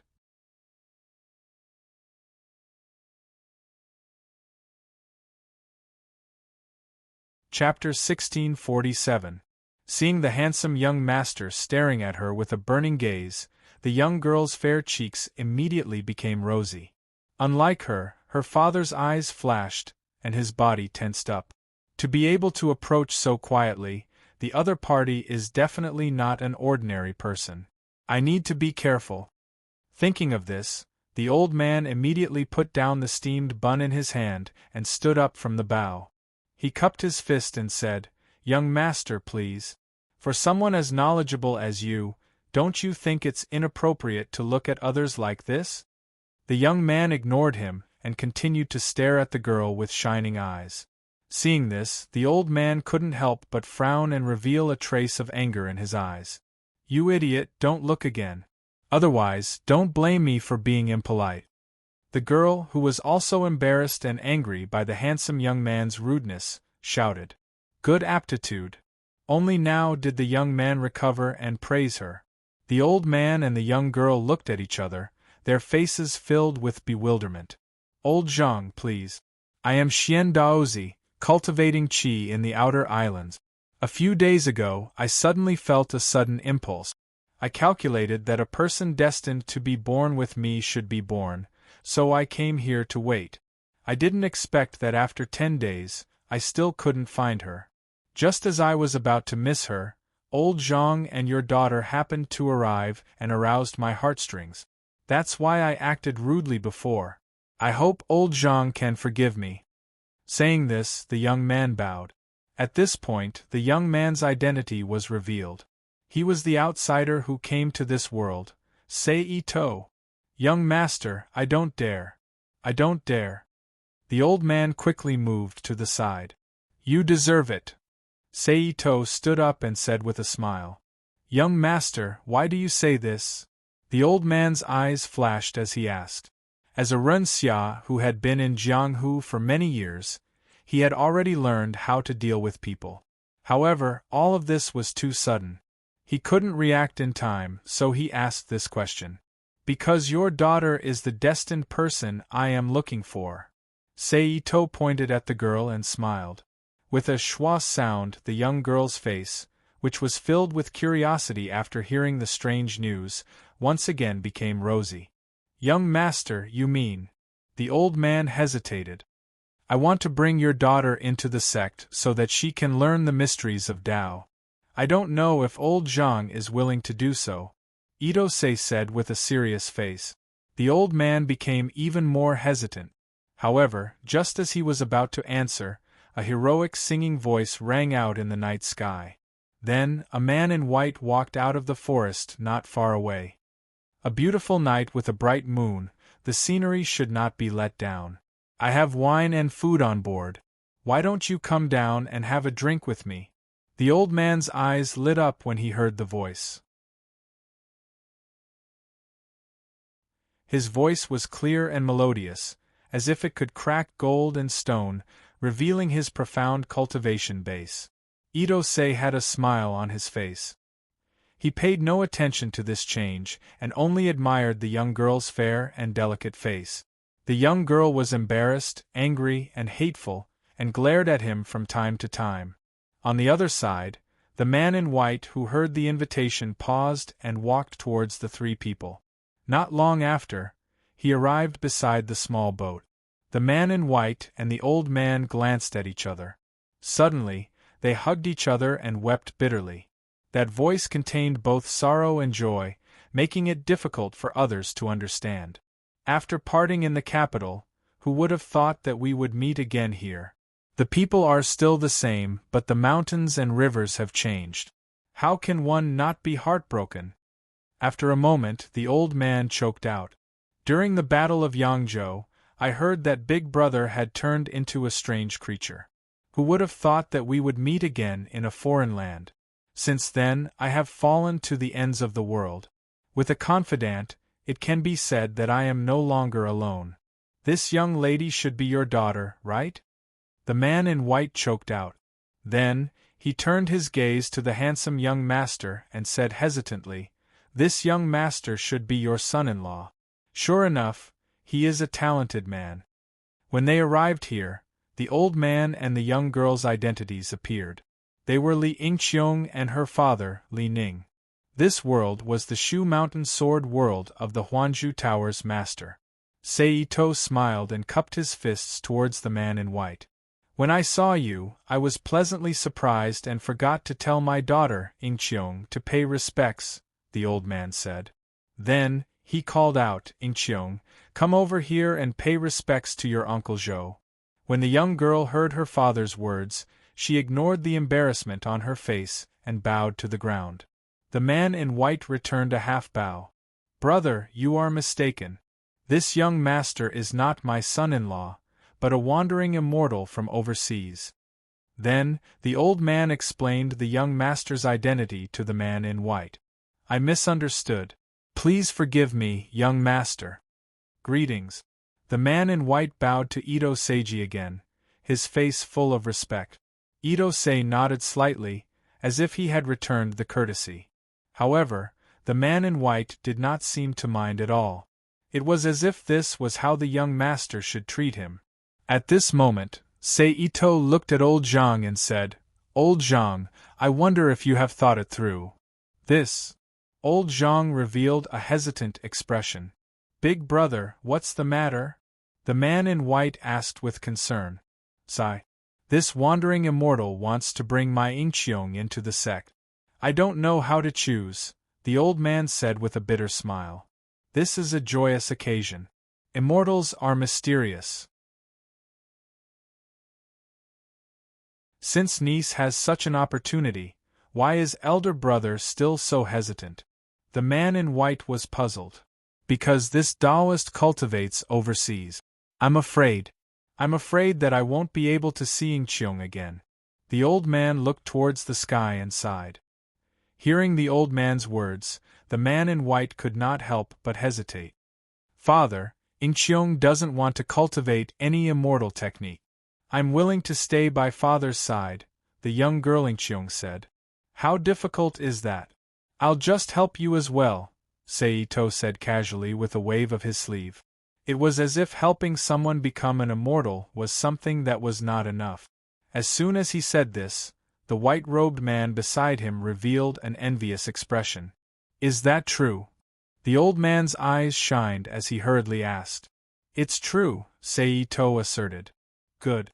Yingqiong quickly kneeled to the young master, the old man said as he pulled the young girl Ingqiong to the side. Just as Ingqiong was about to kneel in disappointment, Sei Ito suddenly waved his hand and said, "Wait." The old man's expression changed, and he raised his head to look at the young master. "Your daughter and I are fated to be husband and wife, so I can't accept her kowtow," Sei Ito said with a smile. Hearing the young master's words, Ingqiong's face immediately turned red. She lowered her head and her face was filled with embarrassment. "Ah!" The old man and the man in white both cried out in surprise. Their faces were filled with disbelief. "So, Ingqiong needs to kowtow to the heavens and earth 3 times. Then, she can enter my sect and become my martial brother and sister. We can cultivate together and seek immortality," Sei Ito said. "Okay," the old man thought for a moment and agreed. At the same time, he thought to himself, since it's like this, it's not bad. I don't have to worry about him not leading me. Although he felt a bit guilty, it was also common sense. Even if he said it, no one would care. Otherwise, how could there be the ancient saying, when a man achieves the Tao, even his chickens and dogs will ascend to the heavens? Immediately after, Ingqiong knelt on the ground and kowtowed to the heavens and earth. She kowtowed 3 times. It was also at this moment that the heavenly secrets of the entire world suddenly fell into chaos. The hearts of the 3 men who were cultivating on the 3 immortal island in the depths of the East Sea were shocked. They suddenly had a bad premonition. One of them was a middle-aged man with a jade-like face. He wore a black robe and a Taoist crown on his head. He quickly frowned and used his fingers to calculate. "Senior brother, how is it?" a man dressed like an ascetic monk asked. After a moment, the man shook his head and said, "The heavenly secrets are chaotic. I can't calculate clearly." Then, he turned his head and said to the man who looked like a monk and the other man who looked like a Taoist, "Junior brothers, please help this poor Taoist." "Of course," the 2 of them replied at the same time. After speaking, the 3 of them started to circulate their secret technique. Their bodies released rays of green and white light, which intertwined and enveloped the 3 of them. Then, the 3 of them used their fingers to calculate the heavenly secret. At the same time, Sei Ito, who was far away on the shore of the Wu Gorge, looked up at the sky. He sneered and raised his arm again, bringing out streams of mysterious and indescribable energy, clashing with the unknown thing in the unseen world. "Humph!" Sei Ito frowned and snorted. "The 3 immortals of the East Sea are indeed powerful," Sei Ito thought to himself. Then, Sei Ito flipped his hand and took out a pair of jade pendants under the strange gazes of the white-robed man, the old man, and the young girl, Ingqiong, who had just stood up again. He raised his sword fingers, which emitted rays of mysterious light. He quickly carved on the jade pendant. Then, he used his mind to grab a ball of world energy from the sky and threw it into the 2 jade pendants. He gave them to Ingqiong and the old man. "This item is an item of fortune. At the same time, it is also a symbol of the identity of the people in my sect. The 2 of you should keep it well," Sei Ito said calmly. Li Ingqiong and Li Ning took the jade pendants and lowered their heads to examine them. The jade pendants were not big. They were only the size of a palm. On the front, there was a carving of 2 coiled dragons chasing each other around a Tai Chi yin-yang fish. The dragons were ferocious, and the 2 coiled dragons looked as if they were alive. On the back of the jade pendants, there were complicated golden characters. The names of the 2 people and the name of their sect were written in seal script, Xiantian sect. "This," Li Ning said hesitantly. Looking at the jade pendants in his hand, he didn't know whether to take them or not. After all, he hadn't joined the so-called Xiantian sect yet. It wouldn't be proper for him to take them. "If I say you are, then you are. If you can't get over it, then kneel to the heavens and earth," Sei Ito waved his hand and said. "All right." Li Ning sighed and knelt down. He also kowtowed to the heavens and earth. Just like when Li Ingqiong kowtowed, in a mountain temple deep in the mountains, An old monk with long eyebrows suddenly raised his eyebrows. He raised his hand and moved his fingers. Almost at the same time, the jade pendant in Li Ning's hand emitted a faint purple light. It was hazy, making the jade pendant look like an immortal item.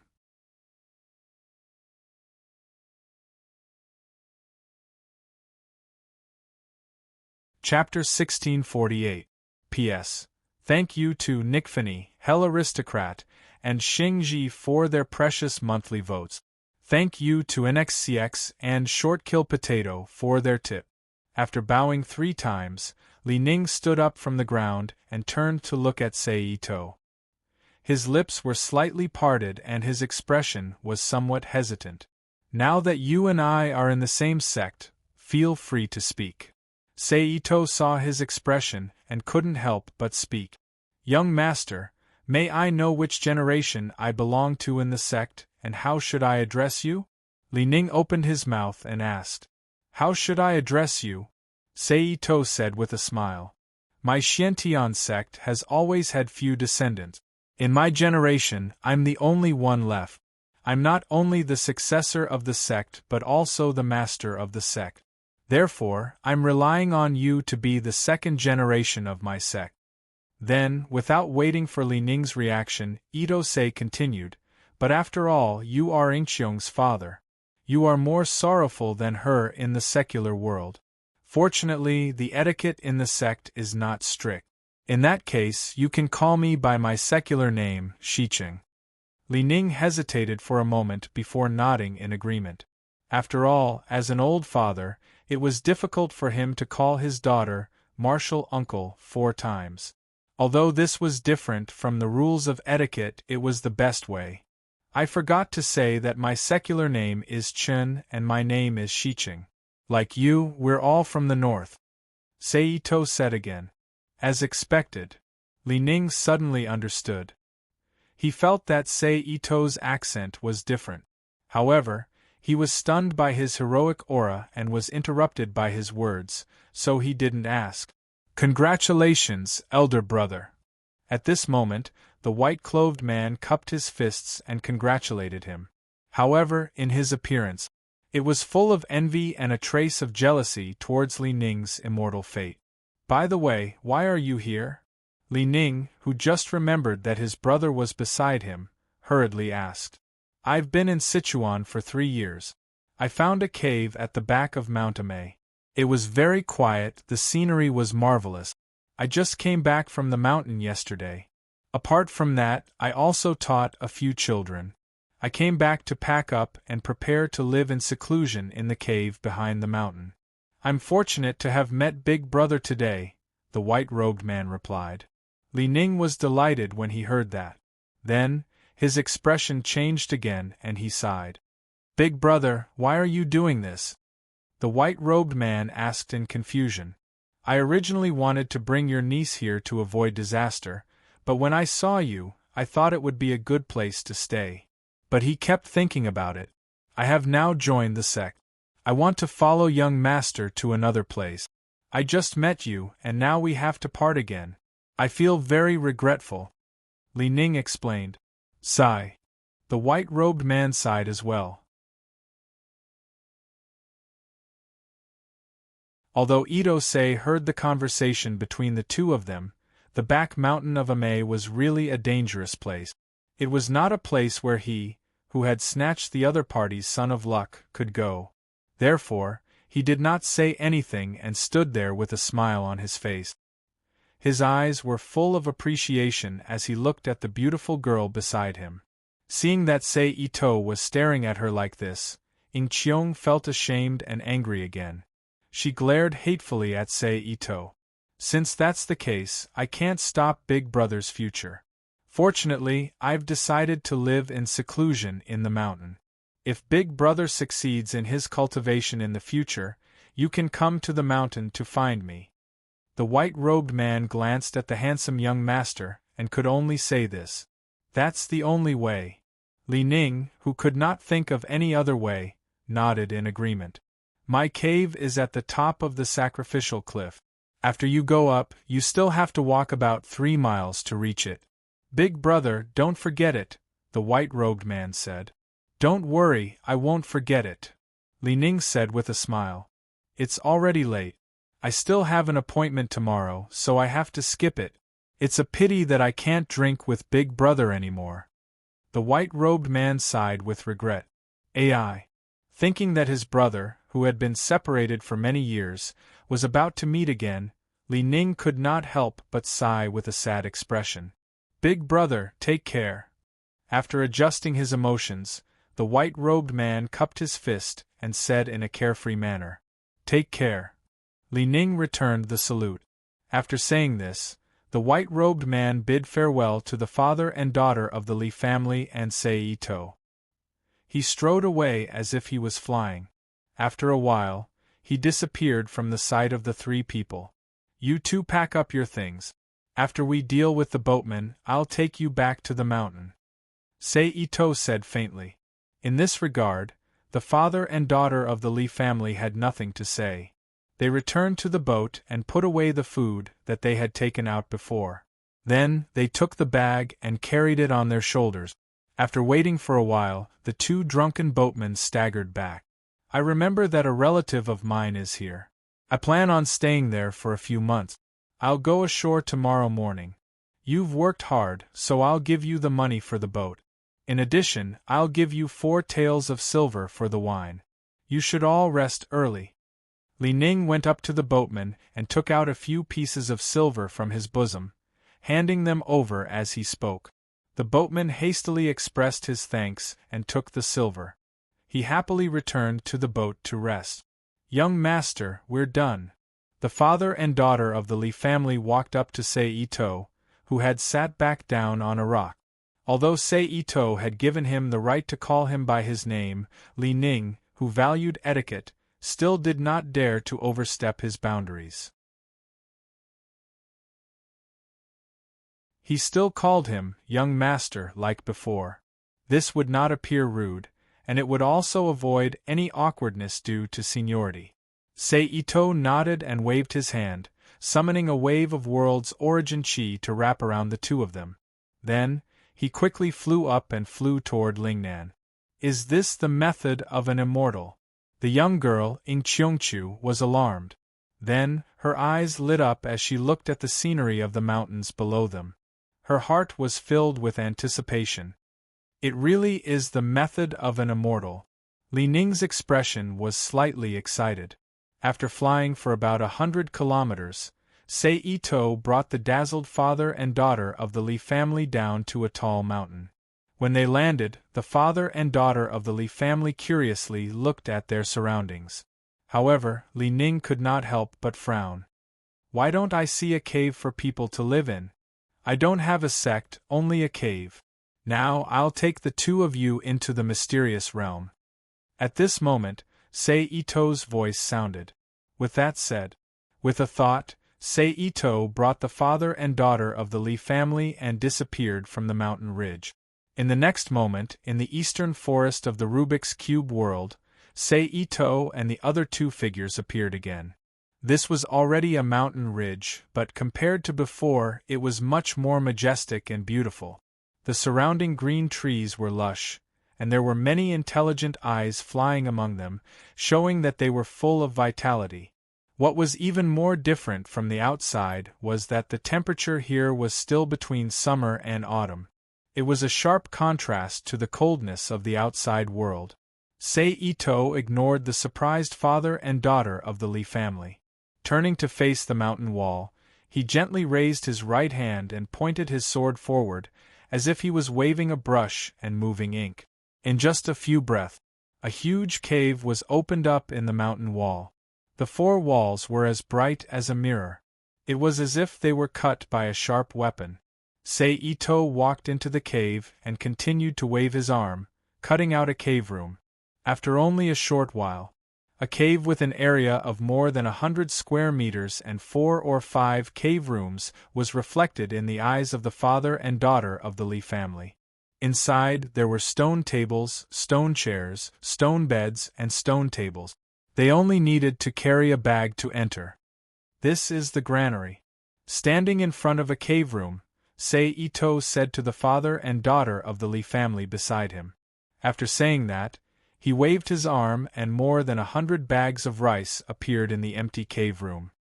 This is the kitchen. In front of another stone room, Sei Ito said again. Similarly, almost at the same time as he said that, fresh vegetables appeared in the cave. This is the water room. The place to wash. The bedroom. In this way, Sei Ito explained the functions of each room to the two people one by one. I have 3 scrolls of immortal methods. One was obtained by chance and is an ancient method. Using the Jindan to achieve the Tao, the cultivation is also an ancient immortal. The second was obtained from the present and is different from the present world, but it can still achieve immortality. The third was the present world method. It is very tiring, but it can also be obtained by chance. Which method do the two of you want to cultivate? Returning to the hall, Sei Ito sat down at the stone table and asked the father and daughter of the Lee family. What are the differences between the 3 methods? After a moment of silence, Li Ningfu asked. The ancient method has a high requirement for the mind, but it is the Tao and the fruit is the Tao. Although the present world method does not require a strong mind, the progress in cultivation is quite small and the stamina is slightly insufficient. The present world method emphasizes talent. Those with high talent will naturally advance bravely and quickly. Those with low talent will find it difficult to increase their cultivation and will not be able to achieve any results until death. In addition, the present world method also has a requirement for becoming an immortal. It requires karma points. Otherwise, no matter how powerful you are, you can only become an immortal. Every few years, you will have to go through a tribulation. If you succeed, you will naturally enjoy many years of freedom. If you fail, you will die and your soul will scatter. There will be no way to reincarnation. Sei Ito explained. Speaking of this, Sei Ito could not help but think of his speculation about the cultivation realms of Mount Shu. In his opinion, although the cultivation realms of Mount Shu's cultivators were not fixed, they could still be distinguished. There were only 3 types: human immortals, earth immortals, and celestial immortals.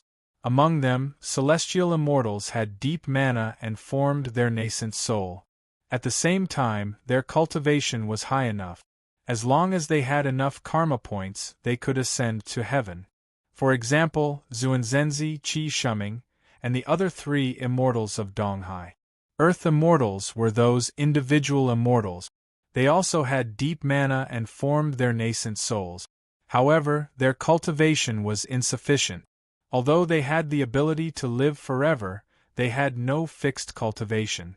However, they were different from the earth immortals among the 5 types of immortals mentioned in the Taoist scriptures of the main world.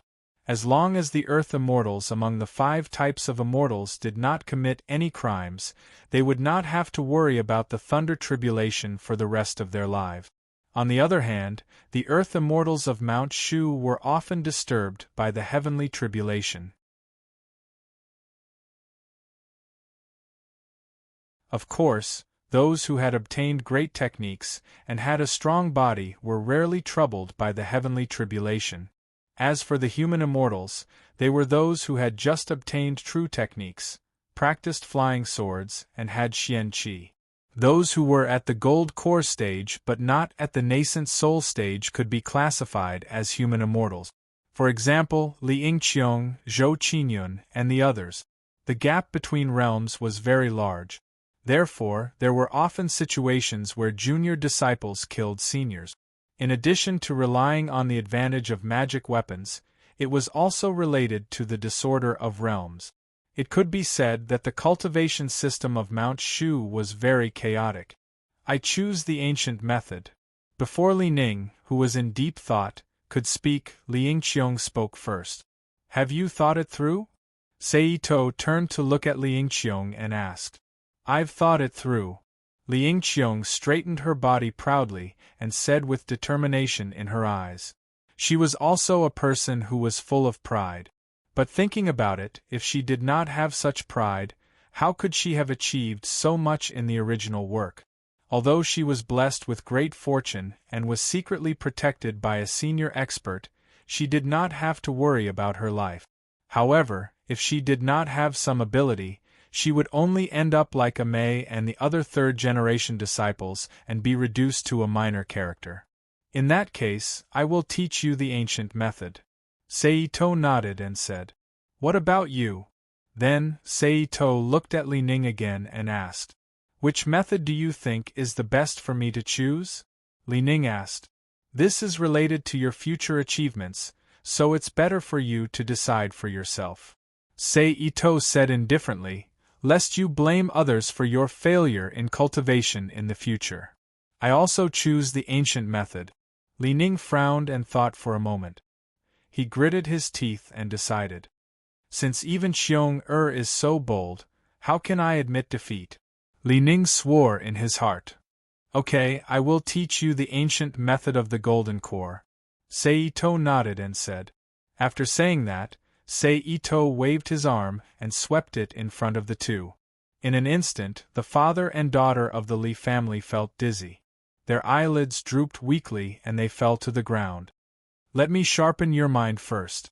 Itose looked at Ing-cheong, who was lying on the ground, and said with a chuckle.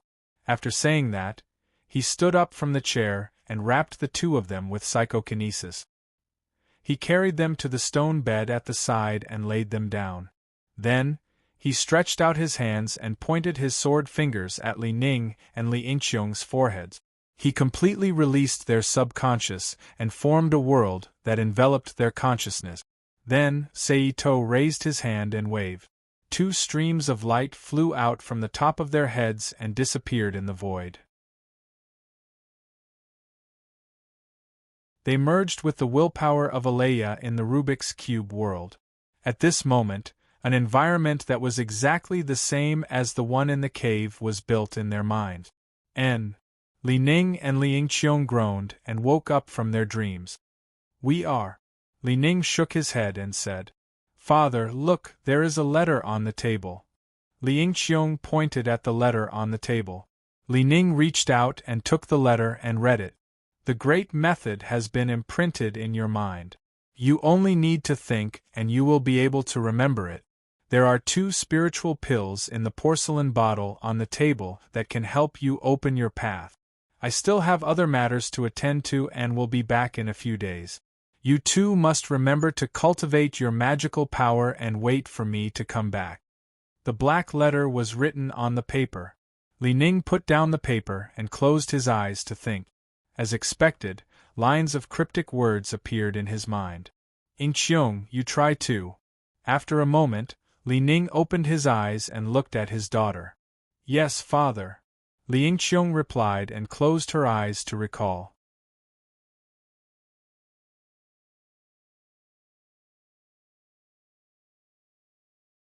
Chapter 1649. After a while, Li Yingqiong opened her eyes and replied with joy, "Yes, father." "Read it again. If there's anything you don't understand, tell me." "I'll answer it for you," Li Ning said seriously. "Yes." Li Yingqiong didn't dare to delay. She quickly closed her eyes again and carefully browsed through the memories in her mind. Every time she encountered something difficult, she would ask Li Ning about it. Li Ning, on the other hand, used his decades of knowledge and cultivation experience to answer the questions that appeared in his mind. Just like that, the two of them asked and answered.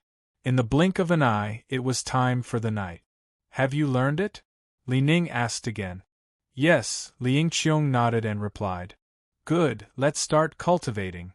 As Li Ning spoke, he reached out and took the porcelain bottle on the stone table beside him. He poured out 2 Longan-sized golden pills sealed with wax from the bottle. He kept one for himself and gave the other to Li Yingqiong. "Take it, then start cultivating the Qi cultivation chapter," Li Ning said. Li Yingqiong didn't hesitate. She immediately used a little force with her fingers to break the wax seal and peel the pill out. In an instant, a strange fragrance spread from the pill, making Li Yingqiong and Li Ning beside her feel refreshed. It's indeed an immortal pill, Li Ning praised. Li Yingqiong's eyes were filled with joy. She opened her mouth and put the pill in. As soon as it came into contact with the liquid in her mouth, the pill immediately turned into a clear stream. It flowed down the 12th floor and slid down the esophagus into the stomach. It didn't reach the stomach wall and flowed around the body along the blood vessels. It stirred up the 5 elements with the changes of the 4 seasons. The spiritual qi of life in the stomach. Feeling the fullness in her body, Li Yingqiong quickly got up and sat cross-legged on the ground. She made a gesture with her hands and silently chanted the incantation to cultivate. As Li Yingqiong's breathing gradually changed, waves of primordial spirit qi of heaven and earth rushed in from the surrounding wind, wrapping around Li Yingqiong's body and entering her body through the holes of her body. Following the changes, the primordial spirit qi began to wander around her body. Seeing that Li Yingqiong had entered the state, Li Ning didn't delay any longer. He got up and walked to the side of the quiet room to sit cross-legged. He pinched the wax seal and threw the pill into his mouth. He closed his eyes. He chanted the incantation. He started cultivating. After a while, another spirit qi whirlwind appeared around him. 4 hours later, Li Yingqiong's eyelids moved slightly, and she withdrew from the fixed space. It stinks. Li Yingqiong frowned and exclaimed in a low voice. As he spoke, he instinctively raised his hand to cover his mouth and nose.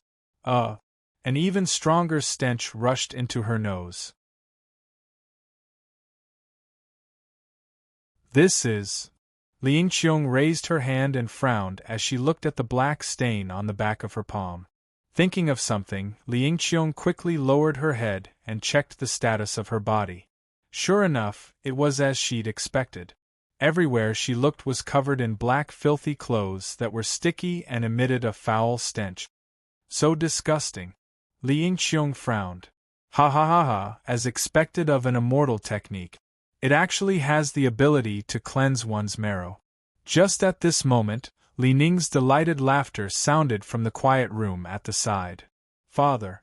Li Yingqiong got up and quickly walked into the quiet room at the side. Immediately, another foul stench hit her face.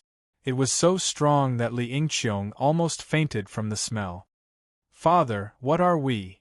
Li Yingqiong endured the stench in the room and asked. This is the rumor of Jianghu.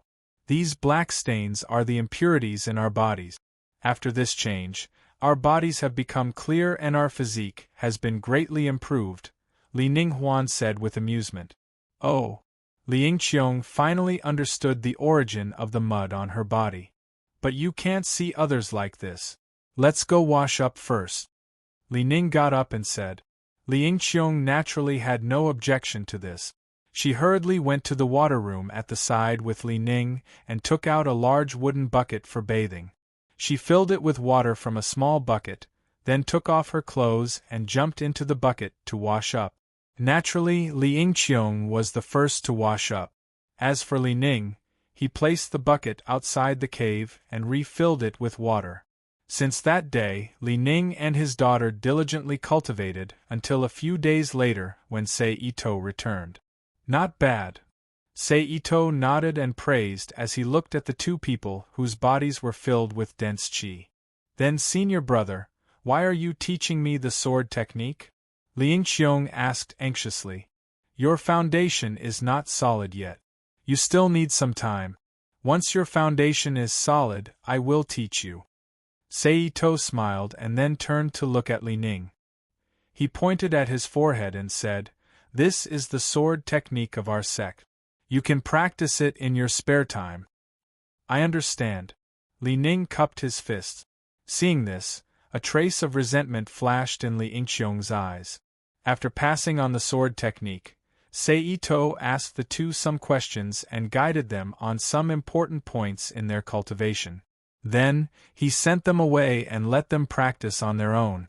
After more than 3 months, Sei Ito finally passed on the sword technique to Li Yingqiong, who already had a solid foundation. Then, half a year passed in the blink of an eye.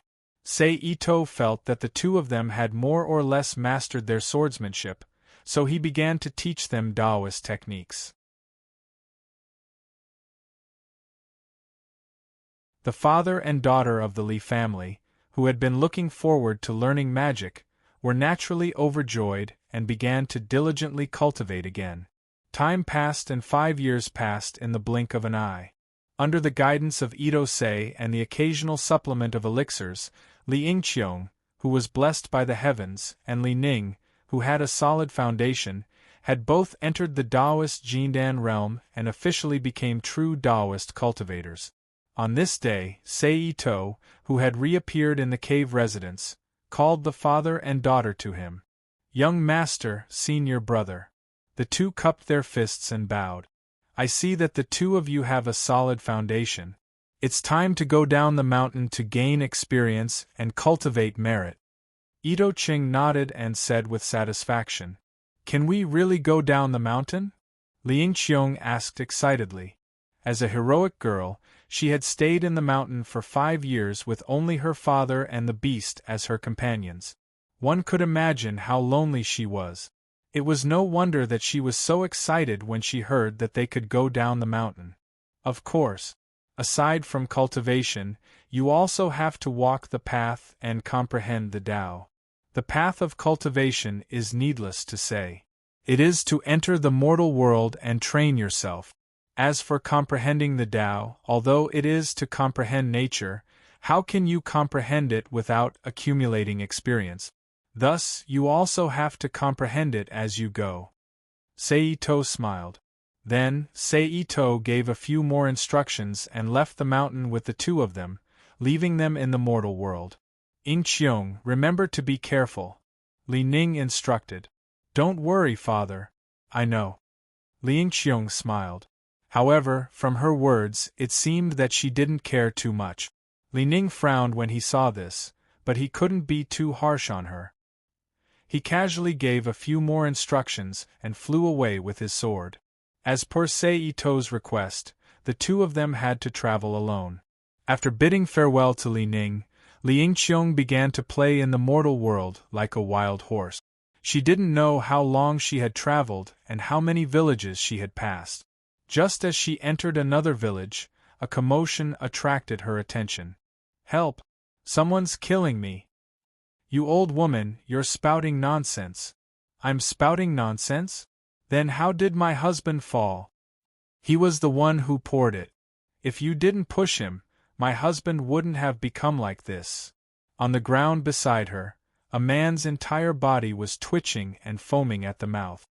"That's your husband's sick. What does it have to do with me?" The man shook off the woman's arm and turned to leave. "Help! Murder! The murderer is running away." The woman stepped forward and hugged the man's legs, crying, "Hey you man! Since you did it, why don't you dare to admit it?" At this moment Li Yingqiong, who was dressed in red, jumped out from the crowd. She pointed at the man and shouted angrily, "I didn't do it at all." The man said angrily, "If you didn't do it, then why didn't that woman let go of you?" "How would I know?" The man said impatiently. "Since you can't explain it clearly, then you did it. Heroine, you must uphold justice for my father." The woman took the opportunity to shout, "You evil woman, I don't want to bother with you." The man shouted and struggled to break free from the woman's grasp. He strode forward. "Where do you think you're going?" Li Yingqiong shouted angrily. She jumped forward and pressed the man to the ground. "Come with me to see the magistrate," Li Yingqiong shouted. Then, she forced the man into the magistrate's office with the woman and the crowd surrounding them. The interrogation process was not described, only the result. In the end, the man was sentenced to 5 strokes with the rod and compensation for the woman's husband's medical expenses. Li Yingqiong nodded slightly and flashed out of the crowd with a smug look. Just as she was about to take a look at the woman, a short whisper was heard. "Husband, you're good at pretending. You swindled another 2 coins. That's right. It's all thanks to that foolish woman. If she didn't stop you, this business may not have been successful. I guess he's just a fledgling in Jianghu. His head is full of chivalry and he doesn't know the dangers of Jianghu. He, that's right. Hearing this, Li Yingqiong understood that she had been swindled. She immediately wanted to kill the two with her flying sword. Fortunately, the righteous heart in his heart was still strong, and he suppressed his killing intent. However, he was not prepared to let the two of them go. Thus, he immediately jumped out from the darkness and beat the swindler couple to the ground with his fists and feet. A moment later, Li Yingqiong, who had vented her anger, did not stay in the town any longer. She jumped into the air and flew away. However, not long after she flew, a sword light flew out from the side.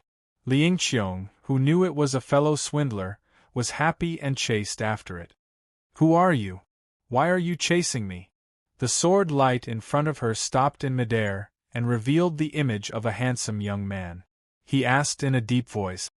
Well, I'm sorry. I'm Li Yingqiong of the Profound Heaven sect. I was happy to see a fellow swindler and wanted to make friends. That's why I chased after you with my sword. I hope you can forgive me.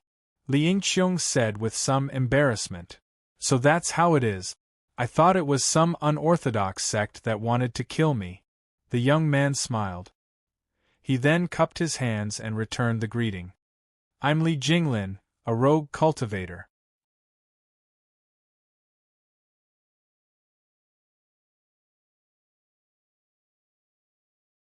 Chapter 1650. After knowing each other's names, they got together and became companions.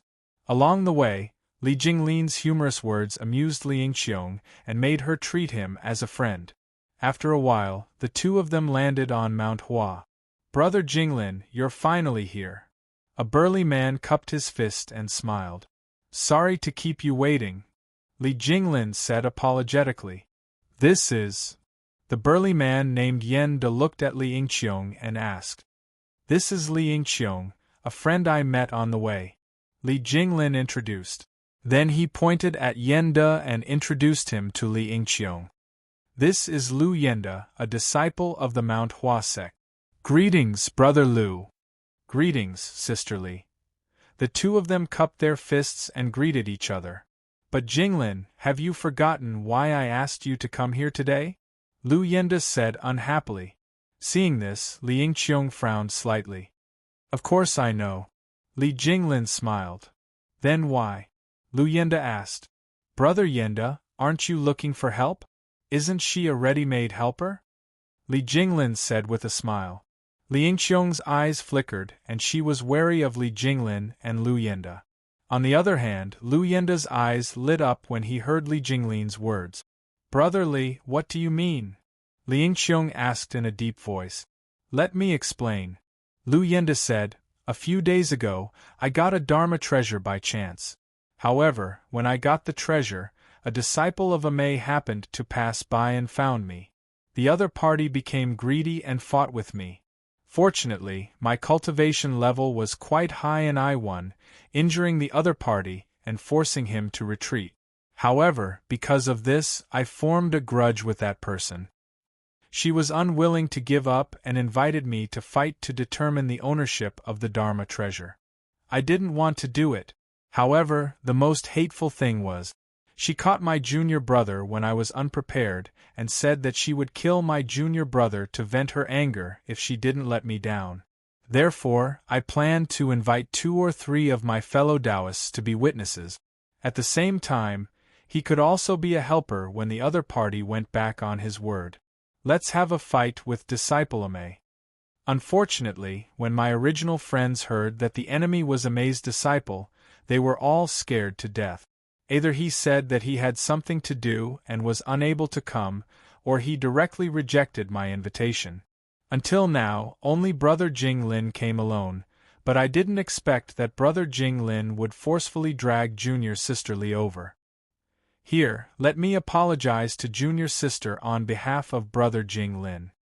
With that, Lu Yenda cupped his fists and bowed deeply. Li Yingqiong dodged to the side and did not accept his big bow. Is that true? Li Yingqiong asked. Of course. If I'm lying, I, Lu Yenda, am willing to be struck by lightning and die, Lu Yenda said seriously. Li Yingqiong looked at Lu Yenda seriously and finally nodded. Okay, I'll take part in this. Really? Thank you so much, junior sister Li. Lu Yenda was overjoyed. Then, the three of them entered the cave and drank tea while waiting for disciple Amei's arrival. The three of them did not have to wait for long. In less than 2 hours, a loud shout came from outside the cave. Lu Yenda, come out and die. What an arrogant disciple Amei! Li Yingqiong frowned and said. Ever since the second sword battle, Amei's influence has grown and it's like the #1 sect in the world. Therefore, the disciples of Amei are very arrogant and they don't put us in their eyes at all. If we offend them a little, they will beat us and kill us without mercy. Lu Yenda sighed helplessly. So, junior sister Li, you have to be careful later. I want to see what disciple Amei is capable of. Li Yingqiong, who had just left the mountain and was full of confidence, said lightly. Then, the three of them stood up and walked out of the cave together. In an instant, 7 or 8 young men and women appeared in front of Li Yingqiong and the other two. Their bodies were shining brightly, and it was obvious that they had precious treasures with them. Among them, an ugly, pale, and skinny man was held in the hand of one of them like an object. Obviously, he was the junior brother that Lu Yenda had mentioned earlier. I thought you were afraid of death and ran away. The disciple Amei who was the leader sneered. Fei, let go of my junior brother. Lu Yenda shouted. You want it? Here you go. The young man who was holding the skinny man sneered and threw the skinny man to the ground. Bang! The skinny man hit the ground heavily. Junior brother Wang. Lu Yenda hurried to the front of the skinny man and called out. Junior brother Wang's eyes were closed, and blood was dripping from the corner of his mouth. His breathing was chaotic, and it was obvious that he had suffered serious internal injuries. In addition, after falling to the ground, his breathing was even weaker, and he looked like he was going to die at any time. Fei, you bastard! Lu Yenda's eyes were red as he raised his head and cursed. Lu Yenda, if you are honest, hand over your magic treasures. Fei shouted. Don't even think about it. Lu Yenda retorted without hesitation. Since you want to do it the hard way, don't blame us for not being polite. Senior brothers and senior sisters, let's do it, Fei said fiercely. As soon as he said that, Fei and the others dashed at Lu Yenda with their swords. Dashes of silver sword energies appeared in the air and dashed towards Lu Yenda. Seeing this, Lu Yenda dared not hesitate. He immediately waved his hand and shot out a green light to meet the 7 or 8 white lights in the sky. At the same time, Li Jinglin and Li Yingqiong also sent out their flying swords and flew into the sky. Dang, dang, dang, dang, over 10 sword lights danced about in midair, roaming about and attacking rapidly. They were like divine dragons of the 9 heavens, constantly changing and expanding, surging out one after another sound waves, shattering the airflow in the sky. Although the Amei disciples were domineering, they were very powerful. Not only did they cultivate the Tianfu secret technique, but they also used superior flying swords.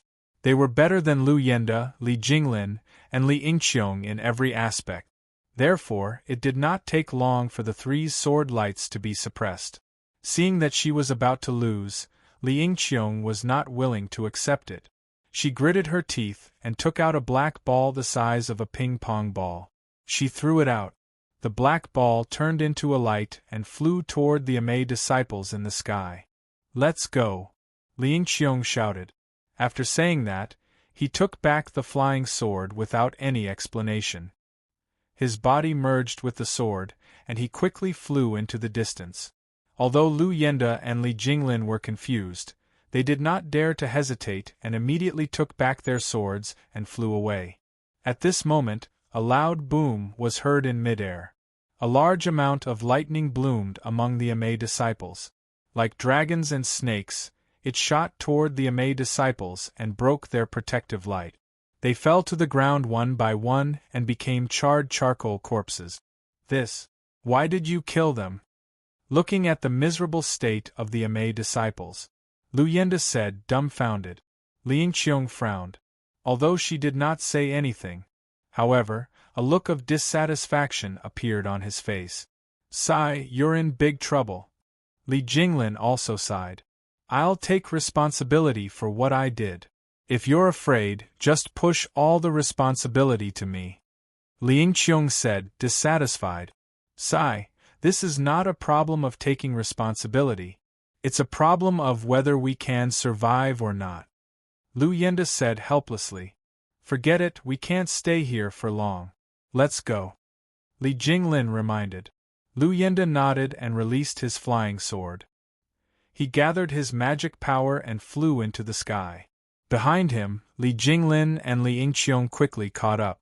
The three of them did not choose a path and flew quickly. Where do you think you're going? However, not long after they flew, accompanied by a long golden rainbow, an angry shout came from afar. Run, it's the Amei expert. Lu Yenda whispered. However, as soon as he finished speaking, the golden light had already caught up with dozens of them. Then, the person in the golden light waved his hand and an invisible force suddenly fell on the three of them, capturing them. Innate Chi Great Qin Na Hand. Then, the golden light flew closer and revealed a figure in front of the three of them. The person was more than 6 feet tall and wore a Taoist robe. His face was ruddy and his skin was as smooth as a baby's. His long black hair was tied up with a crown and his whole body was emitting a terrifying aura. Which family are you kids from? How ruthless! The person glared at the three of them and shouted. If you want to kill us, just kill us. Why are you talking so much nonsense? Li Yingqiong said stubbornly. Fine, fine, fine. If that's the case, I'll send you on your way. The person who came was already angry. After Li Yingqiong's stab, he immediately exploded. With a shake of his hand, a thunderbolt shot out. In an instant, there was a loud rumble and the thunderbolt directly bombarded Li Yingqiong's body, shattering her body. Her spirit disappeared from the world. I'm not satisfied, Li Yingqiong shouted. Yingqiong, what's wrong? At this moment, a voice rang in Li Yingqiong's ears. Li Yingqiong instinctively turned her head and looked at the person who spoke. That person was none other than her father, Li Ning. Father, Li Yingqiong whispered. The next moment, a memory suddenly surged into Li Yingqiong's mind. At this time, although she was still called Li Yingqiong and her father was still Li Ning, her identity was no longer that of a hero of the Jianghu. She was now a country bumpkin who was taught by her teacher. She also had a marriage, and would be married at the beginning of next month. Li Yingqiong stared blankly at the dilapidated house and whispered to herself. In the blink of an eye, it was the beginning of next month. Li Yingqiong, who was still in a daze, was sent to the bridal sedan by Li Ning. She was given to her father, the eldest son of the landlord Chen family, Chen Shiqing. After marriage, Li Yingqiong had a violent temper. Chen Shiqing, who couldn't stand it, wrote a divorce letter and chased her out of the house. Because of this, her father, Li Ning, died from anger and became an orphan. In the end, she was depressed and was killed by a strong person who broke into the village. Then, Li Yingqiong's identity changed again. She became a tiger girl from a family of generals. The tiger girl fought for her father and won one battle after another. She was widely known as the goddess of war. From then on, she became arrogant and complacent. She didn't put anyone in her eyes. In the end, because of carelessness, she suffered a defeat and lost her life. Then, Li Yingqiong's identity changed again. She became the daughter of a big family. You're tuning in to the Phoenix Knights YouTube channel. Don't forget to subscribe and join us on this journey to catch the most captivating stories.